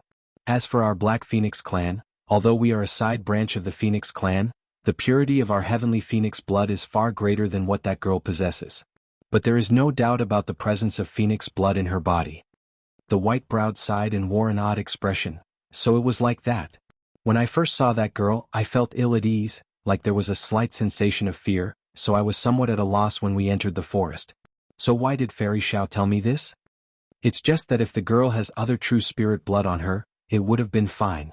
But she has the heavenly phoenix blood of the myriad bird king. Brotherly should understand what this means." Xiao Hong sweetly smiled, but her eyes were ice cold. The white-browed youth grew silent for a moment before letting out a cold laugh. "Of course I understand. But don't forget how important the elders told us to treat this mission. If we let personal matters get in the way of the clan's mission, then our lives are forfeit, regardless if we manage to acquire heavenly phoenix blood." Xiao Hong chuckled. "When did I say I wanted to attack her before the mission was over? We'll have to first make sure that the mission is completed. Then we'll strike." "Strike after the mission is over?" "Oh, if it doesn't affect the mission, that'll be possible. But will the other 2 help her? Even if we take back the true phoenix blood, how will we divide it? The blood can't be evenly divided." The white-browed youth blinked and he shook his head. Xiao Hong gritted her teeth and said, "The heavenly phoenix blood is useful to us both, but its effects are more pronounced on those from the Black Phoenix clan. How about this? If Brother Li helped me acquire the spirit blood, I am willing to reward him with 3 black flame pills. As for the other 2, I have a plan to deal with them. Furthermore, the Black Leaves Forest wasn't a safe area to begin with. They might not safely return." 3 black flame pills? You aren't joking? The white-browed youth said with delight. Xiao Hong wryly smiled and said, I have some status in the Black Phoenix clan. Although the pills are considered priceless, after many years, I've managed to accumulate enough ingredients for 3. I planned on using them to enter spatial tempering stage. After a moment of thought, the youth frowned and said, so it was like that. I'll lend you a hand after the mission is over. However, the blood won't be easy to take. Especially true blood from the true spirit noble clans. It will be difficult to acquire after they fused it into their human bodies. Don't worry, the Black Phoenix clan have a particular method of extracting true blood. It had been well researched. I have an 80% chance at the very least. When the white-browed youth heard this, he nodded, since you are so confident, then fine. In the other room, the young white-robed woman Xie Ying clasped her hands with an incantation gesture. She was sitting cross-legged on the bed. There was a meter-wide azure halo slowly floating behind her head. Upon closer inspection, the halo was perfectly round with foot-tall white flames flickered from its edges. There was also a hollow silhouette meditating at its center. From its appearance through its radiance, it appeared similar to the woman, but was several times smaller. Its eyes were shut and its hand was held in an incantation gesture. At an unknown time, the young woman's mouth began to stir and an indistinct smile appeared on her face. At nearly the same time, the image in the halo wore a similar expression. As Han Li paced in the secluded room, he wore an expressionless face and his eyes flickered as if he were lost in thought. In the corner of the room there were 2 small objects on the jade table. There was a kitten-sized leopard with its 4 legs lazily stretched out on the table next to the items. Sitting on the small leopard's head was a monkey only several inches tall. Black light lit up from its fur and it looked at Han Li with intelligent eyes. Han Li suddenly stopped pacing and he flipped his hand to produce a white jade slip and a small bottle. The bottle was simply decorated and had 3 ancient characters engraved on it. Under closer inspection, the words read Earth Cleansing Pill. Han Li stroked the bottle with a finger and then sighed. In a flash of light, the bottle disappeared. All that remained was a jade slip. The jade slip was something that was given to him by several mysterious cultivators before he left Deep Heaven City. Han Li fiddled with the jade slip for a while before placing it against his forehead. The jade slip continued a huge map, but it seemed to be mostly incomplete. The map's lacking areas were shining with faint golden light. Although he looked through it continuously, Han Li couldn't help but continue as if he was trying to find something inside it. Countless kilometers away from Deep Heaven City, there was a hidden underground room where a monk and a Taoist sat across from each other next to a stone table. The Taoist appeared over 40 years old. He had big eyes, thick eyebrows and faintly golden skin. The monk appeared old and had a white beard that was a half-foot long. Wrinkles littered his face and his eyes were thin lines as if he couldn't open them. It is about time for them to meet together and head on their way, the old man said weakly. Yes, but there is something that eludes me. Why did Brother Jin Yu suddenly change from his original plan after he left seclusion? Why did you send those juniors to a foreign land? Those people were supposed to be the most outstanding of the newly ascended cultivators. You should clearly understand that the mission to receive intelligence from the foreign land may seem simple, but it is truly dangerous. The demon clans would send equivalent people, but in truth they seem to have other plans. The Taoist priest spoke with a puzzled face. The various races have become restless. You should know this. The old monk said. When the Taoist priest heard the old monk, his heart trembled and he wore a solemn expression. Of course. But there is a newly appeared profound heavenly treasure that is listed on the chaotic myriad spirit roll. Furthermore, it is a profound heavenly treasure that ranks in the top 3. The profound heavenly execution sword.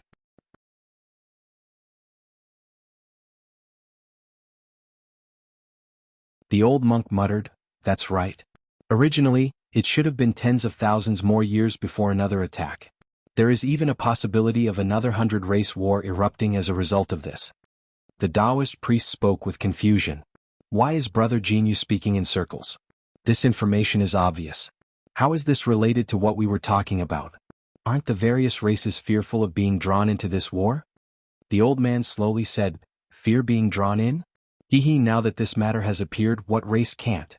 In accordance to the appearance of past profound heavenly treasures, it will provoke a storm of blood before it can be formed. The race that will acquire this treasure in the end can consecrate it to attract a true spirit-grade existence to protect their clan and turn it into the strongest tribe in the spirit realm. These true spirit-grade existences are superior to immortals from the true immortal realm. Of course, before a powerful true spirit appears, the tribe in question will have to protect it. Otherwise, it will only be seized away by others. If the race that acquires this treasure is weak, they may even offer the treasures to a stronger tribe in a request for protection or abandon it in a wild area to prevent the extermination of their own clan. The Taoist priest didn't understand the monk, but he didn't interrupt him. The monk paused and then continued, "It is reasonable to say that with our strength, it is difficult to predict which tribe will receive the profound heavenly treasure. However, the demons have a body integration cultivator that has some prophetic abilities. Because they are aware they have no chance of surviving their next tribulation, they activated their potential and used their life's magic power to divine the whereabouts of the next treasure. As a result, it was shown the profound heavenly execution sword will appear in the northwest portion of what is known to humans as the Fengyuan continent. Although the Fengyuan continent is the smallest of the three, it has far more races than the other continents. The so-called northwest corner consists of humans, demons, spirit tribe, wood tribe, night fiend tribe, shadow tribe, and 6 other races.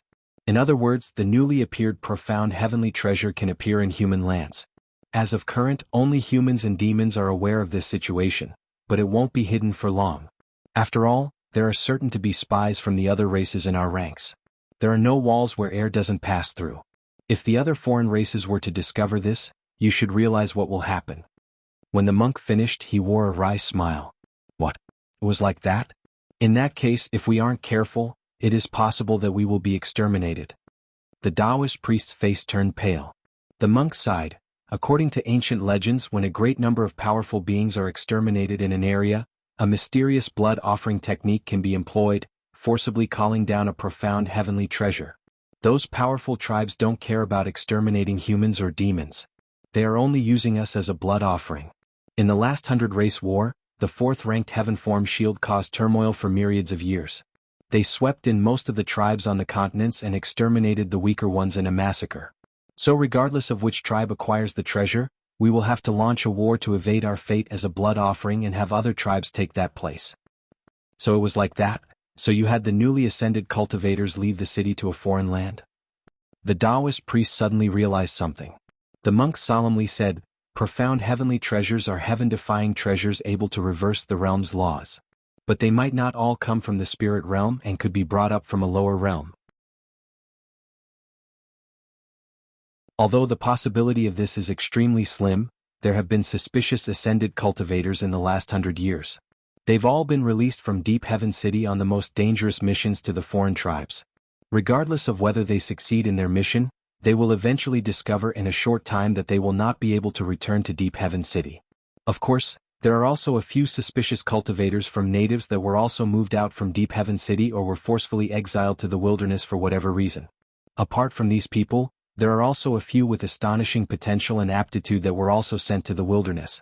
This way, if they truly carry the profound heavenly execution sword, we are effectively moving them away from the source of calamity. If we happen to be defeated in the war, these people will be able to continue the lineage of humans and demons and have them flourish once more. There is no need to go through so much trouble. If we investigate whether or not these people truly possessed a profound heavenly treasure, we can." The Taoist priest trailed. The monk explained, "We can search through the entirety of their spiritual sense with mind-controlling techniques, but what advantage is there if we find out that the profound heavenly execution sword is on our hands? It is only a source of trouble. Are you able to guarantee that no one from the panel of elders is actually a foreign being taking their form?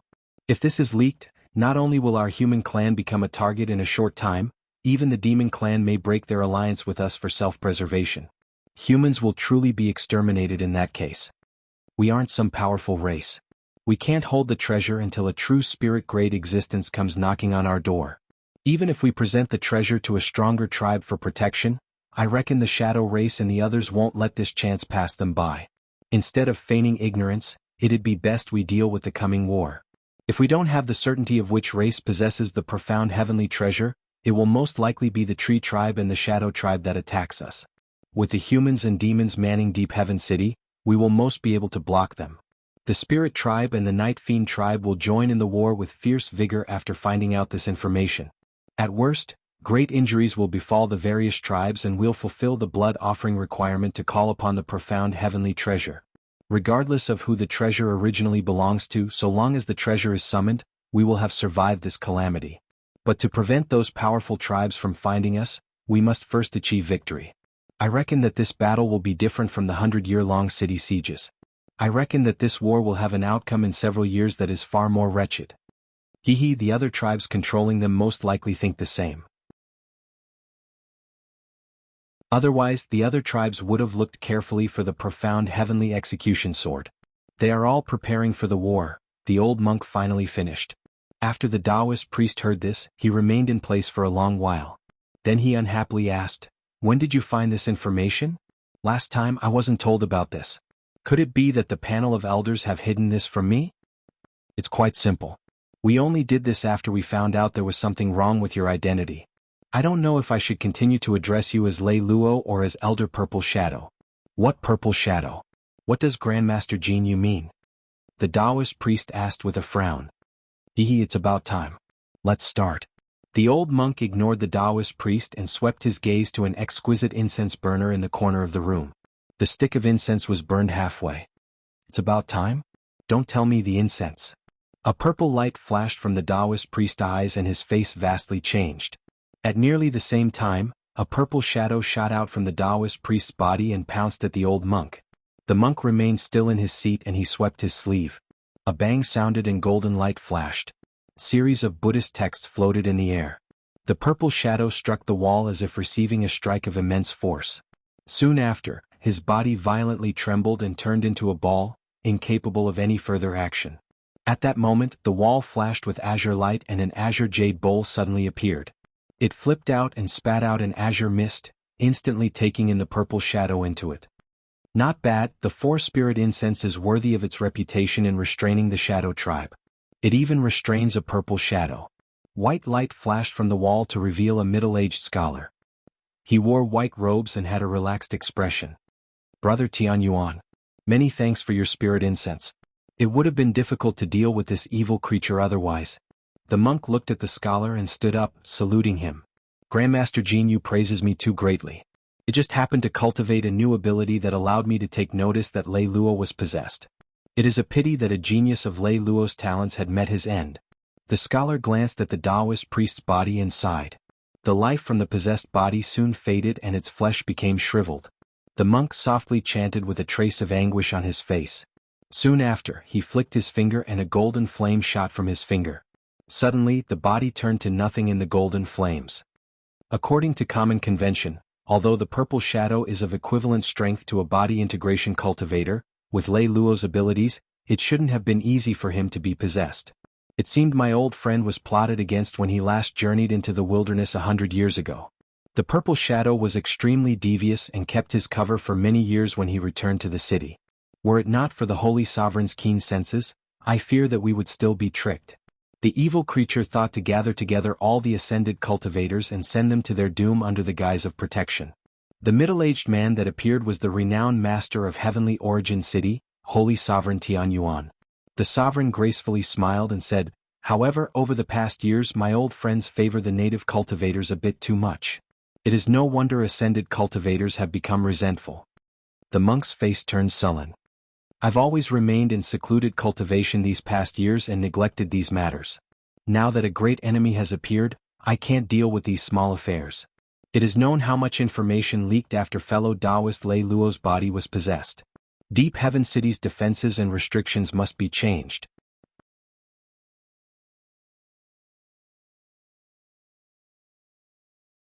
This is indeed an important matter that will require an extensive discussion between the members of the panel of elders. This purple shadow knows quite a bit. You can interrogate it in further depth, Master Jinyu. The middle-aged scholar nodded before tossing the jade bowl in his hand through the air. "Thank you, Holy Sovereign.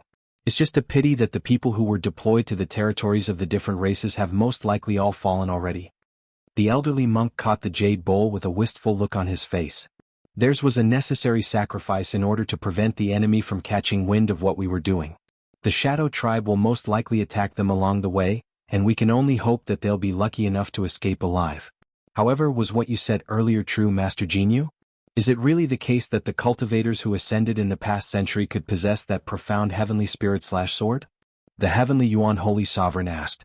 "Of course not. I was only lying just then because I didn't want to waste any more time. Once a profound heavenly artifact takes shape in one world, it can be taken to another world prior to its attainment of sentient will. However, if this treasure is taken away from its world of origin prior to attaining sentient will, it will lose the chance to do so in the future. Profound heavenly artifacts with no sentient will aren't very useful, and there's no way that they'd appear on the chaotic myriad spirit roll, the elderly monk replied with a faint smile. I see. As expected, you really are the leading expert in profound heavenly treasures, Master Genio? The middle-aged scholar gave a faint smile, and it was impossible to tell whether they actually believed the old monk or not. Han Li is naturally unaware of the fact that so many changes would be taking place to the mission that he was on. At present, he and the other 4 people were skirting around the white clouds, engaging in a ruthless killing spree of the strange birds and ancient beasts there. Each and every one of these strange birds was around 10 feet in size and possessed 4 wings. Their bodies were like enlarged versions of bat bodies, yet they possessed the heads of mountain goats. Their pairs of horns were curved backward, and when they opened their mouths, the sharp fangs within presented quite an intimidating sight to behold. There were several hundred birds of this nature in the surrounding area, and as they flapped their wings, gusts of gray winds would be swept up. They could also blast arcs of lightning that were as thick as large bowls from their mouths, and their individual powers were not inferior to that of the average core formation cultivator. Furthermore, these birds all had pairs of black metal talons, so they were dangerous even in close quarters combat. If a single normal deity transformation cultivator were to encounter such a large flock of these strange birds, they would perhaps avoid them to spare some trouble. However, in Han Li's party of 5, there were direct lineal descendants of true spirit families, metamorphosis stage demonic cultivators from the 7 major demon subspecies, as well as an absolute freak in Han Li. As such, they were able to easily protect their spirit cloud arc while engaging in a completely one-sided slaughter of these ferocious birds. The young man with the red mole was making hand seals, manipulating 2 streaks of white light that were over 100 feet in length to completely enshroud an area of over 1,000 feet ahead of him. The true form of these streaks of white light had to be some type of wickedly sharp weapon, as they were able to cleave through winds, lightning, and birds with no exceptions. Meanwhile, the young woman in the black dress was situated within a ball of furious black flames. She didn't appear to be unleashing any abilities and was only hovering peacefully in mid-air, but all of the winds and lightning that struck her disappeared without being able to put so much as a single scratch on her. Any of the birds who dared to attack her were also immediately reduced to ashes as soon as they came into contact with even a tiny wisp of those black flames. Even though these birds were extremely ferocious in nature, none of them dared to approach Han Li's party after having a dozen or so of their brethren destroyed in quick succession. In contrast, the young man with the white eyebrows was fighting in a unique style of his own. He wasn't relying on any treasures, choosing instead to plunge headfirst into the flock of strange birds. A pair of black glistening wings had appeared on his back, and his arms had also become extremely thick and bulky, clearly having transformed into a semi-demonic form already. As his body flashed through the air, one could only see a half-bird half-humanoid shadow crashing through the throngs of birds. All of the birds that were unfortunate enough to stand in his path were split into several pieces, sending a rain of blood falling from the sky. As for Han Li, his performance was the most mundane of the lot.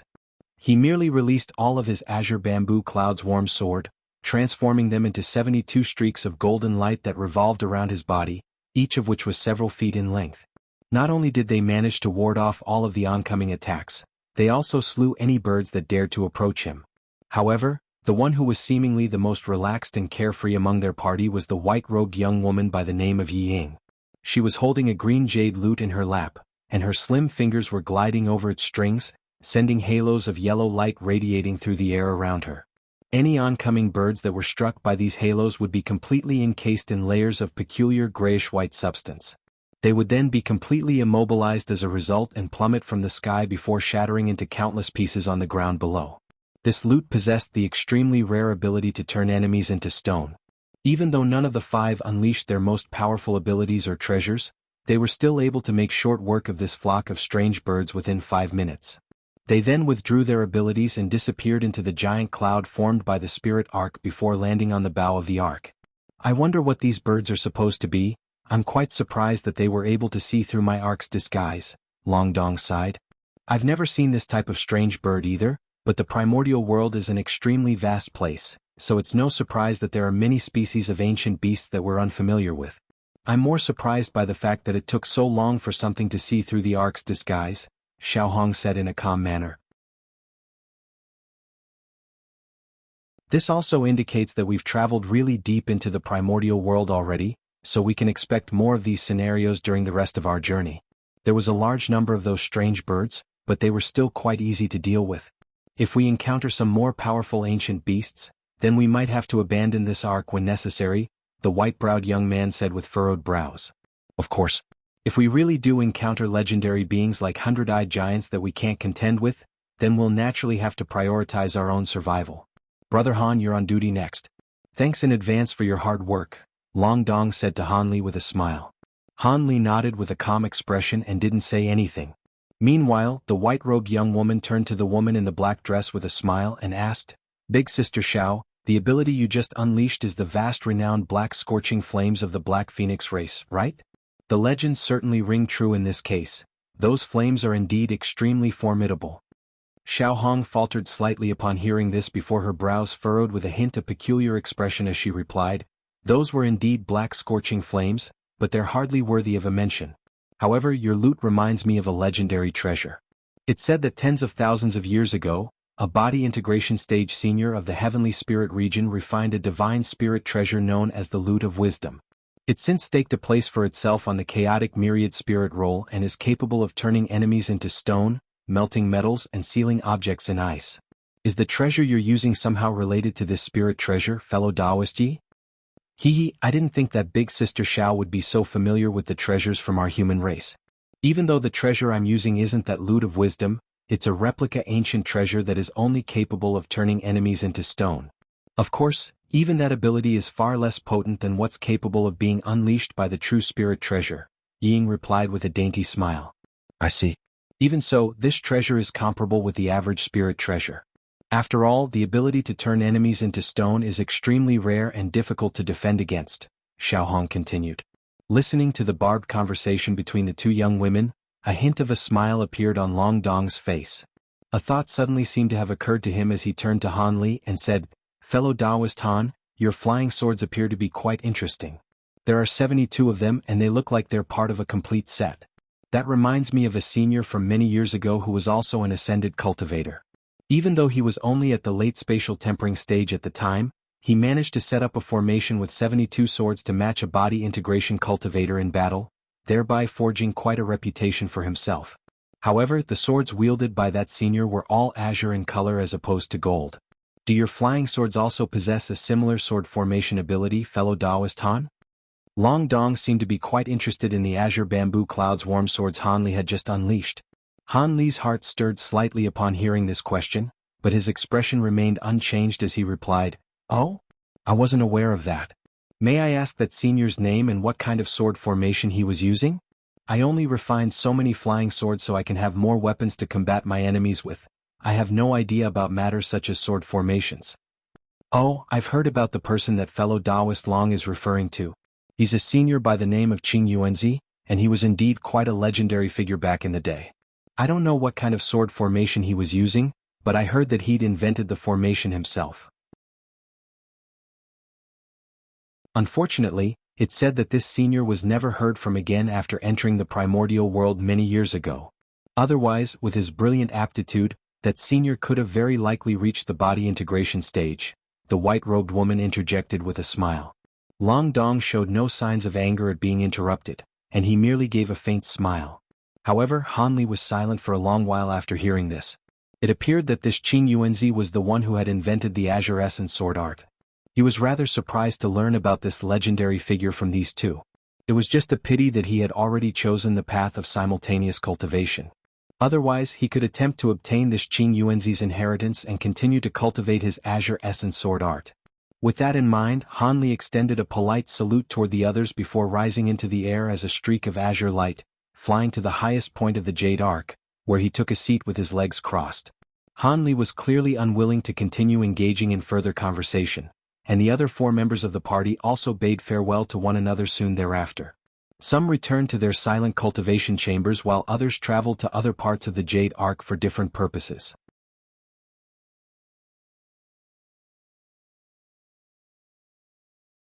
Even though Han Li's eyes were closed, he naturally wouldn't truly go into a deep meditative state. Instead, he was considering some of the cultivation arts that he had yet to fully grasp in his mind over and over again. At the same time, he was releasing a portion of his spiritual sense to constantly monitor the surrounding area in case more ancient beasts suddenly attacked the Ark.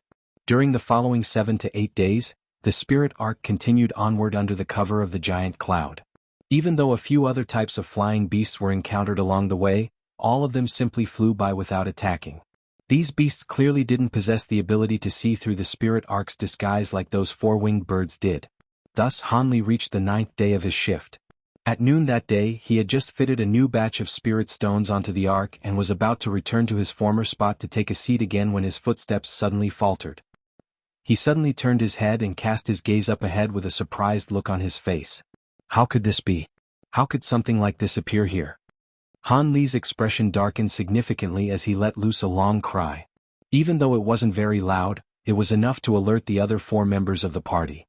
Moments later, a few streaks of light shot forth from various locations on the ark before flying over to Han Li. What happened? Why have you summoned us, Brother Han? Have we encountered some danger? What's this? Could it be?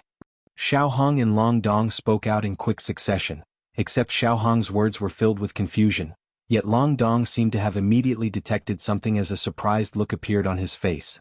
The white-browed young man and Yi Ying also cast their spiritual sense outward at the same time. What's that? Could it be a true spirit-level being? The young man exclaimed. Yi Ying didn't say anything, but the shock in her eyes was quite apparent.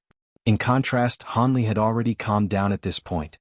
His spiritual sense was lingering in the air several hundred kilometers above them, where a gargantuan black shadow was hovering, obscuring virtually the entire sky in the process. Black clouds were tumbling incessantly near the black shadow and lightning flashed amid rumbling thunderclaps. Countless gusts of gray winds were being swept up like massive pillars that connected heaven and earth.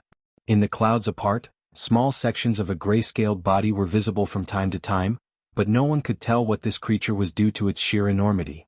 However, from a distance one could tell that the black shadow was circular in shape. It seemed to be extremely similar to a legendary true spirit level being. As such, it was no wonder that all of the people on the ark were so unsettled by it. Just as everyone was reeling from shock, a strange cry not unlike the moo of a cow erupted from the distance. The rumbling thunderclaps then intensified as if there were countless bolts of lightning exploding nearby.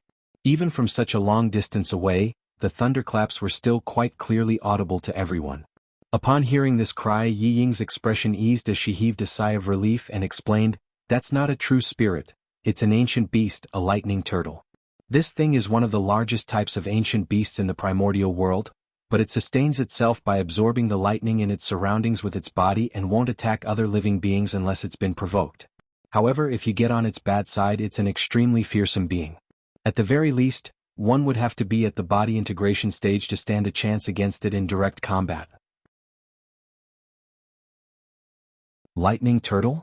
Is that the legendary ancient beast that's said to be born amid heavenly lightning? I heard that as long as there's a sufficient supply of lightning, these things will continue to expand indefinitely with no upper limit to the size they can reach. They're an extraordinary species, and I've heard that the transport spirit turtle of the Xianwu region, which is capable of carrying and transporting an entire city, could be a lightning turtle. Even though the one above us is quite massive already, it's still incomparable to that legendary transport spirit. Xiao Hong clucked her tongue in wonder. I'm not sure if the transport spirit is truly a lightning turtle or not, but if that really is the case, then this lightning turtle is most likely less than a 10,000th of the size of the transport spirit. Even so, it can still kill us if we were to provoke it, so it's best to avoid this thing, Long Dong said with a smile. That's indeed true. We're actually quite lucky to be able to witness such a creature. Lightning turtles usually burrow deep under the ground and very rarely emerge above the ground, so it's certainly not something you see every day. They usually only emerge from the ground too. Wait, this is bad. If this turtle has appeared here, then it must be the case that a fearsome lightning torrent is about to appear here. Brother Long, pilot your ark away from this area as quickly as possible. A thought suddenly occurred to Xiao Hong, and her features immediately turned deathly pale. Lightning torrent? Everyone's expressions changed drastically upon hearing this. Long Dong's expression darkened significantly as his body swayed and he abruptly disappeared on the spot. In the next instant, He appeared on the bow of the ark over 100 feet away before flipping over a hand to produce a badge-like treasure. He rubbed his hands together with the badge in between them, and the white clouds around the ark suddenly disappeared. The entire ark then faltered before abruptly hurtling toward a certain direction, moving almost twice as fast as its original speed as it shot forth through the air as a streak of white light. However, the spirit ark had only traveled for a few dozens of kilometers when a layer of shimmering blue light suddenly appeared in the air above the gargantuan black shadow. The blue light then coursed through the air in all directions at an astonishing speed, as if it had been spurred on by some kind of external stimulus. In the short span of a few breaths, a blue line had appeared in the sky amid a loud rumbling boom. The blue line was imbued with boundless electrical power as it arced through the air directly toward their party of 5. Long Dong drew a sharp breath upon seeing the insane speed at which the blue line was moving, and he hurriedly yelled, "I'd heard that whenever a lightning turtle appears, a lightning torrent must follow soon after. Looks like that's indeed true. Everyone come and lend me your assistance." Even without his sudden outburst, everyone was already feeling extremely tense at the sight of the rapidly approaching blue line.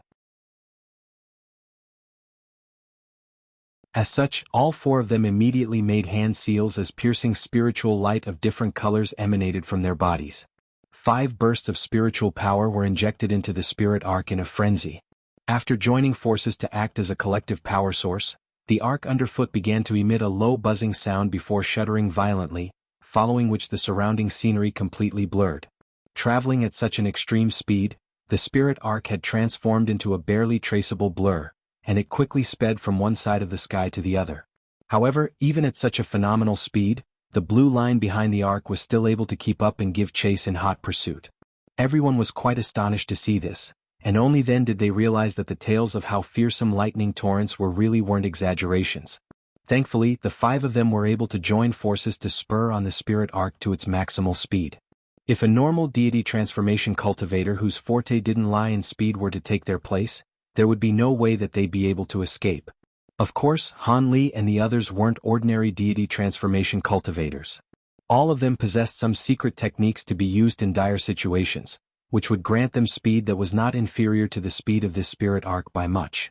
However, using such secret techniques would naturally bring about debilitating aftereffects, and no one wished to incur such a risk in this perilous primordial world. As such, everyone worked together on this occasion, spurring on the spirit ark for tens of thousands of kilometers, all the way until the blue light behind them was nowhere to be seen and the thunderclaps couldn't be heard anymore either. Only then did everyone heave a collective sigh of relief before withdrawing the spiritual power. The spirit ark immediately slowed down as a result. Long Dong's expression eased as he turned to Xiao Hong with a smile and said, "That was close. Thank heavens Fairy Xiao reacted as quickly as she did. Otherwise, a slight further delay would have seen us being swept up into that lightning torrent. Even though we may not die in there, it would definitely be very difficult to emerge unscathed. I was merely lucky." Even though lightning turtles are quite renowned, not many people actually know about their habits and behavior patterns. There just so happens to be a senior from my race who once slew a lightning turtle on his own, so he knows a bit about them. Lightning turtles usually burrow deep within the ground and won't emerge for no good reason. They'll only reveal themselves when a lightning torrent is imminent so they can devour its power of lightning. It's said that mature lightning turtles will grow a pair of beads within their bodies, one of which is lightning philic while the other is lightning phobic. These beads are quite extraordinary, and even someone without a lightning spiritual root can easily manipulate the power of lightning using them. The lightning turtle that my senior slew hadn't reached full maturity yet, so he wasn't able to obtain those beads. However, the shells of these turtles contain astonishing lightning power and is an exceptional material for refining lightning attribute treasures. If an extremely powerful being had encountered this lightning turtle in our stead, they would be ecstatic rather than horrified, Xiao Hong said with a wry smile. The senior you're referring to has to be an elder of your race for him to be able to hunt and kill such a fearsome beast on his own. That would be nothing more than a delusional dream for deity transformation cultivators like us. We're already extremely lucky to have survived that ordeal. The white-browed young man still wore an expression of lingering fear as he spoke. Indeed. Lightning turtles' bodies are filled with treasures to be harvested, but it would be suicide to attempt to hunt one down without a body integration stage cultivation base at minimum. Let's continue onward. Hopefully, the rest of our journey will be a bit smoother, Long Dong said in a slightly grave voice. They had encountered a beast that was more than powerful enough to kill them after less than 20 days in the primordial world, and their hearts were feeling quite heavy as a result. After that ordeal, everyone was in rather low spirits, so no one was interested in continuing the conservation. As such, after a few more obligatory exchanges, everyone returned to their respective silent cultivation chambers aside from Han Li, who remained standing on the spot.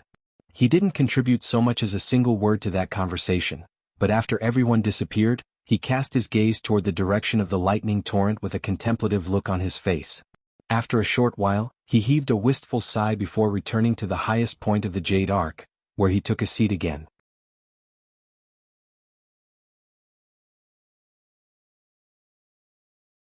Unbeknownst to Han Li and the others, not long after they had departed from the lightning torrent area, the black clouds around the lightning turtle dissipated to reveal its true form. Suffice to say the creature was as huge as a massive mountain. Its gargantuan shell was deep gray in color, yet was glistening with a metallic gleam and seemed to be extremely smooth. What was even more curious was that the turtle's 4 limbs were exposed, but its head and tail were nowhere to be seen. It appeared that they had been completely withdrawn into its shell. At this point, the lightning torrent was already raging in full force, and the entire sky had been enshrouded under blue light. Bolts of blue lightning of different sizes were falling like rain from the scintillating sky up above. The smallest ones were only around a foot in length each, while the largest were as long as over 100 feet. All of them came crashing down in a frenzy, and explosive thunderclaps were the only sounds that could be heard.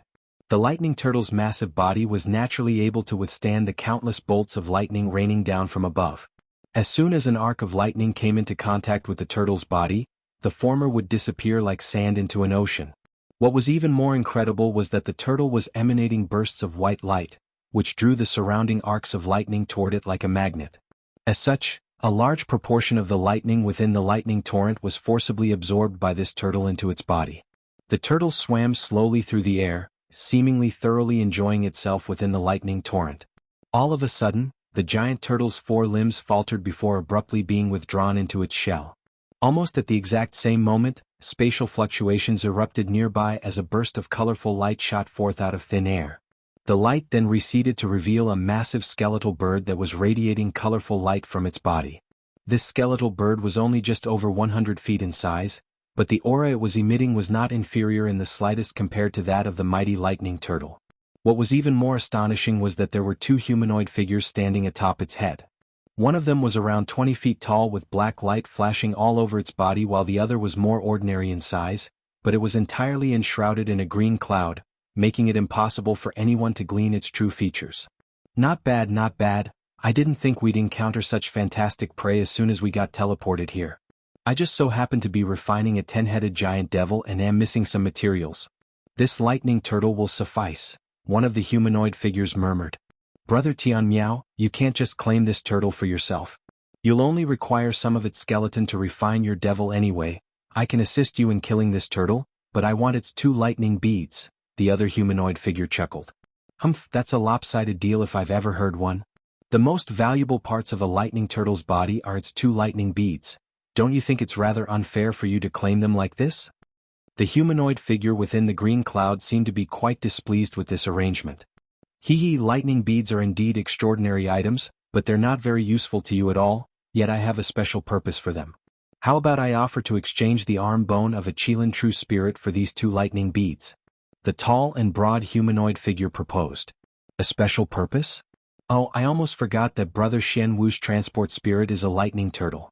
You're trying to extend its lifespan by feeding it lightning beads, right?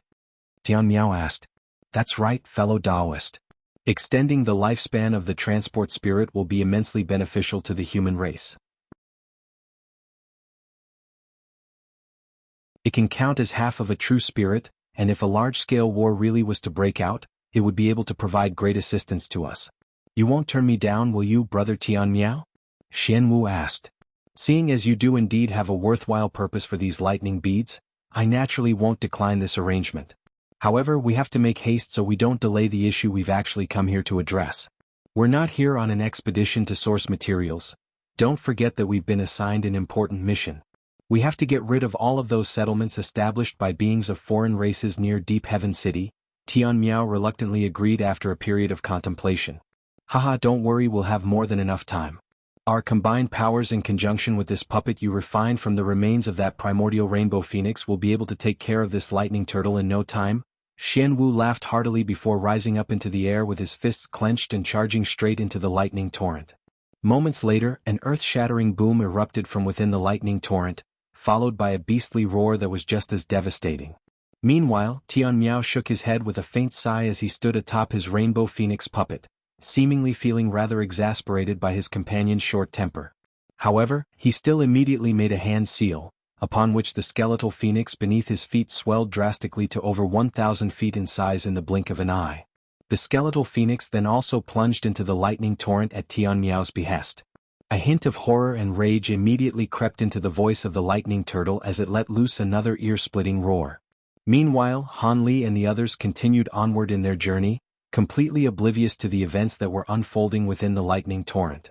As it turned out, Long Dong had been correct in stating that they would most likely be encountering more hazards throughout their journey. During the next month or so, the Spirit Ark continued to travel at a high speed while enshrouded in its illusionary cloud, but they were still afflicted by numerous dangerous situations. For example, on one occasion, the Ark was suddenly swept into a strange gust of crimson winds.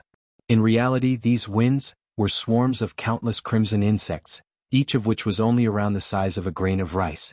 If it weren't for the fact that all 5 of them combined their powers once again to quickly evacuate the Ark from that area, it would have most likely been completely devoured by those insects in the blink of an eye.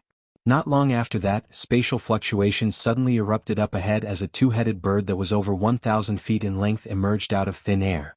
This bird's body was entirely golden in color and radiating astonishing spiritual chi. It was clearly a fearsome being that was not inferior in power to that lightning turtle. Everyone's hearts leaped into their throats as they waited to see whether the bird had discovered their spirit ark. As it turned out, it did notice their ark, but it displayed a complete lack of interest in such an insignificant object. As such, it merely flapped its massive wings and flew away. Han Li and the others heaved a collective sigh of relief before glancing at one another with wry smiles on their faces. After witnessing the horrors of the primordial world, no one dared to actually cultivate in a deep meditative state anymore, even after retiring to their silent cultivation chambers. Everyone remained on high alert, and their wariness was certainly warranted. During the coming days they encountered several more crises, all of which were barely averted through everyone's collective efforts. However, their luck was always going to run out one day. On that day, the white-browed young man was on lookout duty while everyone else was recuperating in their silent cultivation chambers. All of a sudden, a long cautionary cry erupted from outside, and Han Li's expression immediately changed slightly as he rose to his feet. However, before he had a chance to do anything else, the entire ark suddenly tremored violently, and he was almost thrown off balance. Han Li's heart jolted with shock, following which violent tremors ran through the ark in quick succession. White light then began to swirl erratically around the walls around him, and those walls were gradually beginning to crack. Han Li's expression darkened as he swept a sleeve up toward the roof of his silent cultivation chamber, upon which a streak of golden light shot forth, puncturing a massive hole into the roof. Han Li's body swayed before he flew through the hole as a streak of azure light. After a few flashes, he had reached an altitude of over 200 feet above the ark. Only then did he begin to carefully inspect his surroundings. At this moment, several other streaks of light also quickly hurtled forth from within the ark. Long Dong and the others had also abandoned the ark in the face of this latest crisis. In the instant after everyone had left the ark, a resounding boom erupted and the entire spirit ark exploded amid the erratic white light, instantly sweeping up gusts of gale-force winds that surged toward the 5 of them. All of them were deity transformation cultivators, so they naturally weren't fearful of these winds. All of them managed to stabilize themselves before staring at the site of the explosion down below. Aside from the white-browed young man who was on lookout duty, no one knew what had caused this explosion. However, even as everyone swept their spiritual sense through the surrounding area, they were unable to discover anything. As such, all of them were rather bewildered. "Brother Li, who's attacking us?" Xiaohong hurriedly asked. "Have a look for yourselves." The white-browed young man cast his gaze downward with a grim expression. Everyone faltered slightly upon hearing this before sweeping their spiritual sense down toward the ground. After ascertaining the situation down below, Han Li's brows furrowed while the 2 women let loose cries of surprise. There was a gargantuan set of mountain ranges down below that seemed to stretch into infinity and beyond. All of them just so happened to be situated above the col between two massive mountains, and in this rather obscure place, there was a vast area that had been cleared out amid a forest with huge trees of all types of colors. At the center of this area was a giant purple herb that was around 300 to 400 feet tall. Each and every one of the herb's leaves reached directly upward as if they were massive swords, and there were countless extremely sharp-looking thorns growing all around it. There was a pair of colossal creatures facing off against one another on either side of this giant herb. One of them was a giant lizard with a body that was around 500 to 600 feet long. Its entire body was green and riddled with coin-sized black spots while a pair of crimson horns sat on top of its head. Its opponent was a primordial giant that was around 300 feet tall. It possessed a set of sinister facial features and a head of yellow hair. It had an inky black wooden club hoisted up on its shoulder, and everyone drew a collective sharp breath at the sight of this giant. There were countless silvery white eyeballs of different sizes all over the giant's body and limbs, all of which were emanating an eerie light. Both the giant and the lizard were scrutinizing their opponent while appraising the giant herb between them. Han Li's heart stirred upon making this observation as he also swept his spiritual sense toward the herb, following which his expression changed drastically. Within the sword-like leaves of the herb, there rested a bunch of purple grape-like fruits, each of which was around the size of a human fist. The fruits were round and supple, and seemed to be practically overflowing with translucent juices, emitting an alluring aroma. After sweeping his spiritual sense toward these fruits, Han Li discovered that each and every one of them contained an extremely lifelike dragon-shaped core. All of those dragon-shaped cores were glittering and translucent, creating quite a spectacular sight to behold. These miniature dragons didn't possess any signs of life, but they were emanating extremely pure spiritual qi. Even just by sweeping his spiritual sense through these fruits, Han Li was struck by an immense sense of comfort and relaxation.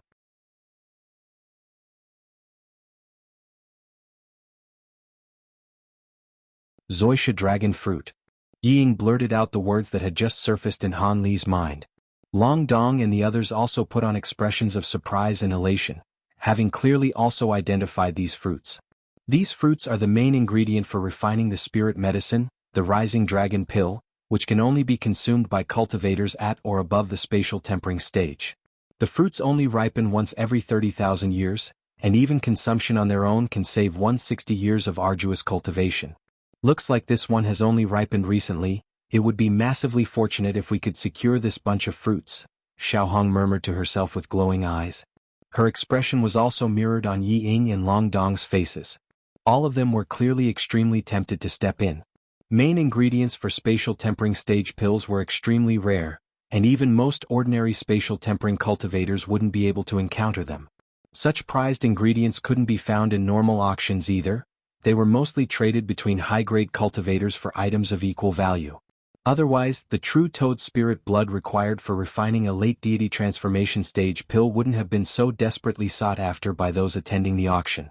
The pill could take one from the deity transformation stage to the spatial tempering stage, which appeared to be just a single step, but the difference between the two was like heaven and earth. If a cultivator among them were to secure the Zoisha dragon fruits here and take them to a spatial tempering cultivator, they would undoubtedly be ecstatic and be willing to exchange a large bunch of deity transformation stage pills in exchange for the fruit. Even though prized materials and ingredients are extremely abundant in the primordial world, spirit medicines that were effective for deity transformation cultivators and above were still considered to be quite rare, and a certain degree of luck was required to find them. Furthermore, if a spirit medicine were to appear or ripen, it would attract many powerful beings in a short time, so these fruits wouldn't be around for long. Han Li and his group hadn't even ventured into the primordial world in search of materials and ingredients, yet they've encountered a lightning turtle and these Zoisha dragon fruits within the short span of a few months. They were certainly immensely fortunate. There would often be high-grade cultivators who stayed in the primordial world for decades at a time, only to remain completely empty-handed. Have a look at the situation down below first, the white-browed young man harumphed coldly. That giant is a thousand-eyed giant. Its eyes are all silver white, which suggests that it's yet to reach full maturity, but it's still a vastly fearsome being. That lizard may not look like much, but for a thousand-eyed giant to be so wary of it clearly indicates that it's also quite powerful in its own right. Both of these beings most likely possess at least early spatial tempering stage power, Han Li analyzed in a slow voice. During his days at Deep Heaven City, He'd purchased some tomes related to the primordial world in preparation for his upcoming trip. As such, he was immediately able to identify what this giant was and made a calm assessment based on this observation. After hearing Han Li's words, everyone else was alerted to the fact that securing these fruits would be an extremely daunting task.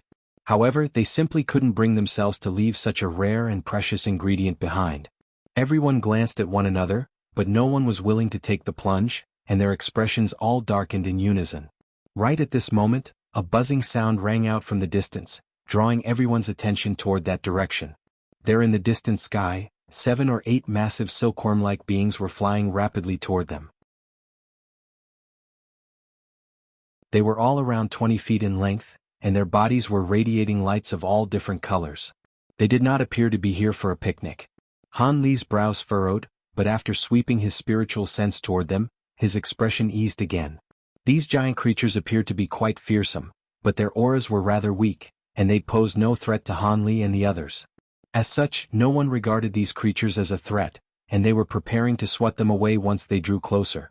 However, the sequence of events that unfolded next gave them a massive fright.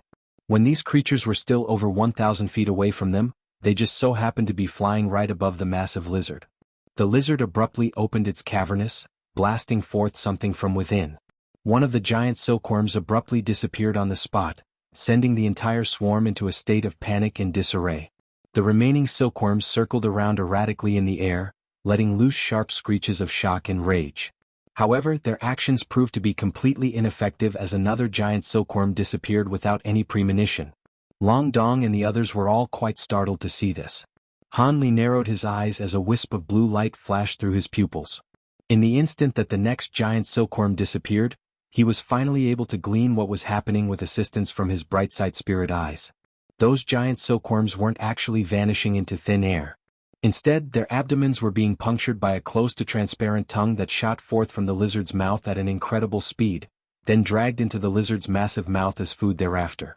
It was just that the speed at which its tongue was able to fly through the air was quite absurd, thereby giving everyone the illusion that those giant silkworms were disappearing on the spot. In the blink of an eye, all of the remaining silkworms were also swallowed by the giant lizard, following which the latter lay down on the ground in a completely stationary manner.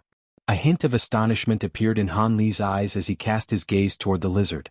Long Dong had unleashed a certain secret technique, thereby allowing him to also catch sight of the massive lizard's tongue, and he took a deep breath with a grim expression as he said, "This might be a mutated ancient beast. Otherwise, it wouldn't possess such devastating offensive power. Looks like our spirit arc was also destroyed by this thing's tongue. But we're standing right here. Why hasn't it attacked us as opposed to those giant insects?" Yi Ying cocked her head to the side with a hint of befuddlement on her face. "Who knows? Perhaps we're too small for the lizard to even bother to consider eating us. Alternatively, perhaps those giant insects just so happen to be its favorite food," Xiaohong speculated with a faint smile. Yi Ying nodded in response, seemingly under the impression that Xiaohong's speculation was quite plausible. Let's not waste any more time with idle chatter. None of us want to give up on these zoysia dragon fruits, right? Seeing as such a brilliant opportunity has been presented to us, I wouldn't even be willing to relinquish it even if I was here on my own. A hint of greed flashed through the eyes of the white-browed young man as he spoke. "There are 2 spatial tempering stage beings down below. You sure are brave, Brother Li," Ying giggled. "Humph, if there was only 1 spatial tempering stage being around, then I may immediately leave on the spot. However, with 2 here we have some chances," the white-browed young man said in a cold voice. "Oh, are you saying?" Yi Ying immediately caught on to what he was planning. "That's right. This mutated ancient beast is quite troublesome to deal with, but that thousand-eyed giant is nothing to be scoffed at either, even if it hasn't reached full maturity. In a battle between the 2 of them, both would most likely end up with severe injuries. Perhaps even one or both of them would die in the process. If we strike then we'll have decent chances." Long Dong chuckled as he rubbed his hands together. "How long will we have to wait before a battle breaks out? What if they don't do anything for months on end?" Xiaohong shook her head. "That is indeed something we need to consider. After all, we've been assigned with an important mission and we can't stay here for too long." Long Dong agreed with a slight nod. "No matter how urgent the situation is, we have at least this much time to waste. These are zoysia dragon fruits. They're definitely worth the delay." The white-browed young man seemed to be determined to get his hands on those fruits. Even if those two spatial tempering stage beings do battle one another and end up with severe injuries, if they struggle for their lives, their attacks will not be easy to handle. One or more of us may perish during that process. If you ask me, we should continue onward and not take any reckless detours. Long Dong was also very drawn to these Zoisai dragon fruits, but they couldn't compare to the other major event that he was hiding in his heart, so he naturally didn't want to take any risks, which was why he was advocating for caution above all else. I also think that it would not be a wise decision for us to try and secure these fruits. Don't forget that giants are pack-dwelling creatures. These spirit fruits have already ripened, yet this giant and this lizard are still caught in an impasse. Perhaps the giant is awaiting its brethren to arrive on the scene and provide it with assistance. The lizard hasn't taken the initiative to attack, so it must also be plotting something as well. If we keep waiting like this, we could get caught up in a massive battle that would endanger our lives, Xiaohong mused with furrowed brows. I don't care what you say, I have to secure those spirit fruits. For some reason, Ying suddenly decided to stand firmly by the white-browed young man's side. Not only did Long Dong and Xiaohong falter upon seeing this, even the white-browed young man himself was quite surprised by this development. However, a predicament now arose. There were 2 people for and 2 people against, making Han Li's vote the decisive one. As such, all 4 of them cast their eyes toward Han Li. Han Li heaved an internal sigh and paid the 4 of them no heed as he mused. It is indeed taking some risks for such precious spirit fruits, but it's just as Fairy Xiao has said, we can't spend too much time here. Even if the giant and the lizard refrain from making a move, other powerful beings could be attracted to this place by these spirit fruits. We have to strike within 3 days. The other 4 people all glanced at one another upon hearing this. Surely it's not possible to create a suitable opportunity for us to strike within 3 days. Xiaohong shook her head. The white-browed young man and Yi Ying remained silent, but they were clearly also quite skeptical. If we leave things as they are right now, then it would indeed be quite unlikely that an opportunity would present itself within 3 days. However, if we employ some tactics, we might be able to create some chances for ourselves. For example, we can lure them away or enrage them, Han Li proposed with a faint smile. So what you're saying is? Long Dong was beginning to understand what Han Li was plotting. That's right. If we can do that, then it's possible to create an opportunity for ourselves in a short time. The white-browed young man was ecstatic. Luring them away won't be easy, but enraging them and urging them to battle one another shouldn't be too difficult, Yi Ying chuckled. If there's not much risk involved, then I'm willing to offer my assistance. Xiaohong seemed to have changed her mind after hearing Han Li's proposal. Long Dong contemplated the situation for a long while before finally giving a reluctant nod. Seeing as all of you have made your decisions, it wouldn't be right for me to detach myself from this endeavor. However, the course of action we take has to be a feasible one.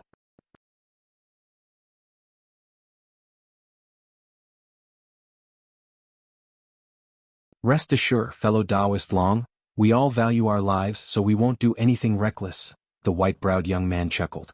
Do any of you have a plan? Long Dong asked. I can conceal myself and launch sneak attacks against both the lizard and the giant down below.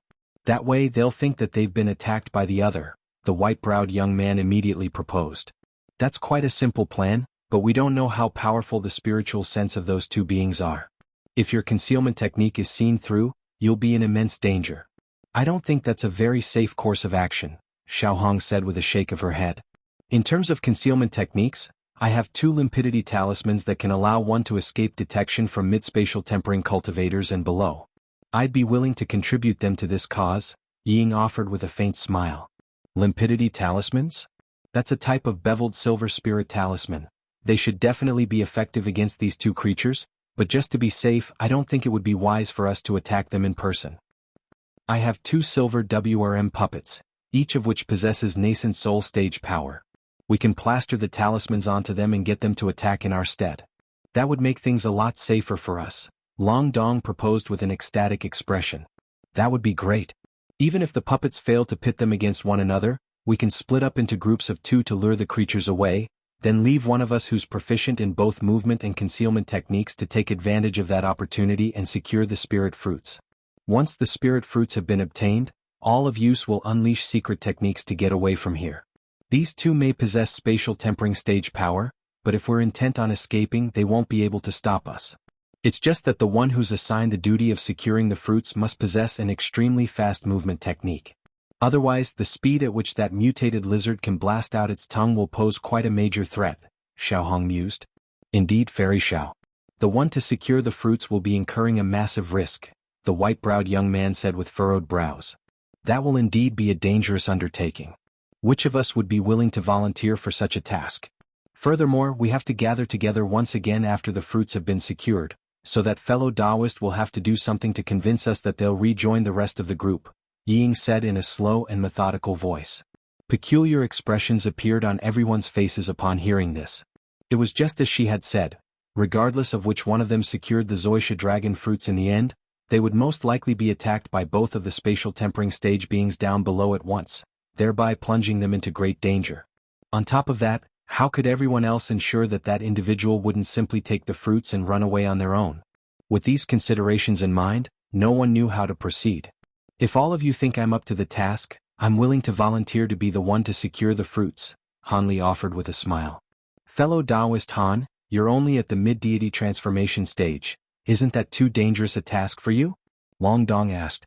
Indeed, Brother Han, your cultivation base is slightly lacking. The white-browed young man also shook his head as he appraised Han Li. My cultivation base is indeed slightly below par, but I possess a top-grade teleportation treasure that's very close to a spirit treasure. Additionally, the cultivation arts I'm using are quite special, so I have confidence in my ability to ensure self-preservation, Han Li replied with a nonchalant smile.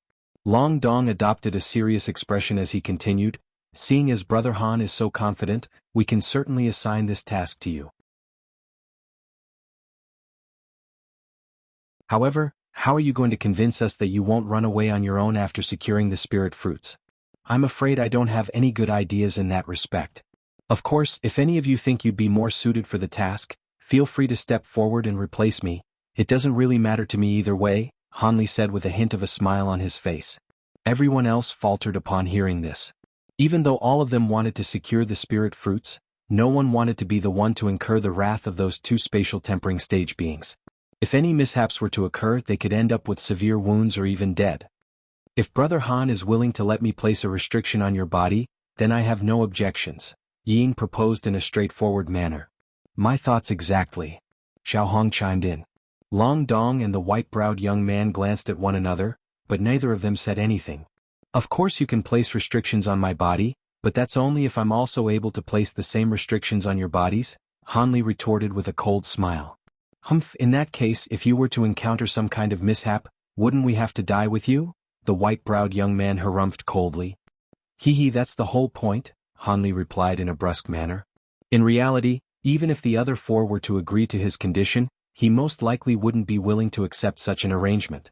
He was still quite traumatized by the aftermath of the restriction that the Ice Phoenix had placed on him, so he certainly wasn't going to let history repeat itself. Long Dong and the others glanced at one another with wry smiles upon hearing Han Li's words. How about this? We can trust you if you can leave behind your bonded treasure, then allow us to plant a tracking mark on you. That way we won't have to worry about you running away with the spirit fruits, Ying proposed as an alternative. Han Li finally nodded after a period of contemplation. I can accept that, but all of us have to be implanted with tracking marks so I can monitor everyone's locations as well. Hee, perhaps I won't even need to take this risk if Brother Long's puppets can prove to be effective. Long Dong and the others all looked at one another before finally agreeing to Han Li's proposal. Planting tracking marks on everyone appeared to be the only feasible method here. Of course, as a mid-deity transformation cultivator, Han Li appeared to be the weakest in the group, so no one was actually afraid that he'd be able to take the treasures. All of this was merely being done as a precautionary measure. After ascertaining some of the finer details, everyone finally settled on a specific course of action. Han Li opened his mouth to expel 4 streaks of golden light, each of which was several inches in length. The streaks of light revolved around him before transforming into 4 shimmering golden swords that fell into the hands of his 4 companions. Long Dong and the others immediately unleashed secret techniques or plastered talismans onto these swords to restrict them, then stowed them away into their respective storage treasures. After that, 4 balls of light of different colors emerged from their fingertips before disappearing into Han Li's body in a flash. Han Li had used his spiritual sense in advance to carefully assess these balls of light, only allowing them to enter his body after ascertaining that they were indeed formed by pure spiritual power and weren't harboring any restrictions. Han Li also returned the favor thereafter, sending 4 balls of azure light disappearing into everyone else's bodies. As such, everyone was feeling a lot more reassured. After going over the plan one final time, all of them dispersed and flew away in different directions. The azure streak of light that Han Li had transformed into flew for over 500 kilometers before his body was revealed again. He hovered in midair as he briefly surveyed his surroundings. He then closed his eyes and slowly released his spiritual sense. After ascertaining that there wasn't anything amiss in the nearby area, he opened his eyes again before making a hand seal. A thunderclap immediately rang out behind him as a pair of azure and white wings surfaced on his back. He then flipped his hand over to produce a purple talisman. It was none other than his high zenith invisibility talisman. He was trying to secure a treasure right under the noses of 2 spatial tempering stage beings, so he didn't dare to get complacent at all, which was why he decided to use this talisman right away. He plastered the talisman onto his own body, following which he disappeared on the spot amid a flash of purple light and silver runes. Having done all that, he rose into the air and set off to return to his former location. Even though he wasn't able to fly as quickly as he could before activating the talisman, he was still certainly not flying slowly, and it didn't take him long to return to his original spot. The giant lizard and the thousand-eyed giant were still caught in a tense confrontation down below. Everyone else had also disappeared as far as the naked eye was concerned. Han Li exhaled as he used his spiritual sense to detect the locations indicated by the tracking marks he'd left on his 4 companions. Everyone else returned as a result and hovered in midair in the nearby area. There were 2 in the air above the giant lizard while the other 2 were situated behind the thousand-eyed giant. They were also all using some special concealment techniques, and there would have been no way for Han Li to ascertain their locations with his spiritual sense if it weren't for the tracking marks that had been planted. As for the 2 silver WRM puppets that Long Dong had been referring to earlier, Han Li was completely unable to sense them. He didn't know whether this was due to the effect of the limpidity talismans or if they hadn't actually been released yet. Countless thoughts were whizzing through Han Li's mind, but his gaze remained fixed directly down below. Everything in the surrounding area was abnormally quiet, akin to the calm before the storm. This peculiar and rather strained atmosphere persisted for a long while, yet nothing changed at all. Han Li remained completely expressionless, but he was starting to get a little impatient. It seemed that the time they had agreed on was about to arrive soon as well. Right at this moment, the giant lizard seemed to have felt a sense of discomfort with one of its giant paws, causing it to raise it reflexively before immediately bringing it down again. However, right in the instant when it brought its paw down, silver light suddenly flashed from the soil beneath the paw, following which a silver thread shot forth, hurtling directly toward the thousand-eyed giant. This created the illusion that the lizard was using its paw to launch a sneak attack. The giant faltered upon seeing this before letting loose a thunderous roar of rage. Gale-force winds were swept up around its body as it swept a palm through the air, violently vanquishing the oncoming silver thread. However, almost at the exact same moment, a blurry and indistinct object flashed through the air beneath the giant's hand. Immediately thereafter, a pillar of silver light that was as thick as a bowl shot forth out of thin air, traveling at an incredible speed and reaching the lizard's massive head in an instant. The lizard's green eyes flashed as a crimson pillar of light erupted from its twin horns. Following a resounding boom, the 2 pillars of light clashed, and both disappeared into nothingness. The lizard then immediately threw back its head and let loose an earth-shattering roar. It tensed its 4 limbs and its massive body immediately rose up as it opened its cavernous mouth to reveal rows of intimidating fangs.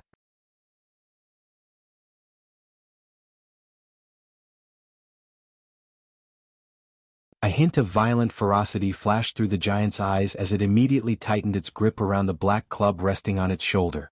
At the same time, brilliant light erupted from the eyeballs all over its body, and all of them began to blink in unison. The presence of so many blinking eyes on a single body created quite a harrowing sight to behold. However, Han Li was ecstatic to see this, and he waited with bated breath for the situation to unfold further. If these 2 spatial tempering stage beings really did engage in battle with one another, then their objective would be much easier to achieve. The lizard opened its mouth to blast forth a crimson shadow, following which a ball of silver light exploded within the soil beneath one of its huge paws. The crimson shadow shot forth and punctured the silver object that had just emerged from the soil, and the latter fell heavily to the ground. Han Li's heart stirred upon seeing this, and he focused his gaze to discover that the silver object was none other than a silver WRM puppet. The puppet's core had been punctured by the giant lizard's fearsome tongue, reducing it to a pile of scrap metal. It appeared that the puppet's cover was still blown right in the instant that it was about to spring into action, and it had been destroyed by the giant lizard as a result. The thousand-eyed giant wasn't very intelligent, but it also realized that something was amiss upon seeing this. Immediately thereafter, all of its eyeballs turned toward a certain direction, following which countless threads shot forth from within. Another resounding boom erupted as the other silver WRM puppet, which was hiding beneath the giant's body, was punctured by 7 or 8 black threads at once. The black threads then separated in different directions to shred the puppet's body as if it were made from soft butter. Han Li drew a sharp breath upon seeing this. It appeared that the task he was undertaking was far more dangerous than he had anticipated. However, the Zoysha dragon fruit was vital for him to refine spatial tempering stage pills in the future, so he had to take the risk no matter dangerous the situation was. After all, as long as he could secure the seeds of these fruits, he'd be able to nurture an indefinite number of them. With that in mind, Han Li's heart settled once again. The giant let loose a few menacing harumphs in a show of intimidation before resting its club on its shoulder again. The giant lizard took a completely expressionless glance at the giant before lying back down onto the ground. The two colossal creatures returned to their former impasse. Meanwhile, Han Li stared intently at the two of them, not daring to allow his concentration to slip, even in the slightest. Seeing as the puppets had failed, they would have to resort to their backup plan, which consisted of Long Dong and the others luring the lizard and the giant away, thereby creating an opportunity for Han Li. Sure enough, after just the span of a few breaths, the pleasant sound of a lute being stroked rang out above the giant lizard's head. Yellow halos of light then surfaced in the air above, surging directly toward the top of the giant lizard's head. At the same time, white light flashed as 2 short golden halberds appeared. The halberds swayed before crashing down violently like a pair of powerful golden W-arms. Almost at the exact same moment, 2 humanoid figures appeared in the air above at an altitude of several hundred feet. They were none other than Yi Ying and Long Dong. Yi Ying is gently stroking her spirit treasure replica lute while Long Dong was manipulating 2 treasures at once with a serious expression on his face. Despite the lizard's massive size, its movements were extremely agile. As soon as the attacks came crashing down toward it from the air above, it let loose a low roar before immediately rising to its paws. Red light flashed from the crimson horns on its head, following with a vast expanse of red light emanated forth, keeping both the yellow halos and twin halberds at bay. Immediately thereafter, green light flashed from the massive lizard's limbs. Countless strands of its bristly fur transformed into green streaks of light that hurtled into the air. At the same time, its huge tail swished through the air and it abruptly disappeared, leaving behind only a trail of afterimages in its wake. In the next instant, the massive lizard's tail, which was over 200 feet long, appeared beside Yi Ying and Long Dong in a flash before sweeping violently toward them. Even though the tail hadn't yet made contact with them, the fierce winds it had swept up were still threatening to blow them away. As expected of a mutated ancient beast, as soon as the lizard was attacked, it retaliated in an extremely ferocious manner. Yi Ying and Long Dong were aware that this giant lizard definitely wouldn't be easy to face in battle, but they were still given a massive fright by its fearsome combat prowess. Thankfully, neither of them had any intention of engaging the lizard in a direct confrontation. Yi Ying immediately raised a hand to hurl forth a golden talisman, which transformed into a ball of golden light that enveloped her body. Immediately thereafter, she disappeared on the spot before appearing over 300 feet away. Meanwhile, Long Dong let loose a long dragon's roar as a yellow suit of armor surfaced over his body. The entire suit of armor was constructed from metallic scales, encapsulating his head and limbs in a watertight sheath, and there was even a pair of massive bronze wings on his back. As he flapped those wings, a series of afterimages immediately appeared in the air around him. From a distance, it appeared that countless humanoid figures had emerged out of thin air up above, creating quite an astonishing sight to behold. Using their peculiar movement techniques, both of them were able to successfully evade the sweeping tail of the giant lizard. However, neither of them dared to pause for even a single instant in midair as the giant lizard had set off behind them in hot pursuit, stirring up gusts of gale-force winds in its wake.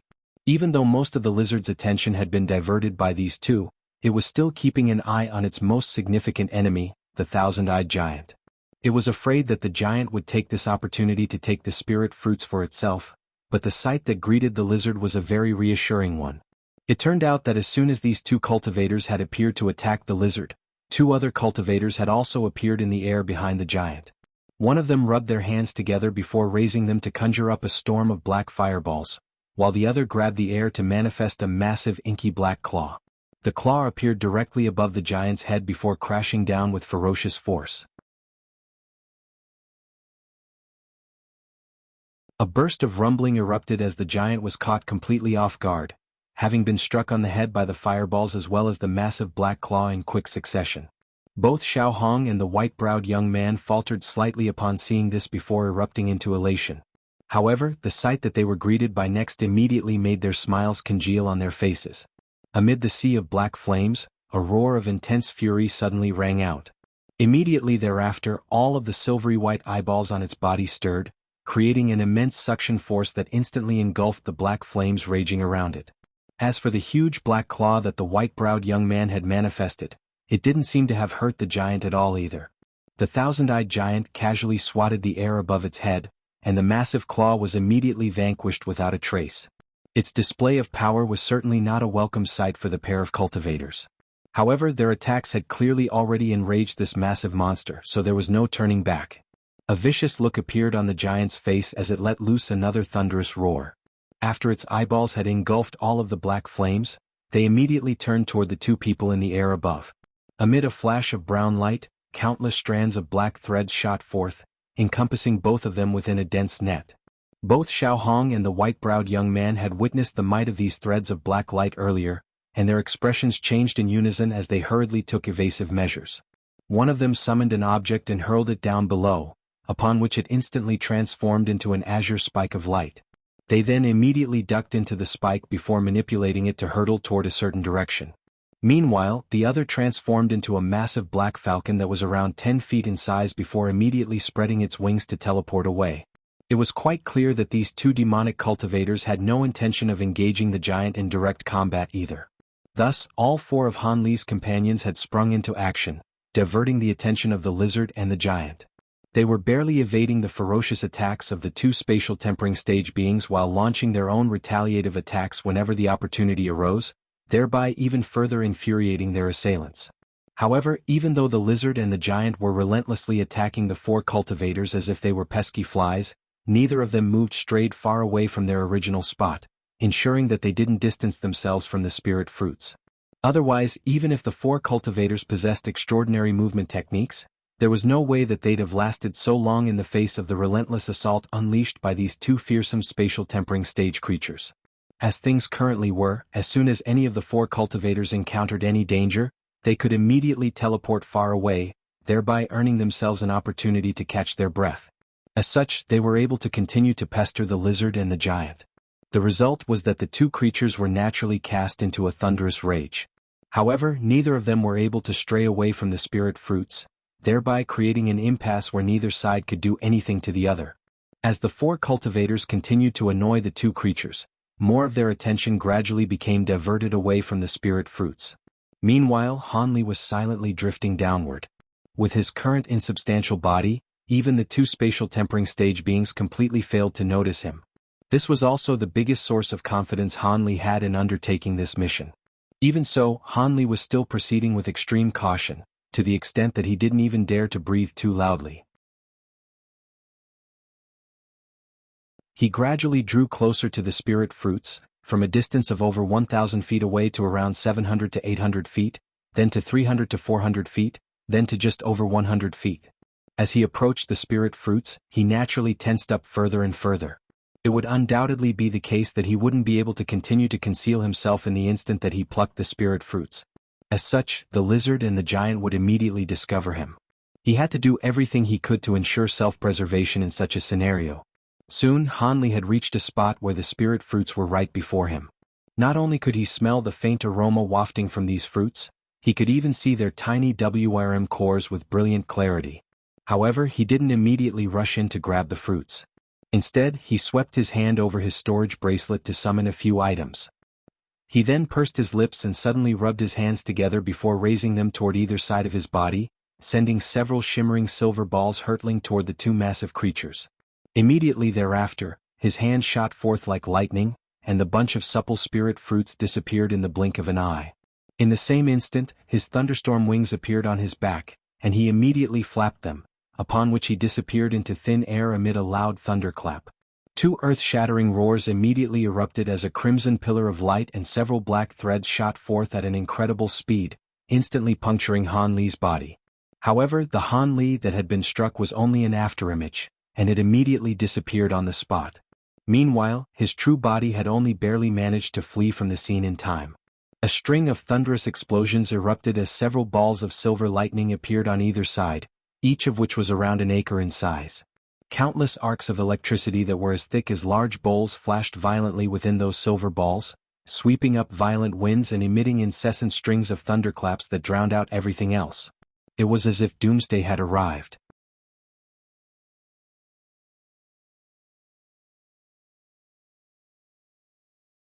These were none other than the lightning beads that Han Li had refined, and he had tossed out 4 of them at once.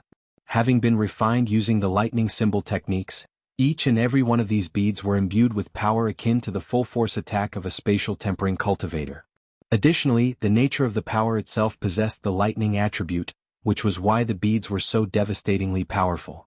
It appeared that he had made the right decision in using them.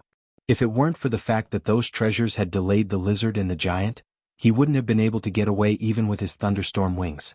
After the spirit fruits were stolen, the massive lizard and the thousand-eyed giant were absolutely furious, but they were temporarily trapped by the power of the lightning beads. Long Dong and the others were also given a fright by the immense power of Han Li's lightning beads, but all of them then immediately unleashed movement techniques to flee the scene in elation.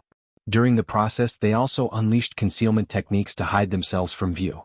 Thus, everything had disappeared from the nearby area aside from the 2 spatial tempering stage beings, which were still trapped within the explosions from the lightning beads. Han Li was flying as quickly as he could using his thunderstorm wings, disappearing into the distance after just a few flashes. In order to ensure safety, Han Li even threw up a mouthful of blood essence to unleash his blood shadow evasion technique, thereby further enhancing his speed. After expending an extensive amount of effort to break free from the explosions, the lizard and the giant let loose a string of thunderous enraged roar upon discovering that all 5 cultivators had disappeared, along with the bunch of zoysia dragon fruits. Several hours later, a dull thunderclap rang out atop a mountain peak tens of thousands of kilometers away. Immediately thereafter, Han Li emerged amid an arc of azure and white lightning. He then took a glance behind him and a faint smile appeared on his face. The task that he had undertaken had been quite dangerous and he'd been forced to expend quite a bit of energy, but he had thankfully managed to secure the spirit fruits. As a safety precaution, Han Li released his spiritual sense to carefully scan through the surrounding area. After ascertaining that nothing was amiss there, he descended onto the mountain's summit. He flipped a hand over to produce a jade vial, and he poured out 2 crimson pills which he quickly consumed. Even though he had only used his blood shadow evasion technique for a short time, the primordial world was quite a perilous place, and it was best to constantly maintain prime condition when possible. After swallowing the pills, a stream of cool and refreshing energy immediately began to circulate through his meridians. Han Li's expression eased as he summoned a jade box, which was as translucent as ice. He carefully removed the lid of the box to reveal a bunch of exuberant fist-sized purple fruits.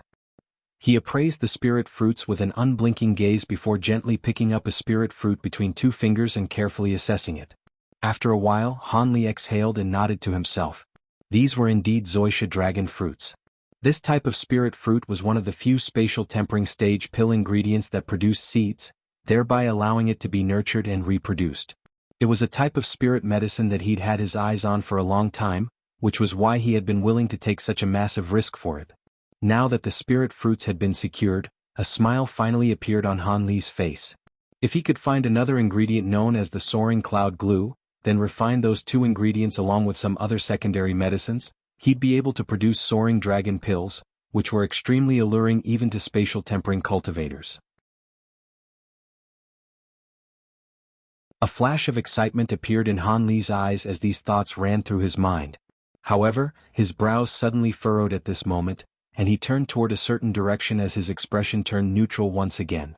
Moments later, a white streak of light approached Han Li from that direction. After a few flashes, the white streak of light appeared above Han Li's head. The light then receded to reveal a young man. It was none other than Long Dong. At this moment, his suit of yellow scale armor had already disappeared. As his gaze fell on the spirit fruits in Han Li's hands, an elated look immediately appeared on his face. Haha, your abilities really are quite astonishing. To think that you'd truly be able to snatch the fruits away from those two fearsome beings? Let me see if they're really Zoisha dragon fruits. As soon as Long Dong landed on the mountain summit, he began to approach Han Li. There's no hurry, Brother Long, let's all take a good look when the other fellow Taoists also arrive. A faint smile appeared on Han Li's face as spiritual light flashed within his hands, upon which the jade box disappeared. A hint of barely detectable killing intent flashed through Long Dong's eyes upon hearing this, but a thought then occurred to him, and his expression smoothed out. You're right, fellow Taoist Han. I was too hasty there. Thus, a smile appeared on his face as he made his way over to a large rock that was over 100 feet away from Han Li, and he sat down upon it with his legs crossed. Meanwhile, Han Li remained standing on the spot with his hands clasped behind his back, silently awaiting the arrival of the others. A short while later, Xiao Hong and the white-browed young man arrived on the scene, and both of them were also overjoyed that Han Li had actually been able to secure the spirit fruits. However, there was still one more comrade left to come, so they could only repress their excitement and emulate Long Dong, sitting down in silent meditation. 15 minutes later, just as everyone was beginning to speculate internally about whether something had happened to Ying, a ball of golden light shot forth from the distance before landing on the mountain. Sorry for making all of you wait, fellow Taoists. As I was passing through a forest, I just so happened to find a myriad-year green spirit wood, and it took me some time to dig it up from the ground, Ying explained with a smile. Myriad-year green spirit wood? That's a superb material for refining wood attribute treasures. You sure are quite lucky, fellow Taoist Yi. Xiao Hong was rather surprised to hear this. Hee, surely you jest, big sister Xiao. A green spirit wood can't even begin to compare to Zoisha dragon fruits. Brother Han, you managed to secure the fruits, right? Ying chuckled before turning her attention to Han Li. I have indeed. Everyone can gather around and have a look. Han Li nodded before sweeping a hand over his storage bracelet. The jade box appeared once again, and he carefully removed the lid to reveal its contents. A faint pleasant aroma wafted through the air, and everyone immediately turned their eyes toward the bunch of spirit fruits with expressions of rapt focus on their faces, trying to ascertain its authenticity with their spiritual sense. It should be real. A flash of elation appeared on Xiao Hong's face as she made her assessment first. Moments later, everyone else also withdrew their spiritual sense with satisfied nods. Seeing as we've verified that the fruits are real, let's go ahead and split them. There are 6 fruits in total here, so there'll be one left over after we each take one, Han Li said in a calm voice. Everyone's brows furrowed upon hearing this.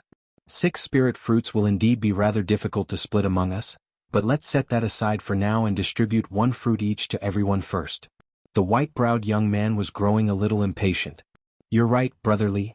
Fellow Taoist Han, please distribute the first 5 spirit fruits for now, Xiao Hong chimed in with a dainty smile. Long Dong and Yi Ying naturally had no objections to this arrangement either. A faint smile appeared on Han Li's face upon seeing this. He carried the jade box with one hand and made his way over to Xiao Hong first. He plucked one Zoisha dragon fruits with 2 fingers and offered it to her.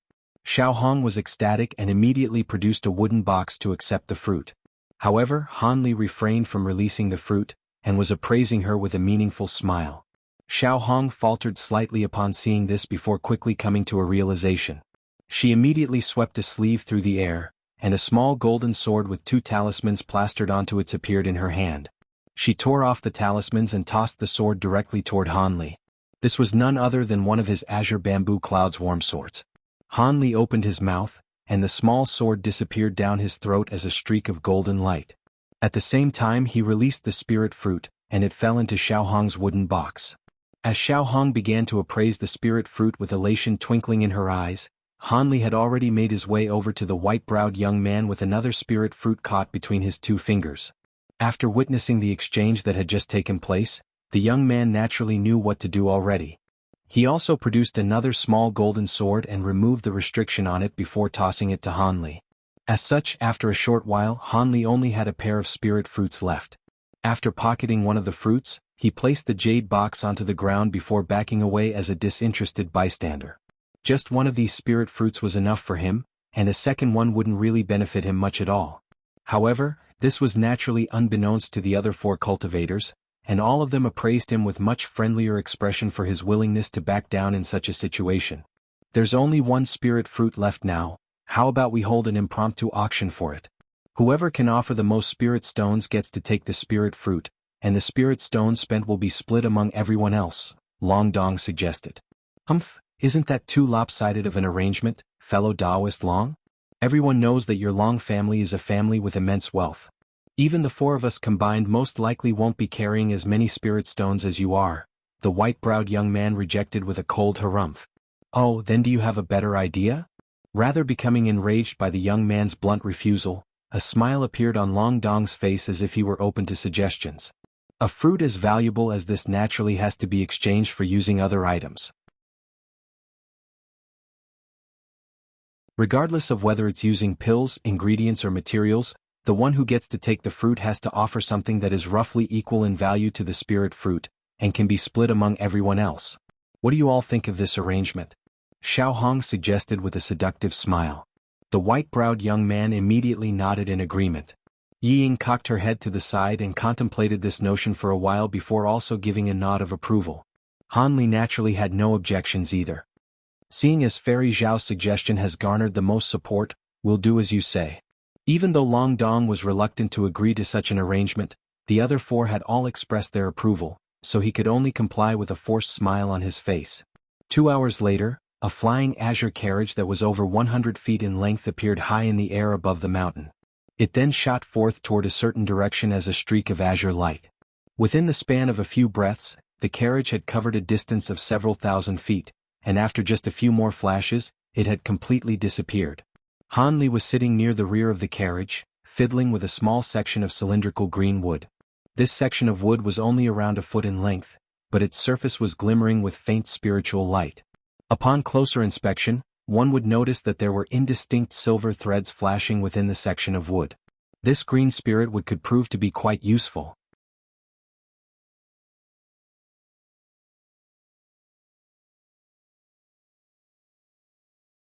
Much to everyone's surprise, the final spirit fruit fell into the hands of Yi Ying. The treasures she offered were more extravagant than everyone else could produce, so they could only reluctantly allow her to take the spirit fruit.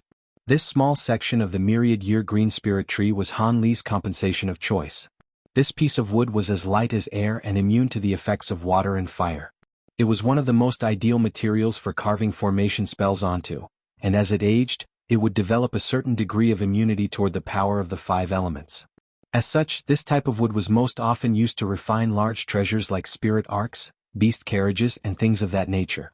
After fiddling around with the section of wood for a while, Han Li stowed it away before glancing at his surroundings. The flying carriage had been supplied once again by Long Dong, and even though it wasn't as comfortable nor as stealthy as the spirit arc that had been destroyed earlier, it was able to fly at a greater speed than the arc.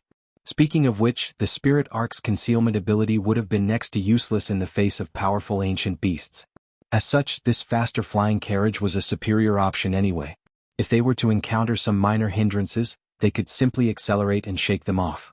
At this moment, the flying carriage was whizzing through the air as an azure blur, hurtling along at an incredible speed. Aside from Long Dong, who was piloting the carriage, everyone else was sitting in silence. Han Li withdrew his gaze before suddenly turning his attention to Yi Ying, upon which his eyes narrowed slightly. The person in the group whom he was most wary of and found to be the most mysterious was this woman, who appeared to possess the same cultivation base as he did.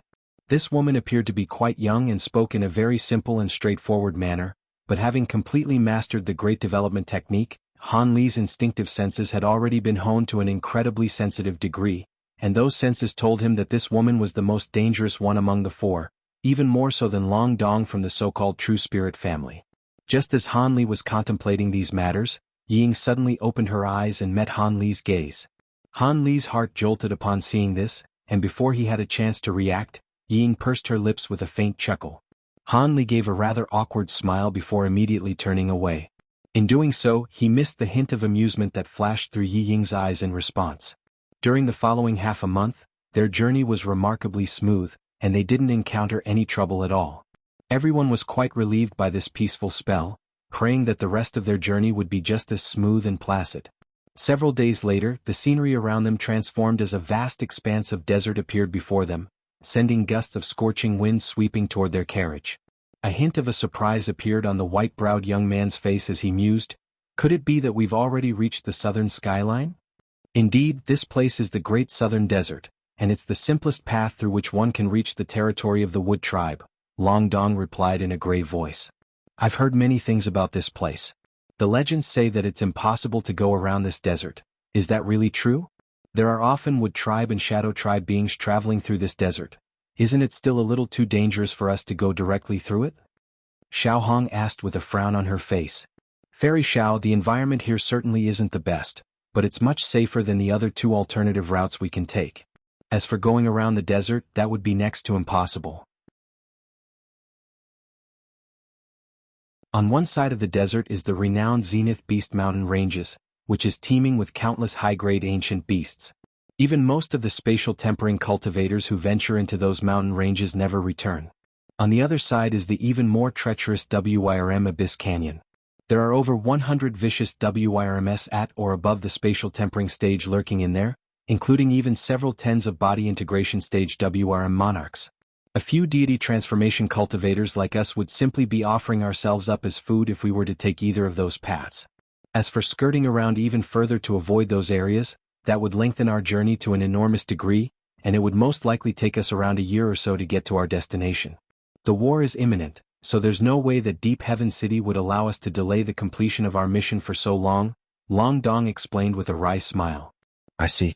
However, I've heard that this desert seems to be a trial ground for the two tribes," Ying suddenly interjected. "My seniors also cautioned me about this before my departure." The white-browed young man had also adopted a rather cautious stance. "In that case, I don't think we should continue traveling on this flying carriage. We'd stick out like a sore thumb. Let's all conceal ourselves before continuing onward. Even if everything goes as smoothly as possible, it'd still take us around a month to pass through this desert," Long Dong suggested after a brief period of contemplation. Xiao Hong contemplated the notion before exchanging a glance with the white-browed young man, following which she nodded and agreed, "We'll do as you say." "I have no objections either. Traveling on the flying carriage really will make us stand out far too much for comfort," Han Li said with a smile. Yi Ying was the only one who expressed a neutral stance, willing to comply with the most popular course of action. Thus, after a brief discussion, everyone emerged from the flying carriage before unleashing concealment techniques to obscure themselves. Long Dong stowed the flying carriage away, and everyone ventured carefully into the desert. Not long after entering the desert, Han Li immediately sensed that this desert was unlike any that he'd ever seen, in that the temperatures here were simply far too high. Even while flying at low altitudes in the air, he could still feel the bursts of scorching heat emanating from the ground. He felt as if he were flying over a massive volcanic crater rather than a desert. Han Li looked up at the 7 scintillating suns in the sky above, then down at the ground below. He swiped a hand through the air, sending an ice spike hurtling downward. Prior to even making contact with the ground, the ice spike had already completely melted and evaporated into nothingness. Han Li heaved a faint sigh upon seeing this. All of a sudden, white light flashed beside him, and Yi Ying appeared with a dainty smile on her face. "Fellow Taoist Han, I'm not sure if you're aware of this, but the Great Southern Desert once consisted of a vast expanse of volcanic craters." "Is that so? I didn't know that," Han Li replied in an indifferent voice. "It was said that a heavenly phoenix, which possessed dual wind and earth attribute powers, once battled a true spirit-level fire crocodile that inhabited the volcanoes down below. Their battle raged for over a month, and during that process, the phoenix used its abilities to conjure up countless sandstorms, burying all of the volcanoes down below and forming this desert," Yi Ying continued. "I see. No wonder this desert is so peculiar.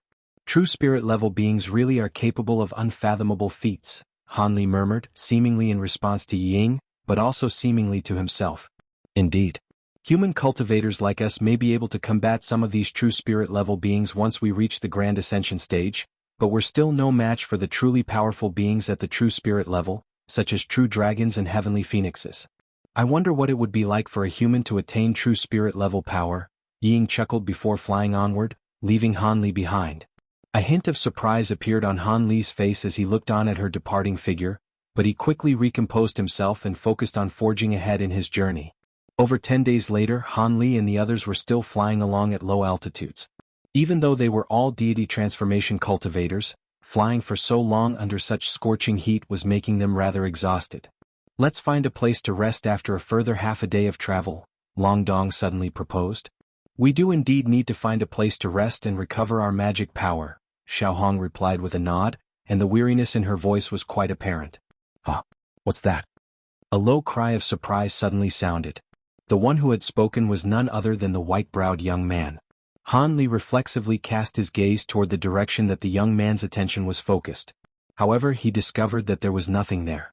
Han Li raised his eyebrows as he swept his immense spiritual sense toward that area, upon which a peculiar look appeared on his face. At this point, everyone else had also scanned through the area with their spiritual sense, and all of them also adopted peculiar expressions. "Looks like there's a small town there which is inhabited by humans. I'm not seeing things, am I?" Han Li mused in a skeptical manner. After releasing their spiritual sense, everyone discovered that there was a relatively large oasis situated up ahead several tens of kilometers away. Within that oasis was a small town, and it appeared that there were many humans and cultivators living there. "This place is so secluded and it's so close to foreign races. How could there truly be humans living here? Something seems a little fishy here," Xiao Hong mused. An indecisive look appeared on Long Dong's face and he raised his eyebrows, but refrained from immediately offering a response. "Let me send over an avatar to investigate," the white-browed young man offered. He then laid a hand on the back of his head, and a silhouette flashed as a small falcon that was around a foot in size emerged. The falcon was entirely black in color, and it circled through the air before flying toward the small town in the distance. The white-browed young man then closed his eyes to forge a connection with the small falcon with his spiritual sense in case any mishaps arose. Xiao Hong and Long Dong exchanged a glance with one another, but they seemed to also be of the opinion that this was the best course of action, as evidenced by the fact that both of them refrained from stopping the white-browed young man in what he was doing. Han Li continued to appraise the small town in the distance with befuddlement in his heart. Ying was also doing the same with an intrigued look on her face. The small falcon flew extremely quickly, and it was back within 5 minutes. When the falcon disappeared into the back of the white-browed young man's head again, the latter opened his eyes. "There's no mistaking it, there really are humans inhabiting that small town, and there are many high-grade cultivators among them. There are 7 or 8 deity transformation cultivators, but I didn't see any spatial tempering cultivators." Everyone was even more perplexed upon hearing this. "In any case, it would be best to continue in our journey and avoid any unnecessary trouble," Han Li said in an indifferent voice. "I don't think that's a good idea. The existence of this small town is really peculiar. Perhaps something happened recently in the desert. I think it would be best for us to inquire about the situation before continuing onward in case we inadvertently plunge headfirst into peril," Long Dong said with a shake of his head.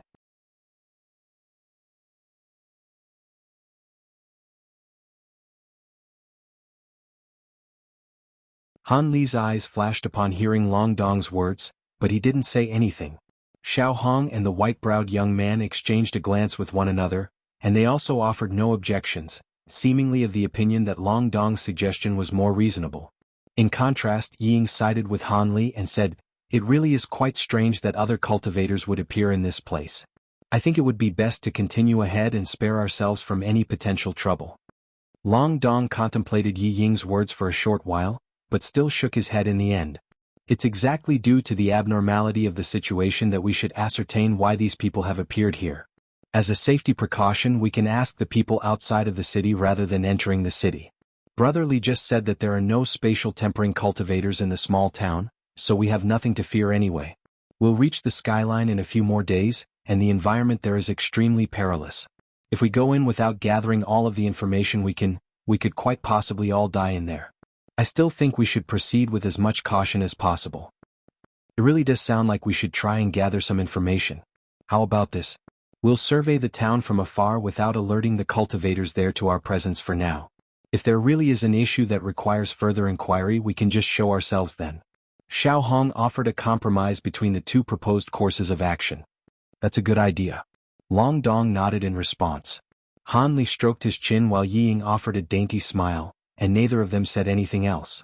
Thus, everyone concealed themselves once again before flying soundlessly toward the small town. Even though they had decelerated quite significantly in order to prioritize stealth above speed, with their cultivation bases, it still didn't take them long to cover the distance of several hundred kilometers to the small town. At first, the oasis was only a smudge of green in the distance. After drawing closer, they discovered that it was indeed a relatively large area. Not only were there shrubs of different heights in the surrounding area, there was even a lake with a radius of several kilometers situated at the center of the oasis. Beside this lake was a small town that was surrounded by white stone walls that were several tens of feet tall. Directly up ahead was a massive city gate that was over 100 feet wide, and there were a dozen or so yellow-robed cultivators standing guard there, all of whom were at around the foundation establishment stage. Outside the small town near the lake, there were mortals who didn't possess any magic power milling around in a bent-over manner, seemingly planting something. Han Li paused in midair before sweeping his spiritual sense toward the small town in a stealthy manner. Long Dong and the others also stopped as they unleashed detection secret techniques of their own. The inhabitants of this town are indeed all humans, and the mortals as well as the cultivators, all seem to be normal as well. There are quite a few cultivators in the town, with about 7 or 8 of them at the deity transformation stage. There are either no spatial tempering cultivators in there or they've concealed their auras in order to not be discovered, Xiao Hong concluded after a short while. It really does look like everything is normal. Has anyone else discovered anything amiss? Long Dong asked following a prolonged silence. There doesn't seem to be any restrictions or formations set up around the town, and the only noteworthy feature about the place is that the temperatures there seem to be a lot cooler than it is everywhere else, the white-browed young man said. That is indeed rather abnormal, but the fact that an oasis exists here is already quite incredible in itself, so that doesn't really tell us anything, Xiao Hong mused. All of a sudden, an unfamiliar voice sounded in the air above. There's no need for so much speculation. Why don't you all come to visit our town and find out everything for yourselves? Everyone's hearts jolted with shock upon hearing this, and they instantly dispersed without any hesitation. All of them fled to several hundred feet away before carefully looking up into the air above. It turned out that all of them had failed to notice an elderly purple-robed Taoist priest who had appeared overhead. At this moment he was looking down at everyone with a benevolent expression on his face. What was most shocking to everyone was that this Taoist priest was a mid-spatial tempering cultivator. If it weren't for the fact that he was a human cultivator, all of them would have immediately fled the scene. Long Dong cast his gaze toward the Taoist priest, and there was a hint of disappointment intermingled with the surprise in his eyes. We pay our respects to this esteemed senior. Senior, who are you and why have you come to this place? Xiao Hong asked in a wary and respectful voice. Ah, so you're a fellow Taoist from the Black Phoenix race. I am Master Purple Cloud and I was the one who built this town. I can see that all of you are quite confused, but this is not the place to talk. How about all of you pay my city a visit and we can have a chat there? The elderly Taoist priest smiled before extending a gesture of invitation. Master Purple Cloud? Xiao Hong was quite alarmed by the fact that this elderly Taoist priest had managed to identify her origins right away, and she immediately exchanged a cautious glance with Long Dong. Neither of them had ever heard of a Master Purple Cloud, so they were naturally rather hesitant to accept his invitation. The elderly Taoist priest could see the caution in everyone's eyes, and he adopted a benevolent smile as he said, "There's no need to be overly cautious, fellow Taoists. I've always been living in seclusion and very rarely come into contact with anyone, so barely anyone has heard of me. I presume that all of you are trying to get to the skyline, right? If that's the case, then it would be very much to your benefit to take some advice from me. Some changes have recently taken place at the skyline, and it would be quite dangerous if you were to rush ahead without learning about what's happened first." Master Purple Cloud's words naturally couldn't completely erase everyone's wariness, but their caution was slightly alleviated. Upon hearing that something had indeed taken place on the skyline, everyone's expressions changed minutely. Seeing as you've extended such a warm invitation, it would be rude of juniors like us to refuse. Even though Long Dong had changed his mind and the last thing he wanted to do now was to enter this town, he couldn't just reject such a polite invitation from a spatial tempering cultivator outright. As such, he could only muster up his courage and nod in agreement.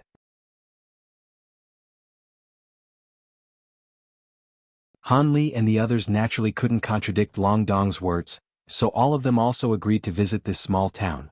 Master Purple Cloud's smile became even warmer and more benevolent as he guided everyone toward the city gates. Everyone could only follow along behind the elderly Taoist priest upon seeing this. There seemed to be a vast distance between themselves and the city gate, yet it didn't take them long to approach their destination. After a short while, they had already reached the oasis, and they could even clearly see the children playing happily beside the lake. I only moved to this place recently with my clan, and I had to bring the mortals within my clan to this place as well. There isn't a whole lot here, but we do produce some spirit fruits that are quite rare in the outside world, and you must taste them before you leave, the elderly Taoist priest explained with a smile. Everyone was enlightened by this explanation. A short while later, everyone had reached the city gates. The foundation establishment cultivators atop the city walls extended respectful bows toward their group before stepping off to the side to allow everyone passage. The elderly Taoist priest led the way into the town.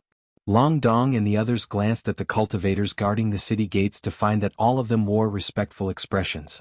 Nothing seemed to be amiss, so he also entered and followed along behind Master Purple Cloud after a brief hesitation. Han Li passed by a couple of foundation establishment cultivators, and everything seemed to be completely normal. However, right at this moment, a crisp cry suddenly erupted in the air above. A ball of silver flames suddenly shot forth, striking one of the nearby cultivators. Silver flames immediately completely engulfed that cultivator. Long Dong and the others were all flabbergasted to see this. What do you think you're doing? I've extended a kind invitation to all of you, yet you're attacking one of my juniors? Master Purple Cloud's expression abruptly darkened as he rushed toward Han Li. He raised a hand, conjuring up a massive hand constructed from red light, which came crashing down toward Han Li. Han Li initially wore a rather perplexed look on his face, but he instantly understood everything as soon as the silver flames enveloped that foundation establishment cultivator. However, this wasn't the right time to be mulling over his discovery. The massive red hand was crashing down toward him, and a vast invisible force was squeezing his body at the same time, making him feel as if a mountain were weighing down upon him. If a normal cultivator were in his shoes, they wouldn't even be able to utter a single sound. However, Han Li was walking the path of simultaneous cultivation, and following the enhancement effects from the dragon scale fruits, heavenly corpse bead, and bone tempering arts, his body was significantly more powerful than even the likes of Xiao Hong and the white-browed young man even without using the Providence True Devil arts. As such, the immense force that was clearly supposed to completely immobilize him was shrugged off with ease, and he abruptly disappeared on the spot. In the next instant he appeared over 200 feet away.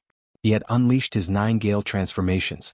With the state of his current body and his cultivation base, he could easily unleash the 9 gale transformations even without using his thunderstorm wings. Get away from here. They're all puppets who have been possessed by Shadow Tribe beings. Han Li roared as he hurtled through the air as a streak of azure light. At the same time, the cultivator who had been engulfed by silver flames let loose a blood-curdling howl as a gray shadow suddenly shot forth from his body. However, as soon as the shadow came into contact with the silver flames, it was devoured into nothingness. Only a split second had passed from the moment that the silver flames had erupted from Han Li's body to the instant that Han Li had escaped from the elderly Taoist priest's sudden retaliation. Everyone was initially completely puzzled and didn't know what was happening, but after hearing Han Li's cautionary words and witnessing the puppet within the silver flames, they immediately understood what was happening, and their faces turned deathly pale. Run! Spiritual light immediately erupted from their bodies as they fled into the distance. The elderly Taoist priest was quite surprised that Han Li was able to escape from his attack, but he recovered from his brief stunned stupor. He immediately let loose a cold harumph as he swept a sleeve toward one of the fleeing cultivators.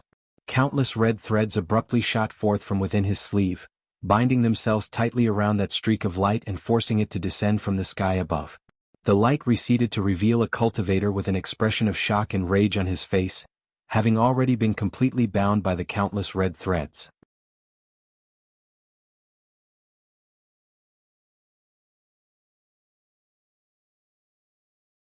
The one who had been captured was the white-browed young man.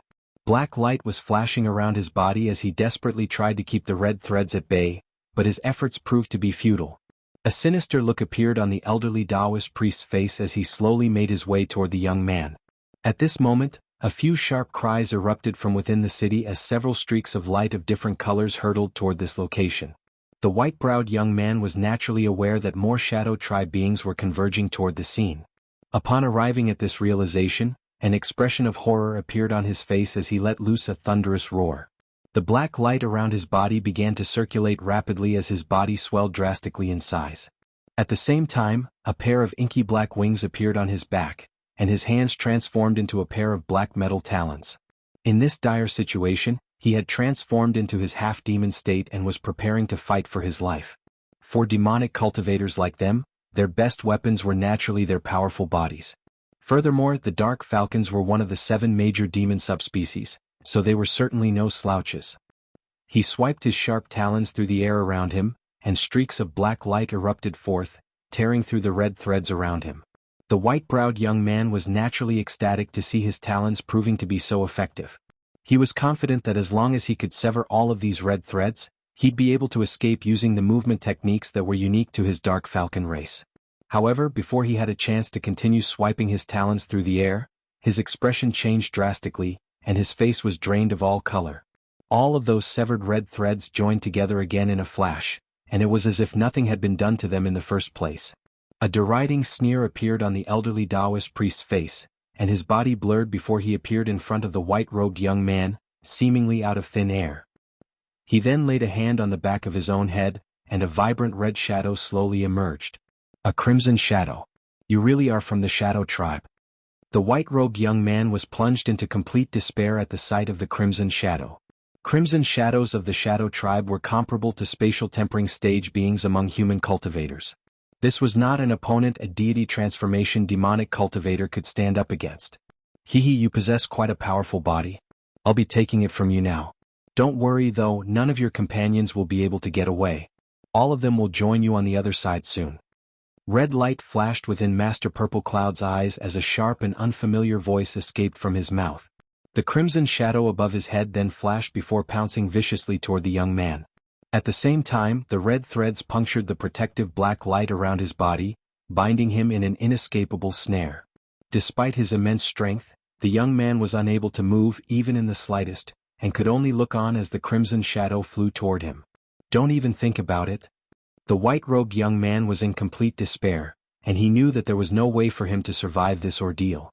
A hint of insanity appeared in his eyes as he abruptly clamped his teeth together, biting off half of his own tongue in the process. He then opened his mouth to blast forth a thumb-sized black bead that was encased in black blood. As soon as the bead left his body, the young man's eyes immediately became dull and lifeless. At the same time, his body began to shrivel and shrink, and he was instantly reduced to a white-haired elderly man. That bead was none other than the demon core that the young man had been arduously cultivating for countless years. The bead was emanating an extremely violent aura within the black blood before expanding and shrinking, then detonating on the spot. An expression of shock appeared on the elderly Taoist priest's face, and not only did the crimson shadow above his head hurtle back in retreat, his body also rushed back along with it. An earth-shattering boom erupted as a fist-sized ball of black light appeared. The ball of light flashed once before expanding to over 100 feet in size, and it was still swelling with all its might, sweeping up gale-force winds that whipped up the desert sand into the sky to create several yellow wind dragons. The elderly Taoist priest's body swayed before stopping over 100 feet away, and his eyes narrowed with a cold expression on his face. The black light immediately came surging toward him. The elderly Taoist priest's expression darkened as he suddenly let loose an unintelligible cry. A massive red shadow appeared out of thin air without any premonition amid a resounding boom. The shadow then plunged into the black light before shrinking like lightning. A peculiar turn of events unfolded immediately thereafter. The yellow wind dragons were instantly vanquished, and the black light disappeared without a trace along with the white-browed young man. It was as if they had never even appeared here. Only then did the elderly Taoist priest heave a sigh of relief, but a frustrated look immediately appeared on his face. He didn't anticipate that the white-browed young man would still have the ability to self-detonate his demon core even after being captured by his restriction. Right at this moment, a few streaks of light appeared nearby before receding to reveal 8 cultivators. There was a minor mishap and they didn't fall for the trap, so it's going to be a little troublesome. However, I released the shadow incense earlier, and all of them have been affected by it to a light degree, so the effects should persist for around 2 hours. I'll be taking the Shun one. In Chinese mythology, the Shun beast is a shape-shifting dragon or sea monster believed to create mirages. Beast with me to chase down that accursed brat who foiled our plans. I'll leave the other 3 to all of you, the elderly Taoist priest instructed in a sinister manner. Yes, my lord. The 8 cultivators bowed in response before splitting up into 3 groups, flying off in pursuit of Long Dong, Xiaohong, and Yiying. In contrast, the elderly Taoist priest wasn't in a hurry to set off. Instead, he let loose a relentless ghastly roar that could be heard even in the heavens above and made the surrounding air vibrate audibly. He then swept a hand toward the city gate, following a dozen or so gray shadows emerged from the bodies of the Foundation establishment cultivators there, all of which disappeared into his body in a flash. Those cultivators slumped to the ground as soon as the gray shadows left their bodies. Immediately thereafter, an incredible scene ensued. All of the mortals and children beside the lake vanished like illusions amid his thunderous roar.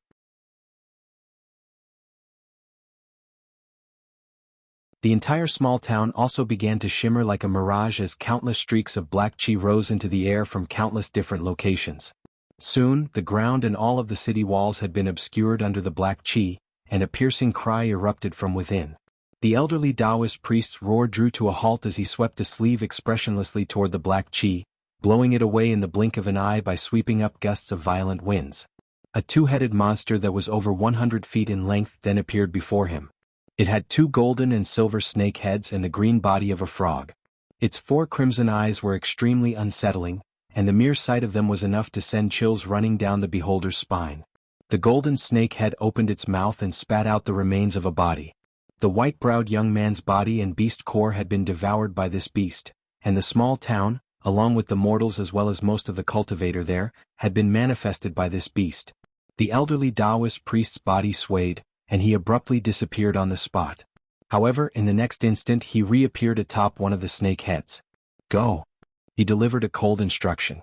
The 2 snake heads of the giant beast immediately let loose frog croaks as it leaped into the air, transforming into a burst of black chi that streaked into the distance.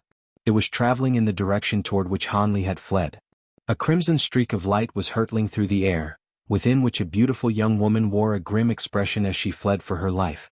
All of a sudden, her expression changed as she rustled her sleeve to produce an azure jade badge, upon which was embedded a white bead. However, the item was shattered and appeared to have been completely ruined.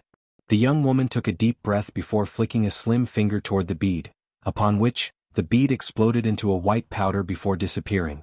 She then stowed away her jade badge, and the red light emanating from her body brightened as she accelerated even further.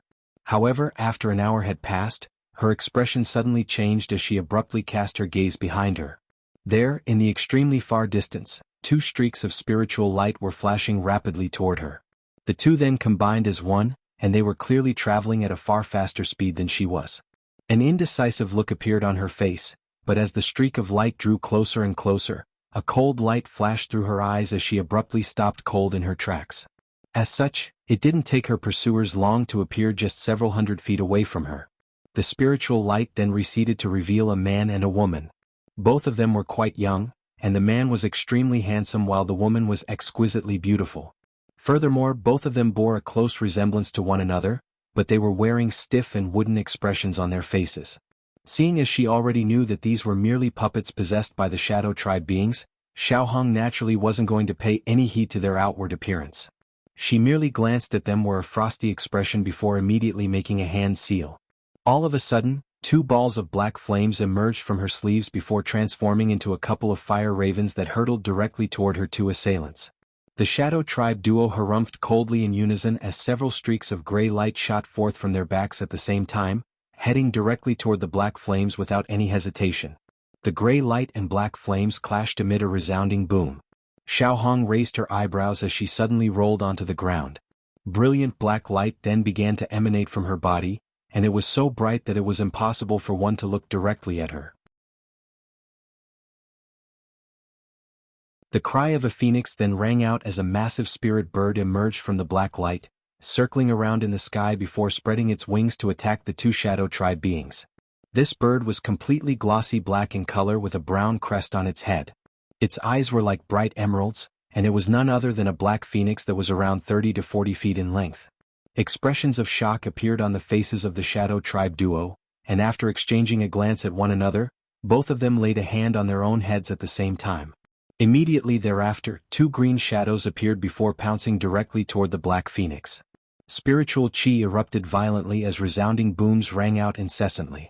Almost at the exact same moment, Long Dong was also being pursued by a pair of cultivators. In the face of the two green shadows that had ditched their physical bodies, a deriding sneer appeared on his face as yellow light flashed from his body. The suit of yellow scale armor that he had used once before surfaced again, along with the pair of bronze wings on his back. He then rubbed his hands together, and a peculiar crimson long sword suddenly appeared within his grasp. The sword was 3 feet in length with a dragon hilt and a phoenix blade. Crimson light was circulating over the entire sword, making it appear as if it had been manifested from fresh blood. The crimson mole on the corner of Long Dong's lips appeared to be especially vibrant in that instant, and he wore a serious expression as he gently slashed his long sword toward the two oncoming green shadows. The sword sliced through the air soundlessly, but the two green shadows suddenly let loose howls of anguish. Countless white threads then surfaced all over their bodies, and spiritual light flashed as both shadows were instantly reduced to countless fragments. Long Dong slashed his long sword through the air once again, and the white threads flashed before those fragments completely vanished.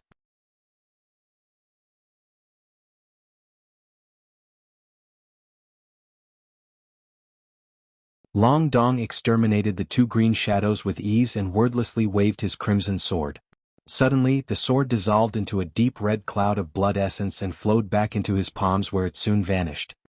He let out a long sigh and his face turned dark red, followed by a bloodless white as if he had lost much blood. He quickly took out a scarlet bottle from his storage bracelet and tossed out a scarlet medicine pill into his mouth. Then without further delay he quickly sped off. At another corner of the desert, a young white-robed woman was standing at the top of a desert mound. 10 meters away there were 4 ice-cold corpses. There wasn't a single wound present on any of the bodies. They simply laid there without the slightest trace of life. The woman stroked a slender jade bottle in her hand and wore a cute mysterious smile on her face. Suddenly, her body soared into the air in a golden streak. Several flashes later, she vanished. In an area myriads of kilometers away, azure-white lightning repeatedly sparked through the air. A black cloud several kilometers away chased after him. Although it didn't appear very fast, it was able to accurately follow the lightning no matter the distance. In the blink of an eye, the chase continued for a couple of 100 kilometers. Suddenly the black cloud trembled and disappeared. A moment later, the black cloud blinked forward half a kilometer and continued its pursuit. Suddenly the azure-white lightning jumped forward and disappeared in white light. It traveled half a kilometer away and widened the gap once more. The pursuit continued relentlessly. Of course, the winged figure riding the lightning was Han Li. He was tightly frowning and his gaze appeared gloomy. Not long ago, he discovered the old Taoist was chasing after him in a cloud of black qi. He then immediately spread his thunderstorm wings and made use of his 9 gale transformations to their fullest extent. However, the black cloud was not only amazingly fast, but it also could blink forward. The two remained in pursuit despite the vast distance they traveled. Although the desert was vast, foreign tribes often roamed it. With Han Li being so closely pursued, it would be incredibly troublesome if he caught the attention of other foreign tribes. As for the vitality-intensive blood shadow evasion, he had already used it once. He was unwilling to use it again unless he absolutely needed to. After all, the desert is filled with dangers. He would need to preserve his vitality in preparation for when he was past the southern skyline. It appeared he would have no choice but to battle with the Shadow Tribe being. The Shadow Being had possessed the body of a mid-stage spatial tempering cultivator, clearly illustrating his high position in the Shadow Tribe. He was most likely a Crimson Shadow, a being equivalent to a spatial tempering cultivator. If it were the high-grade being from another tribe he might feel some fear, but he had many abilities that were effective against them. He had some confidence in fighting them. Furthermore, after he entered Deep Heaven City, he cultivated and refined several techniques and treasures. He had yet to test their might. He figured he would test their effectiveness on this Crimson Shadow. With that thought quickly appearing in his mind, he blinked again and his wings trembled. He suddenly came to a stop. As a result, the black cloud quickly arrived 300 meters behind Han Li. It appeared that the cloud planned on directly pouncing at him. This came as no surprise. The Shadow Tribe's most powerful techniques were consuming the primal souls of other tribes and directly controlling their bodies. They would also be able to use a majority of the body's techniques. Of course, Han Li wasn't about to allow the shadow to arrive near him. Without a word, he slapped his hands together and opened them. A heaven-shaking thunder roared. A bowl-sized bolt of lightning ruptured from his hands, directly targeting the oncoming black cloud. A yelp sounded and the black chi suddenly blinked, disappearing into a nearby spatial void. Han Li coldly snorted and suddenly split open a crimson slit from his forehead. His La destruction eye opened and released a black light that vanished in a flash. A deafening rupture sounded, violently shaking a space 100 meters away. Wrapped in the black chi, the old Taoist blurred and reappeared. He shouted in surprise, "The La Destruction Eye. You actually cultivate that ability?" Han Li's lip twitched and he remained silent. Suddenly, he cast a spell seal and the dense bolt of lightning curved, fiercely striking at the old Taoist when he least expected it. The old Taoist cursed and thought to dodge when Han Li's eyes brightly flashed blue. He could only let out a sharp breath in response. The sound wasn't loud, but he felt as if the ringing of a huge bell was echoing through his eyes. He felt tearing pain through his mind and his body slowed. Thunder clapped. Golden lightning struck the black chi, spreading thousands of thin arcs through it. In an instant, the black chi grew violently unstable. At that same moment, a huge frog's croak sounded from the black chi. The black chi roiled and condensed underneath the old Taoist, turning into a strange two-headed beast with snake heads and a frog's body. Its 4 crimson eyes glared at Han Li with rage. Han Li couldn't help but pause upon seeing this. The black chi protecting the old Taoist was actually a transformed beast. After receiving the lightning strike, the old Taoist's body recovered and he eerily glared at Han Li. "Good, very good. A trifling deity transformation cultivator was able to shock my mind. That ability was quite surprising. You may as well try to use it again." Han Li frowned. His full-powered lightning bolt was received by the strange beast, not the Shadow Tribe being. If the strike hit the Shadow being, he definitely would have been harmed. As for the Soul Fright Thorn, he wasn't foolish enough to use it again. It was only effective in a surprise attack. As the Shadow being's soul was stronger than his, it wouldn't have any effect. Han Li didn't say anything further. He raised his hand and revealed a pitch-black palm. He pointed it in the old Taoist's direction. Suddenly, the space above the old Taoist began to warp and a small black mountain appeared. The mountain twirled in the air, abruptly turning 300 meters tall. It brightly shined gray and released rings gray light downward. A harsh expression appeared on the old Taoist's face and he waved his sleeve. A transparent crystalline half-foot-long blade appeared. The blade sliced at the air, releasing a dazzling streak. The blade streak fiercely cut through the gray rings and struck at the base of the huge mountain. A loud drone sounded like a gong being struck. The mountain didn't move and the blade streak vanished. The old Taoist's face stirred. Before he could do anything else, Han Li stretched out his other hand, revealing a pure white palm. He stretched his fingers, releasing 5 bone skull rings. 5 huge skulls appeared around the old Taoist. They simultaneously opened their mouths and spat out an icy flame. They merged into 5-colored light and instantly submerged the old Taoist's body. The old Taoist wore a smirk, but after the flames drew close his body, his face vastly changed. Myriads of red streaks burst out from his body, wildly chopping at his surroundings in form of a red lotus. As the lotus stirred, the rainbow flames were split apart, unable to approach the old man in the slightest. Han Li's expression sank and he formed his hands together. He harshly roared and suddenly, his body wildly grew several times in size and pounced at the red lotus. Several harsh streaks sounded. As the 5 skulls charged to the edge of the red lotus, 5 dazzling blade streaks chopped at the skulls, splitting them into 2 like bolts of lightning. Soon after, the crimson lotus was thoroughly opened. The rainbow flames were thoroughly extinguished by the red light and the old Taoist reappeared with a calm face. With a loud ghostly wail, the 5 cleaved skulls became whole once more. But they continued to wail as if they held the old Taoist in great fear. Han Li took a shallow breath and gravely pointed at his pitch-black mountain a distance away. The huge mountain rumbled and fell straight down. As the huge mountain pressed downward, the old Taoist appeared unfazed. He simply tapped his foot on the huge beast below him. The 2 serpent heads widely opened their mouths and apped out a dense red blur at the huge mountain falling above them. With a violent crack, the huge mountain swayed and began to fall to the side. Han Li narrowed his eyes at the sight of this and his face grew unsightly. The 2 serpent heads were able to spit out their tongues at such a great force, they were able to knock away his essence-fused mountain.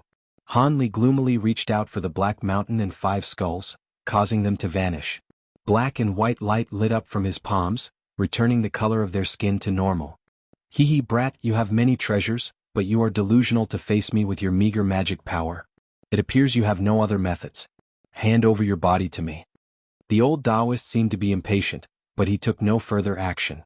Instead, the serpent heads of the beast let out a sharp shriek. Invisible waves scattered around them, spreading several kilometers away. Rainbow light continued to flash nearby, and soon, countless rare beast images began to take form. A few as large as a hill with some only 10 meters long. Each of them looked ferocious and smelled strong. They all surrounded Han Li and stared at him with evil eyes.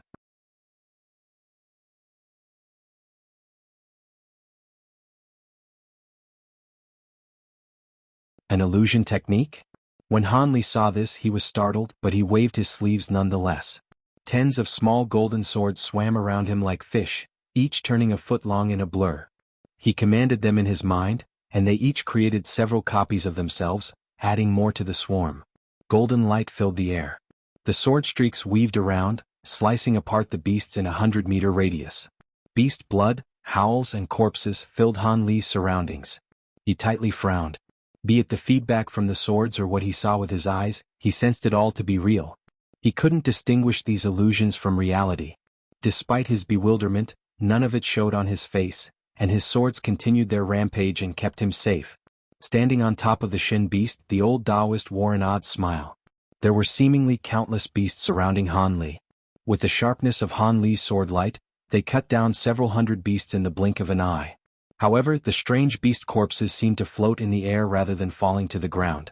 It caused the bloody scent to grow increasingly dense and pungent. Soon, just as Han Li felt something was amiss, the Shin beast let out a cry. The chopped corpses turned into pitch-black fog and roiled underneath Han Li. The several hundred sword lights continued to flutter around Han Li, occasionally chopping away at the black fog, but as more of the black fog tangled with the flying swords, they became sluggish. Meanwhile, the Shin beast's giant body blurred and silently shot forward in a streak of black chi, vanishing into the black fog. A moment later, two long red shadows shot out from the black fog. In a blur, they strangely arrived in front of Han Li.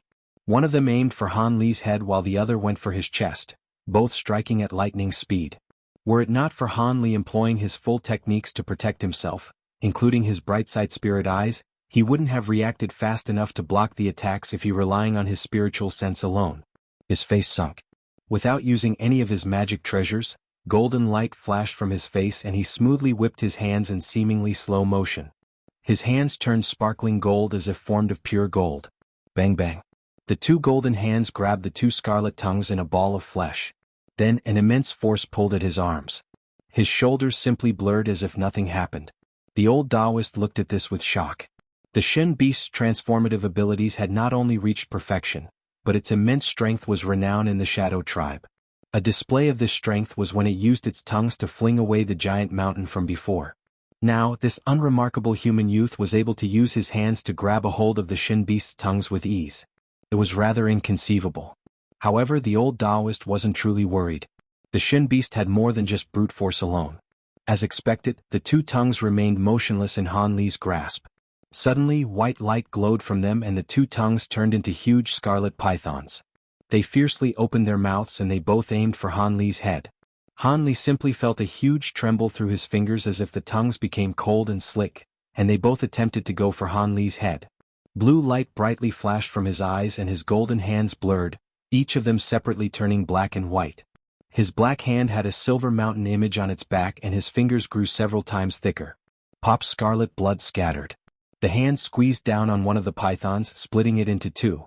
The large white hand had a white skull appear from each of its fingers. With a flick, all of the skulls bit 7 inches deep. The skulls began to wildly inhale, soon turning the serpent's body into a husk drained of blood essence.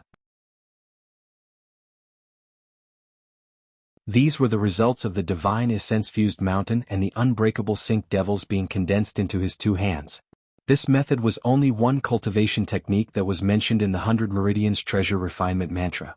The process of cultivating his body into treasures was an incredibly long process, but it allowed him to make use of his treasures ingeniously and several times quicker as well. The cultivation of this not only condensed the power of the two treasures into his hands, but it fused the power of the treasures into one.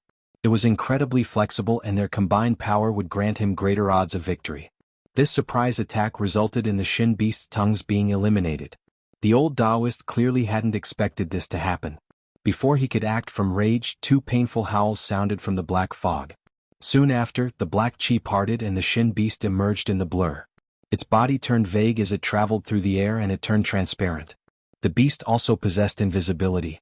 A short moment later, Hanli was able to hear the beast's howls from all around him, hiding its concrete position. Even with his bright sight spirit eyes working at full force, he wasn't able to see through it. Even so, Hanli smiled. He waved his sleeves around him, followed by buzzing. Countless golden specks rushed out from them. These golden specks flew out and immediately surged in size. They turned into half-foot-long beetles. They were the fully matured gold-devouring beetles that Hanli spent painstaking efforts to nurture. These beetles numbered over 1,000 and flew out nearby. In the blink of an eye, the beetles spread through the sky and several of them knocked against the Shin Beast, revealing it. Without needing Hanli's command, the gold-devouring beetles buzzed and pounced at it. A cloud of beetles instantly drowned it. The Shin Beast let out screams of pain, but with a pop, the beast's body flew out in a black mist. Normally, insects wouldn't be able to do anything against an intangible body, but something extraordinary occurred.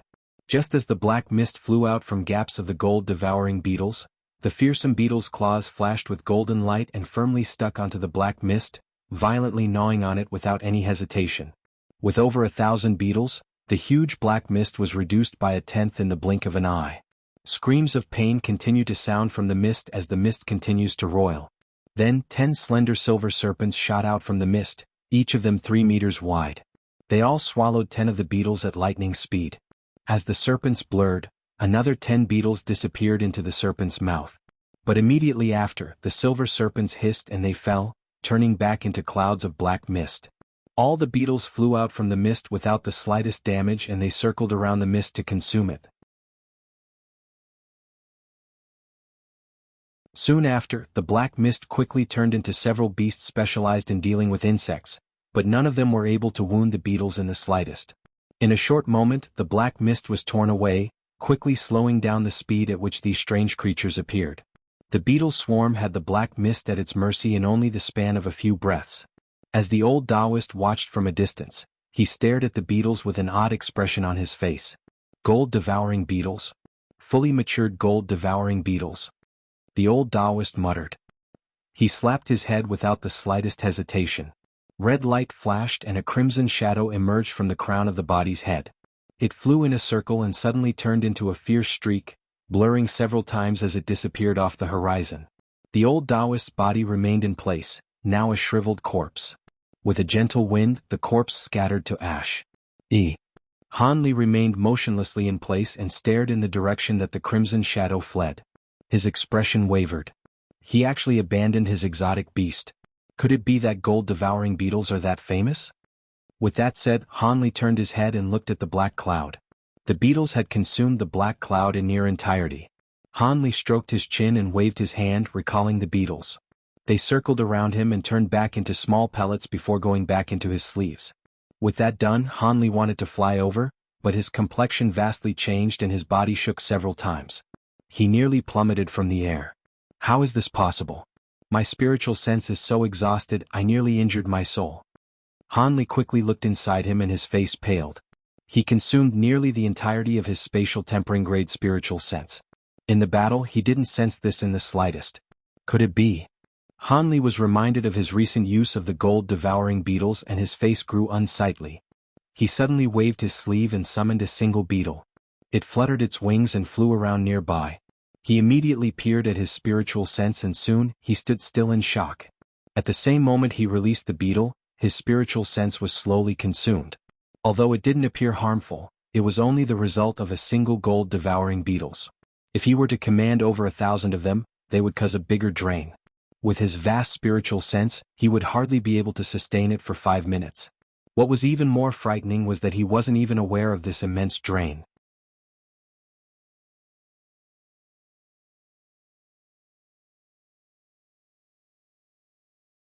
Hanli felt gloomy. The original joy he felt from witnessing the gold-devouring beetle's strength was mostly gone. Although he had 8,000 fully matured gold-devouring beetles, if he released a lot of them, he feared his spiritual sense would run dry before his beetles confronted the enemy. Bafflingly enough, the beetles had no drain on his spiritual sense when they weren't fully matured. This left him perplexed. He couldn't ignore this sudden development.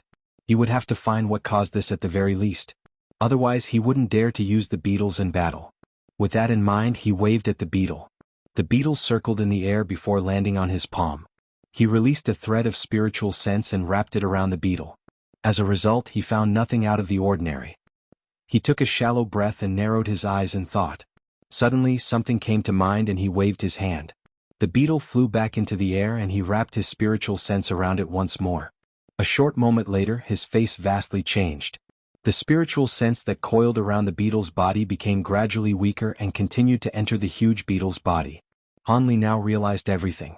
The reason why his spiritual sense was decreasing was that the mature gold-devouring beetles were expelling it as they flew. It was no wonder why his spiritual sense was worn to such a degree without any knowledge. Know that he knew the problem, he frowned in thought for a long while and felt that he couldn't come up with a good answer. Although the exhaustion of his spiritual sense was only temporary, typically recoverable with a day's rest, it would be fatal if this occurred in battle. Regardless of the secret technique or magic treasure, they needed large quantities of spiritual sense to sustain them. Until he could figure out a method to resolve this, he would keep the beetles as a reserve measure. However, the sight of the beetles alone was enough to scare away the Crimson Shadow. Even in the spirit world, the gold-devouring beetles possessed a truly infamous reputation. The exotic insect ranking he acquired from the Devil Dao cultivator in the mortal world was no longer relevant in Han Li's eyes. Given the experiences of a low-grade cultivator, there were many mistakes to be had. The rankings were particularly useless in the spirit realm. The power of the fully mature gold-devouring beetles was far beyond Han Li's expectations. With that thought in mind, Han Li didn't dare to linger for much longer and promptly made certain of his bearings before flying off. If the others hadn't died, they would likely show up at the meeting point. Although the spiritual chi markers they placed on one another had disappeared, they had another method of contact. So long as they weren't too far away from another, they could establish a mutual connection. 2 weeks later, an azure streak silently flew across the desert sky. Although the streak was azure, the flight light had become dim and lightless through some technique. One wouldn't be able to spot it if they weren't looking closely. This of course was Han Li. In the 2 weeks, Han Li hadn't encountered anything, nor did any more Shadow Tribe beings pursue him. It was as if the Crimson had been scared away by the gold-devouring beetles. With his heart at ease, he focused his mind on travel. As he continued to travel, his exhausted spiritual sense was restored to completion. At that moment he was fiddling with a glossy jade bottle. The words "Earth Cleansing Pill" was engraved on the surface of the bottle in ancient script. It also contained all the earth cleansing pills that were given to him by Deep Heaven City. This was one of his rewards for taking on the dangerous mission. They said so long as he assisted the others in completing the mission, he would be granted complete freedom. Not only him, but the other ascended cultivators that undertook dangerous missions were also given sufficient earth-cleansing pills. But in order to protect them from abandoning the mission or half-heartedly undertaking the mission, the medicine bottle had a formidable restriction placed on the bottle. They attempted to break the restriction forcibly, the bottle would rupture and destroy the pills they contained. So long as he finished his assignment, he would be sent a myriad distance talisman to dissolve the restriction, after multiple methods of verification of course. Han Li stroked the bottle for a moment and his expression stirred. Spiritual light suddenly flashed from his hand and he put away the bottle. At an unknown time, a flock of giant cranes had appeared before them. They had light yellow wings and had purple warts on their heads. The birds clearly discovered Han Li and were screeching as they dived towards him in various directions. As the birds grew closer, Han Li sighed. Light flashed from his body and he vanished. A moment later, he appeared at the center of a group of 30 yellow birds. Before Han Li took any action, a robe of sparkling light appeared around him. The robes wildly flashed and countless gold and silver arcs of lightning sparked, completely enveloping the surrounding 300-meter area. With an astonishing roar of thunder, golden and silver lightning violently flashed, vaporizing the nearby birds in an instant. The surrounding air was left clean. Han Li expressionlessly looked around him and continued on his way. The giant half-broken pillars and the remains of the 3-meter stone walls marked by gales clearly marked they didn't belong to any ordinary construct as they still remained standing despite the countless years. In the heart of the ruins there sat a black-robed woman sitting against a wall. There was also a purple-robed youth that was pacing back and forth. They were both silent and wore solemn expressions. The two were Xiao Hong and Long Dong. The youth's face appeared ordinary. It appeared he quickly recovered from the large quantity of blood essence he had burned to rid himself of his pursuers. It was unknown if this was a result of medicine or through some sort of secret technique. Otherwise, it would have normally taken him several years to recover from at the very least. A moment later the two sensed something and they turned to look at the sky. They saw a golden blur silently appear and fly in their direction. It flashed several times and the light faded to reveal the white-robed young woman. Older sister Xiao, fellow Taoist Long, did you wait for long? I see that you two are doing fine. The young woman giggled. She didn't appear injured in the slightest. Xiao Hong forced a smile and a flash of joy appeared from Long Dong's face. The youth sighed and said, I knew that Lady Xie is quite clever and that nothing would happen to her. There are still two others that have yet to appear. On that day I fear that they had done more to Brother Li after he was captured.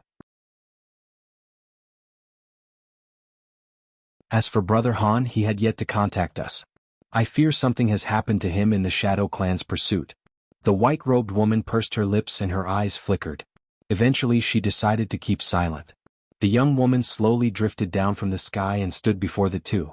She leisurely said, Brother Li might have only been captured, but fellow Taoist Han isn't so simple. We may as well wait a few more days. Xiao Hong insipidly said, Wait a few more days?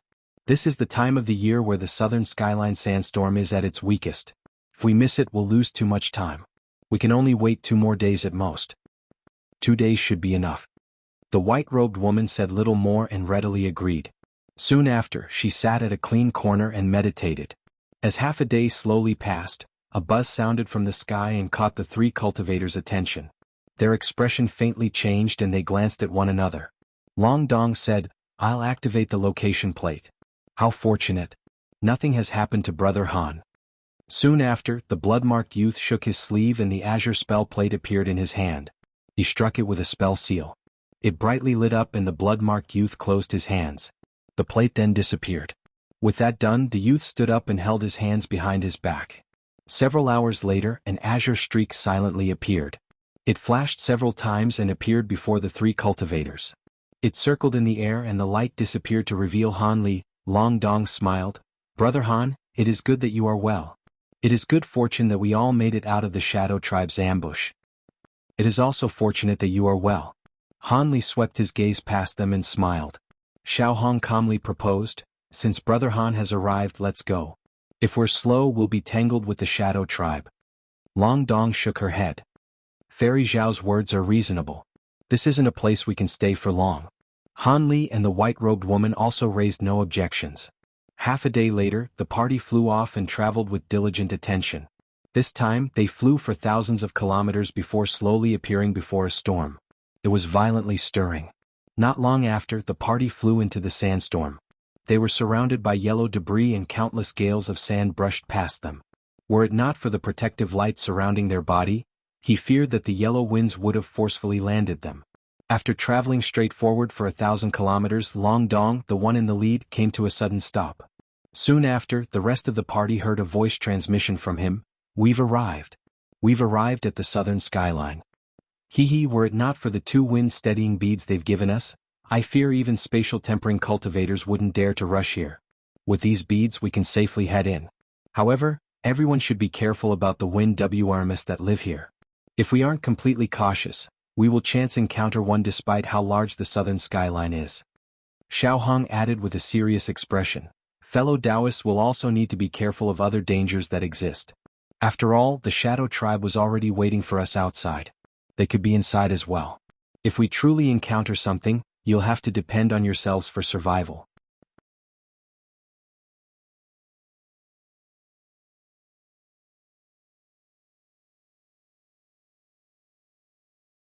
Han Li didn't react to their words. His eyes simply glowed blue as his gaze penetrated the dense sandstorm. He was able to see into the far distance. 50 kilometers away, an inconceivable omen suddenly appeared. At the very edge of the vast horizon, he saw a black sky, yellow earth, and a white line right in between. The white line seemed to have no end and stretched out as far as the eye could see. But as it was too far away, the image was vague. Han Li raised his brow and the spirit light faded from his eyes. At that moment, the party resumed their flight and headed towards the omen-marked area. A short moment later, the party saw something strange. Originally, the black mist roiled in the sky and yellow winds stormed below it. A huge channel of white light appeared where they touched. Then, the black mist and the yellow winds parted to reveal a crack.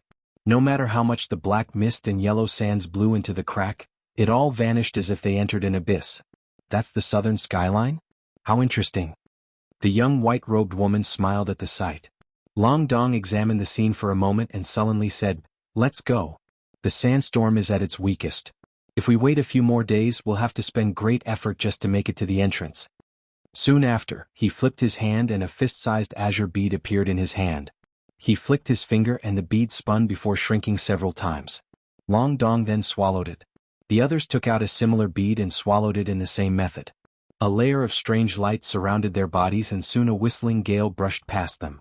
When they touched the lustrous light, the gales seemed to vanish. They were wind-steadying beads that the upper echelon of Deep Heaven City had specially prepared for them. Without any further consideration, the party already took off, arriving 3 kilometers away from the skyline. Without using any of their flight light, an invisible force suddenly appeared around them. Several streaks of light flashed as they were pulled into the crack. Once Han Li entered the crack, he felt the attractive force relax and felt that his freedom was restored. However, countless white wind blades then appeared and he heard sharp icy screeches. Inside the crack, the huge winds were incredibly harsh. Were it not for the wind beads they consumed, they would immediately release their magic treasure to protect themselves. This would have consumed quite some magic power. Now, the wind blades disappeared upon contact with the lustrous light. Han Li swept his gaze around him and discovered that his spiritual sense wasn't able to leave his body. He could only use his bright sight spirit eyes to look 300 meters around him. As for the others, they had disappeared from his perimeter. He frowned. Without any hesitation, the light around him glowed brightly and he shot forward in an azure streak, disappearing into the storm. Several days later, the entrance to the skyline suddenly flashed with light and 2 streaks of light flew into it. The light faded away to reveal 2 embroidered-robed middle-aged cultivators. They were dressed similarly and there was a purple band worn on their heads. A shining light radiated from their eyes. Upon closer inspection, the 2 had faces that somewhat resemble Long Dong. However, one of them was rather pale while the other had torn robes as if they had gone through a battle. The 2 carefully examined the huge crack and they spoke in voice transmission. They then entered the crack in each other's embrace. Not long after, a crimson shadow entered the sandstorm, but it stopped in front of the skyline. It resentfully let out howls of rage as it flew in circles before it returned. Soon, there was no one else that appeared apart from howling winds. Several months later, on the top of a small green mountain, Han Li stood alone on a huge stone. He was looking off to the distance.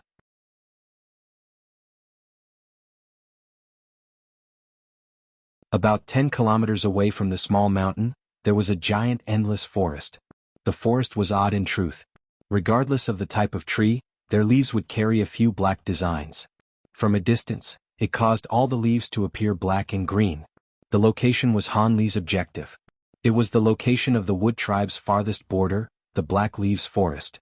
After looking at it for a long while, Han Li withdrew his gaze and frowned in thought. His passage through the southern skyline had taken much time, but it went smoothly. He encountered no surprises. However, the other 3 had yet to arrive, leaving him somewhat worried. They were either lost or they encountered mishaps. He emerged from the skyline several days before and hadn't encountered anyone since. After cautious deliberation, he decided to no longer wait and bluntly tread forward. On the way, he did encounter a few small problems, even exterminating several waves of low-grade tree beings before arriving at the mountain.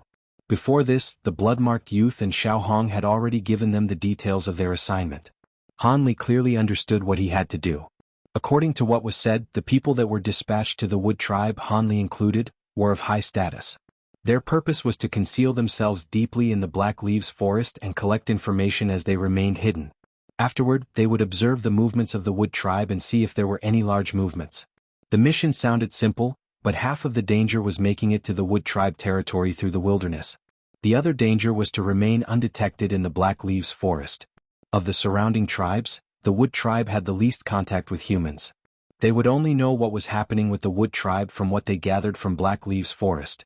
The humans and demons needed information on them or they wouldn't dare to wage war on them. Han Li quietly waited there for a month and saw no others had come. The deadline to start the assignment was drawing closer and closer. With the deadline running close and the possible encounter with trouble, he could no longer stay there. Han Li pondered for a long while before he raised his head to look at the distant sky. It was the 4 suns that had been shining for 3 months. Soon the sky would become dark. According to his information, the Wood Tribe beings innately lacked their 5 senses. When they came into contact with enemies, they relied on their spiritual awareness.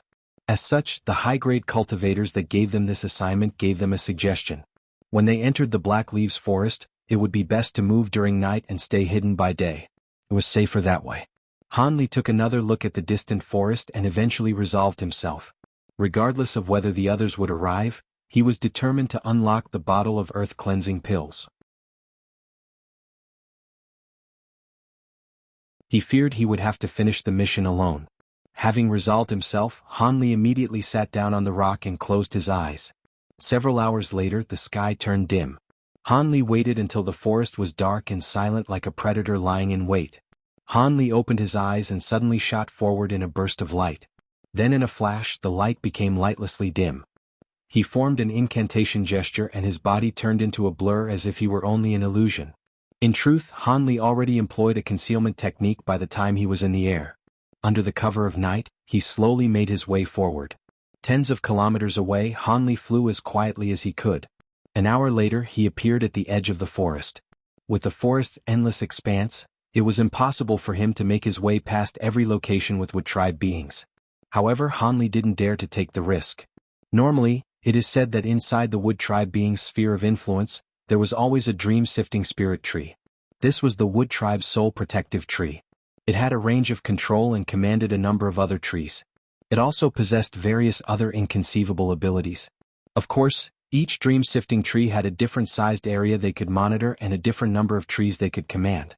The dream-sifting trees in the Black Leaves Forest was already made certain by the scouts of Deep Heaven City. Because Black Leaves Forest was at the very border of the Wood Tribe's lands, the dream-sifting trees were particularly alert and had wide monitoring areas, filling various places in the forest. But on the other hand, the dream-sifting trees didn't control a large number of trees. Also, they could only perceive existences at spatial tempering stage and above. Of course, if there was a foreign tribe that dared to brazenly fly above the forest and escape notice by the dream-sifting trees, there would be other Wood Tribe beings that would sense them. Therefore, Han Li not only completely concealed his aura, but an empty shadow always appeared wherever his feet touched the ground. As soon as he entered the forest, he was an invisible blur. With the overbearing power of Han Li's flesh body, he used the 9 Gale transformations and the smoke-sifting steps together to become a ghost-like existence. He appeared to flicker in appearance with every step and retreat 50 kilometers deep into the forest in the blink of an eye. As Han Li heard the winds whistling through his eyes, he calmly pondered. According to the mission details, if everything goes smoothly, he would arrive at the determined location in 3 days. So long as he acquired the information, the mission was already mostly complete. Finding out further information on the Wood Tribe was only supplementary. In truth, it wouldn't be a problem if he did nothing more at that point. He briefly stopped and blurred, strangely disappearing from atop a large tree. Meanwhile, heavy footsteps sounded from his front and slowly approached his direction. It seemed to be a giant creature. At that moment, Han Li already concealed himself in exceptionally dense foliage and remained absolutely still. A moment later, 2 30-meter-tall green ape-like beasts boldly passed by, each of them carrying a huge copper prong.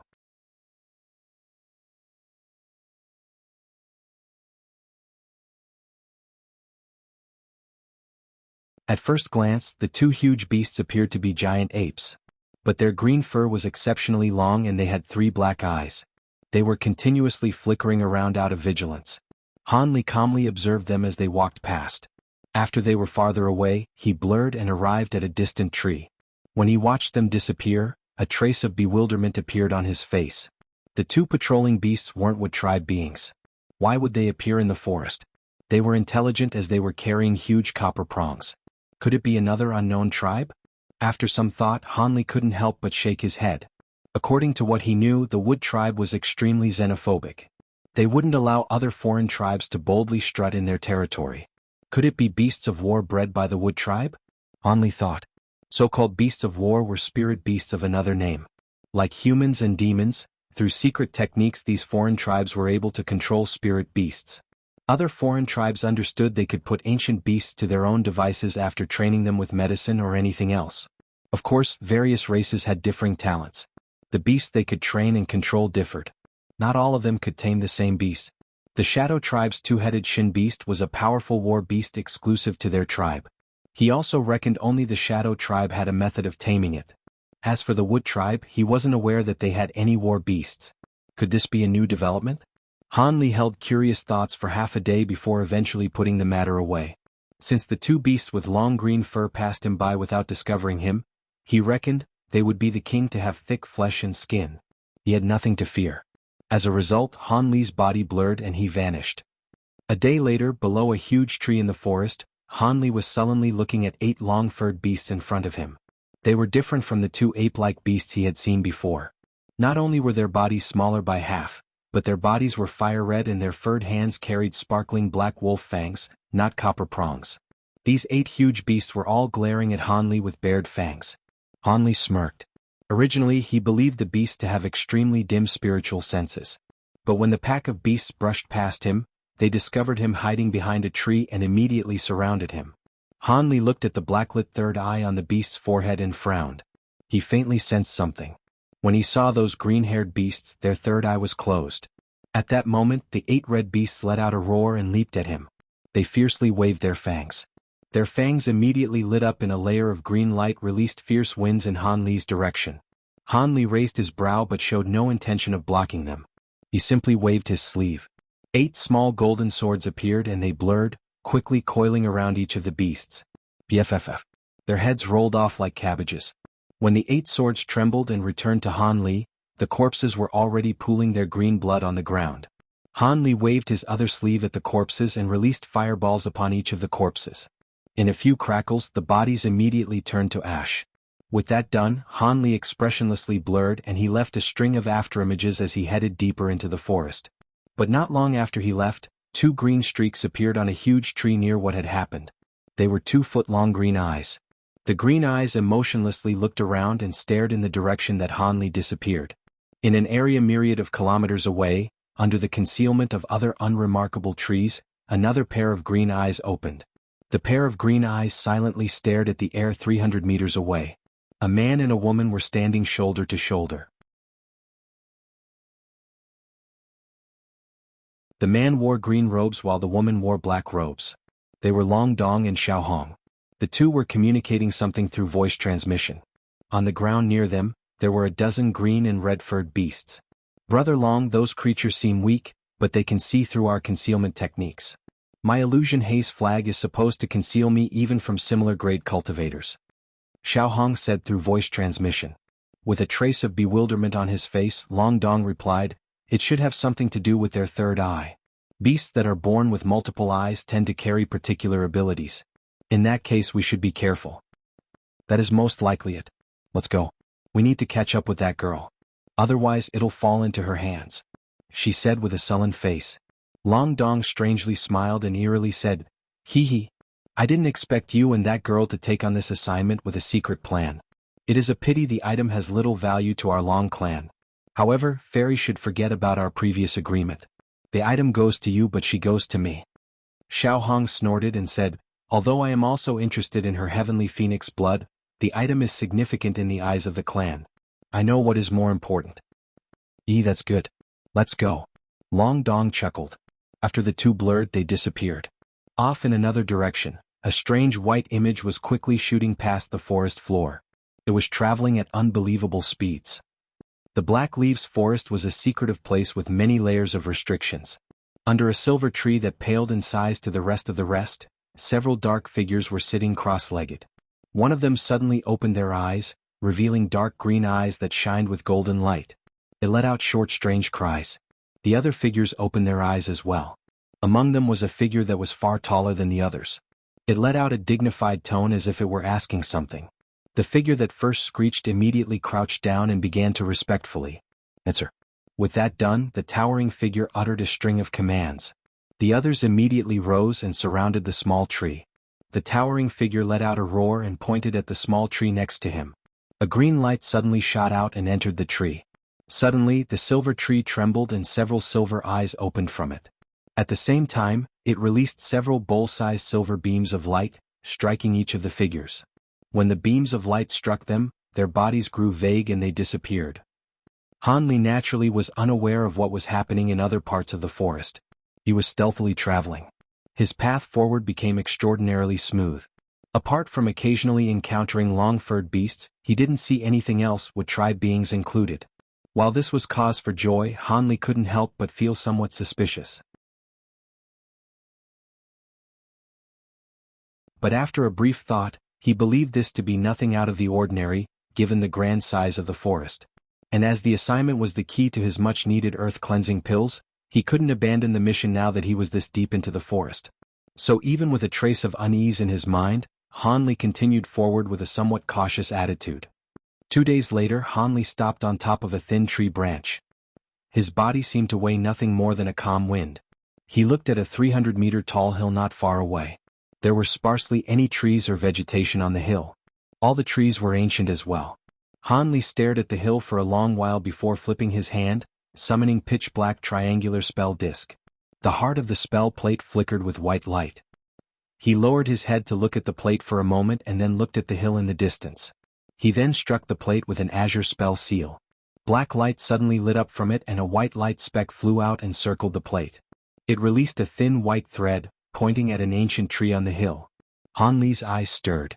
The ancient tree indicated was half shriveled.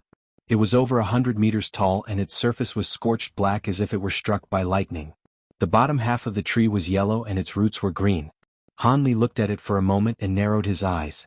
He slowly released his spiritual sense and examined his surroundings. A short while later, he opened his eyes and wore a trace of relief. He was alone. Hanli didn't immediately set off. He narrowed his eyes in thought, deciding to wave his sleeve first. He summoned several balls that shimmered silver and opened his mouth to spit out fist-sized silver firebirds. The birds circled his body and turned a foot long. They flew into his palm and consumed each of the silver beads. Then in the flash they burrowed into the ground. With that done, Hanli swept his hand over his storage bracelet, producing a set of azure spell flags.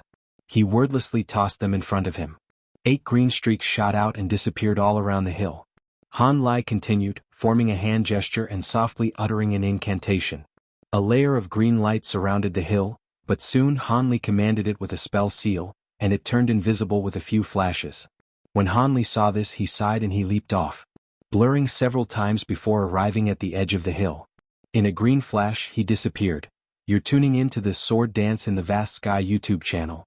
Don't forget to subscribe and join us on this journey to catch the most captivating stories.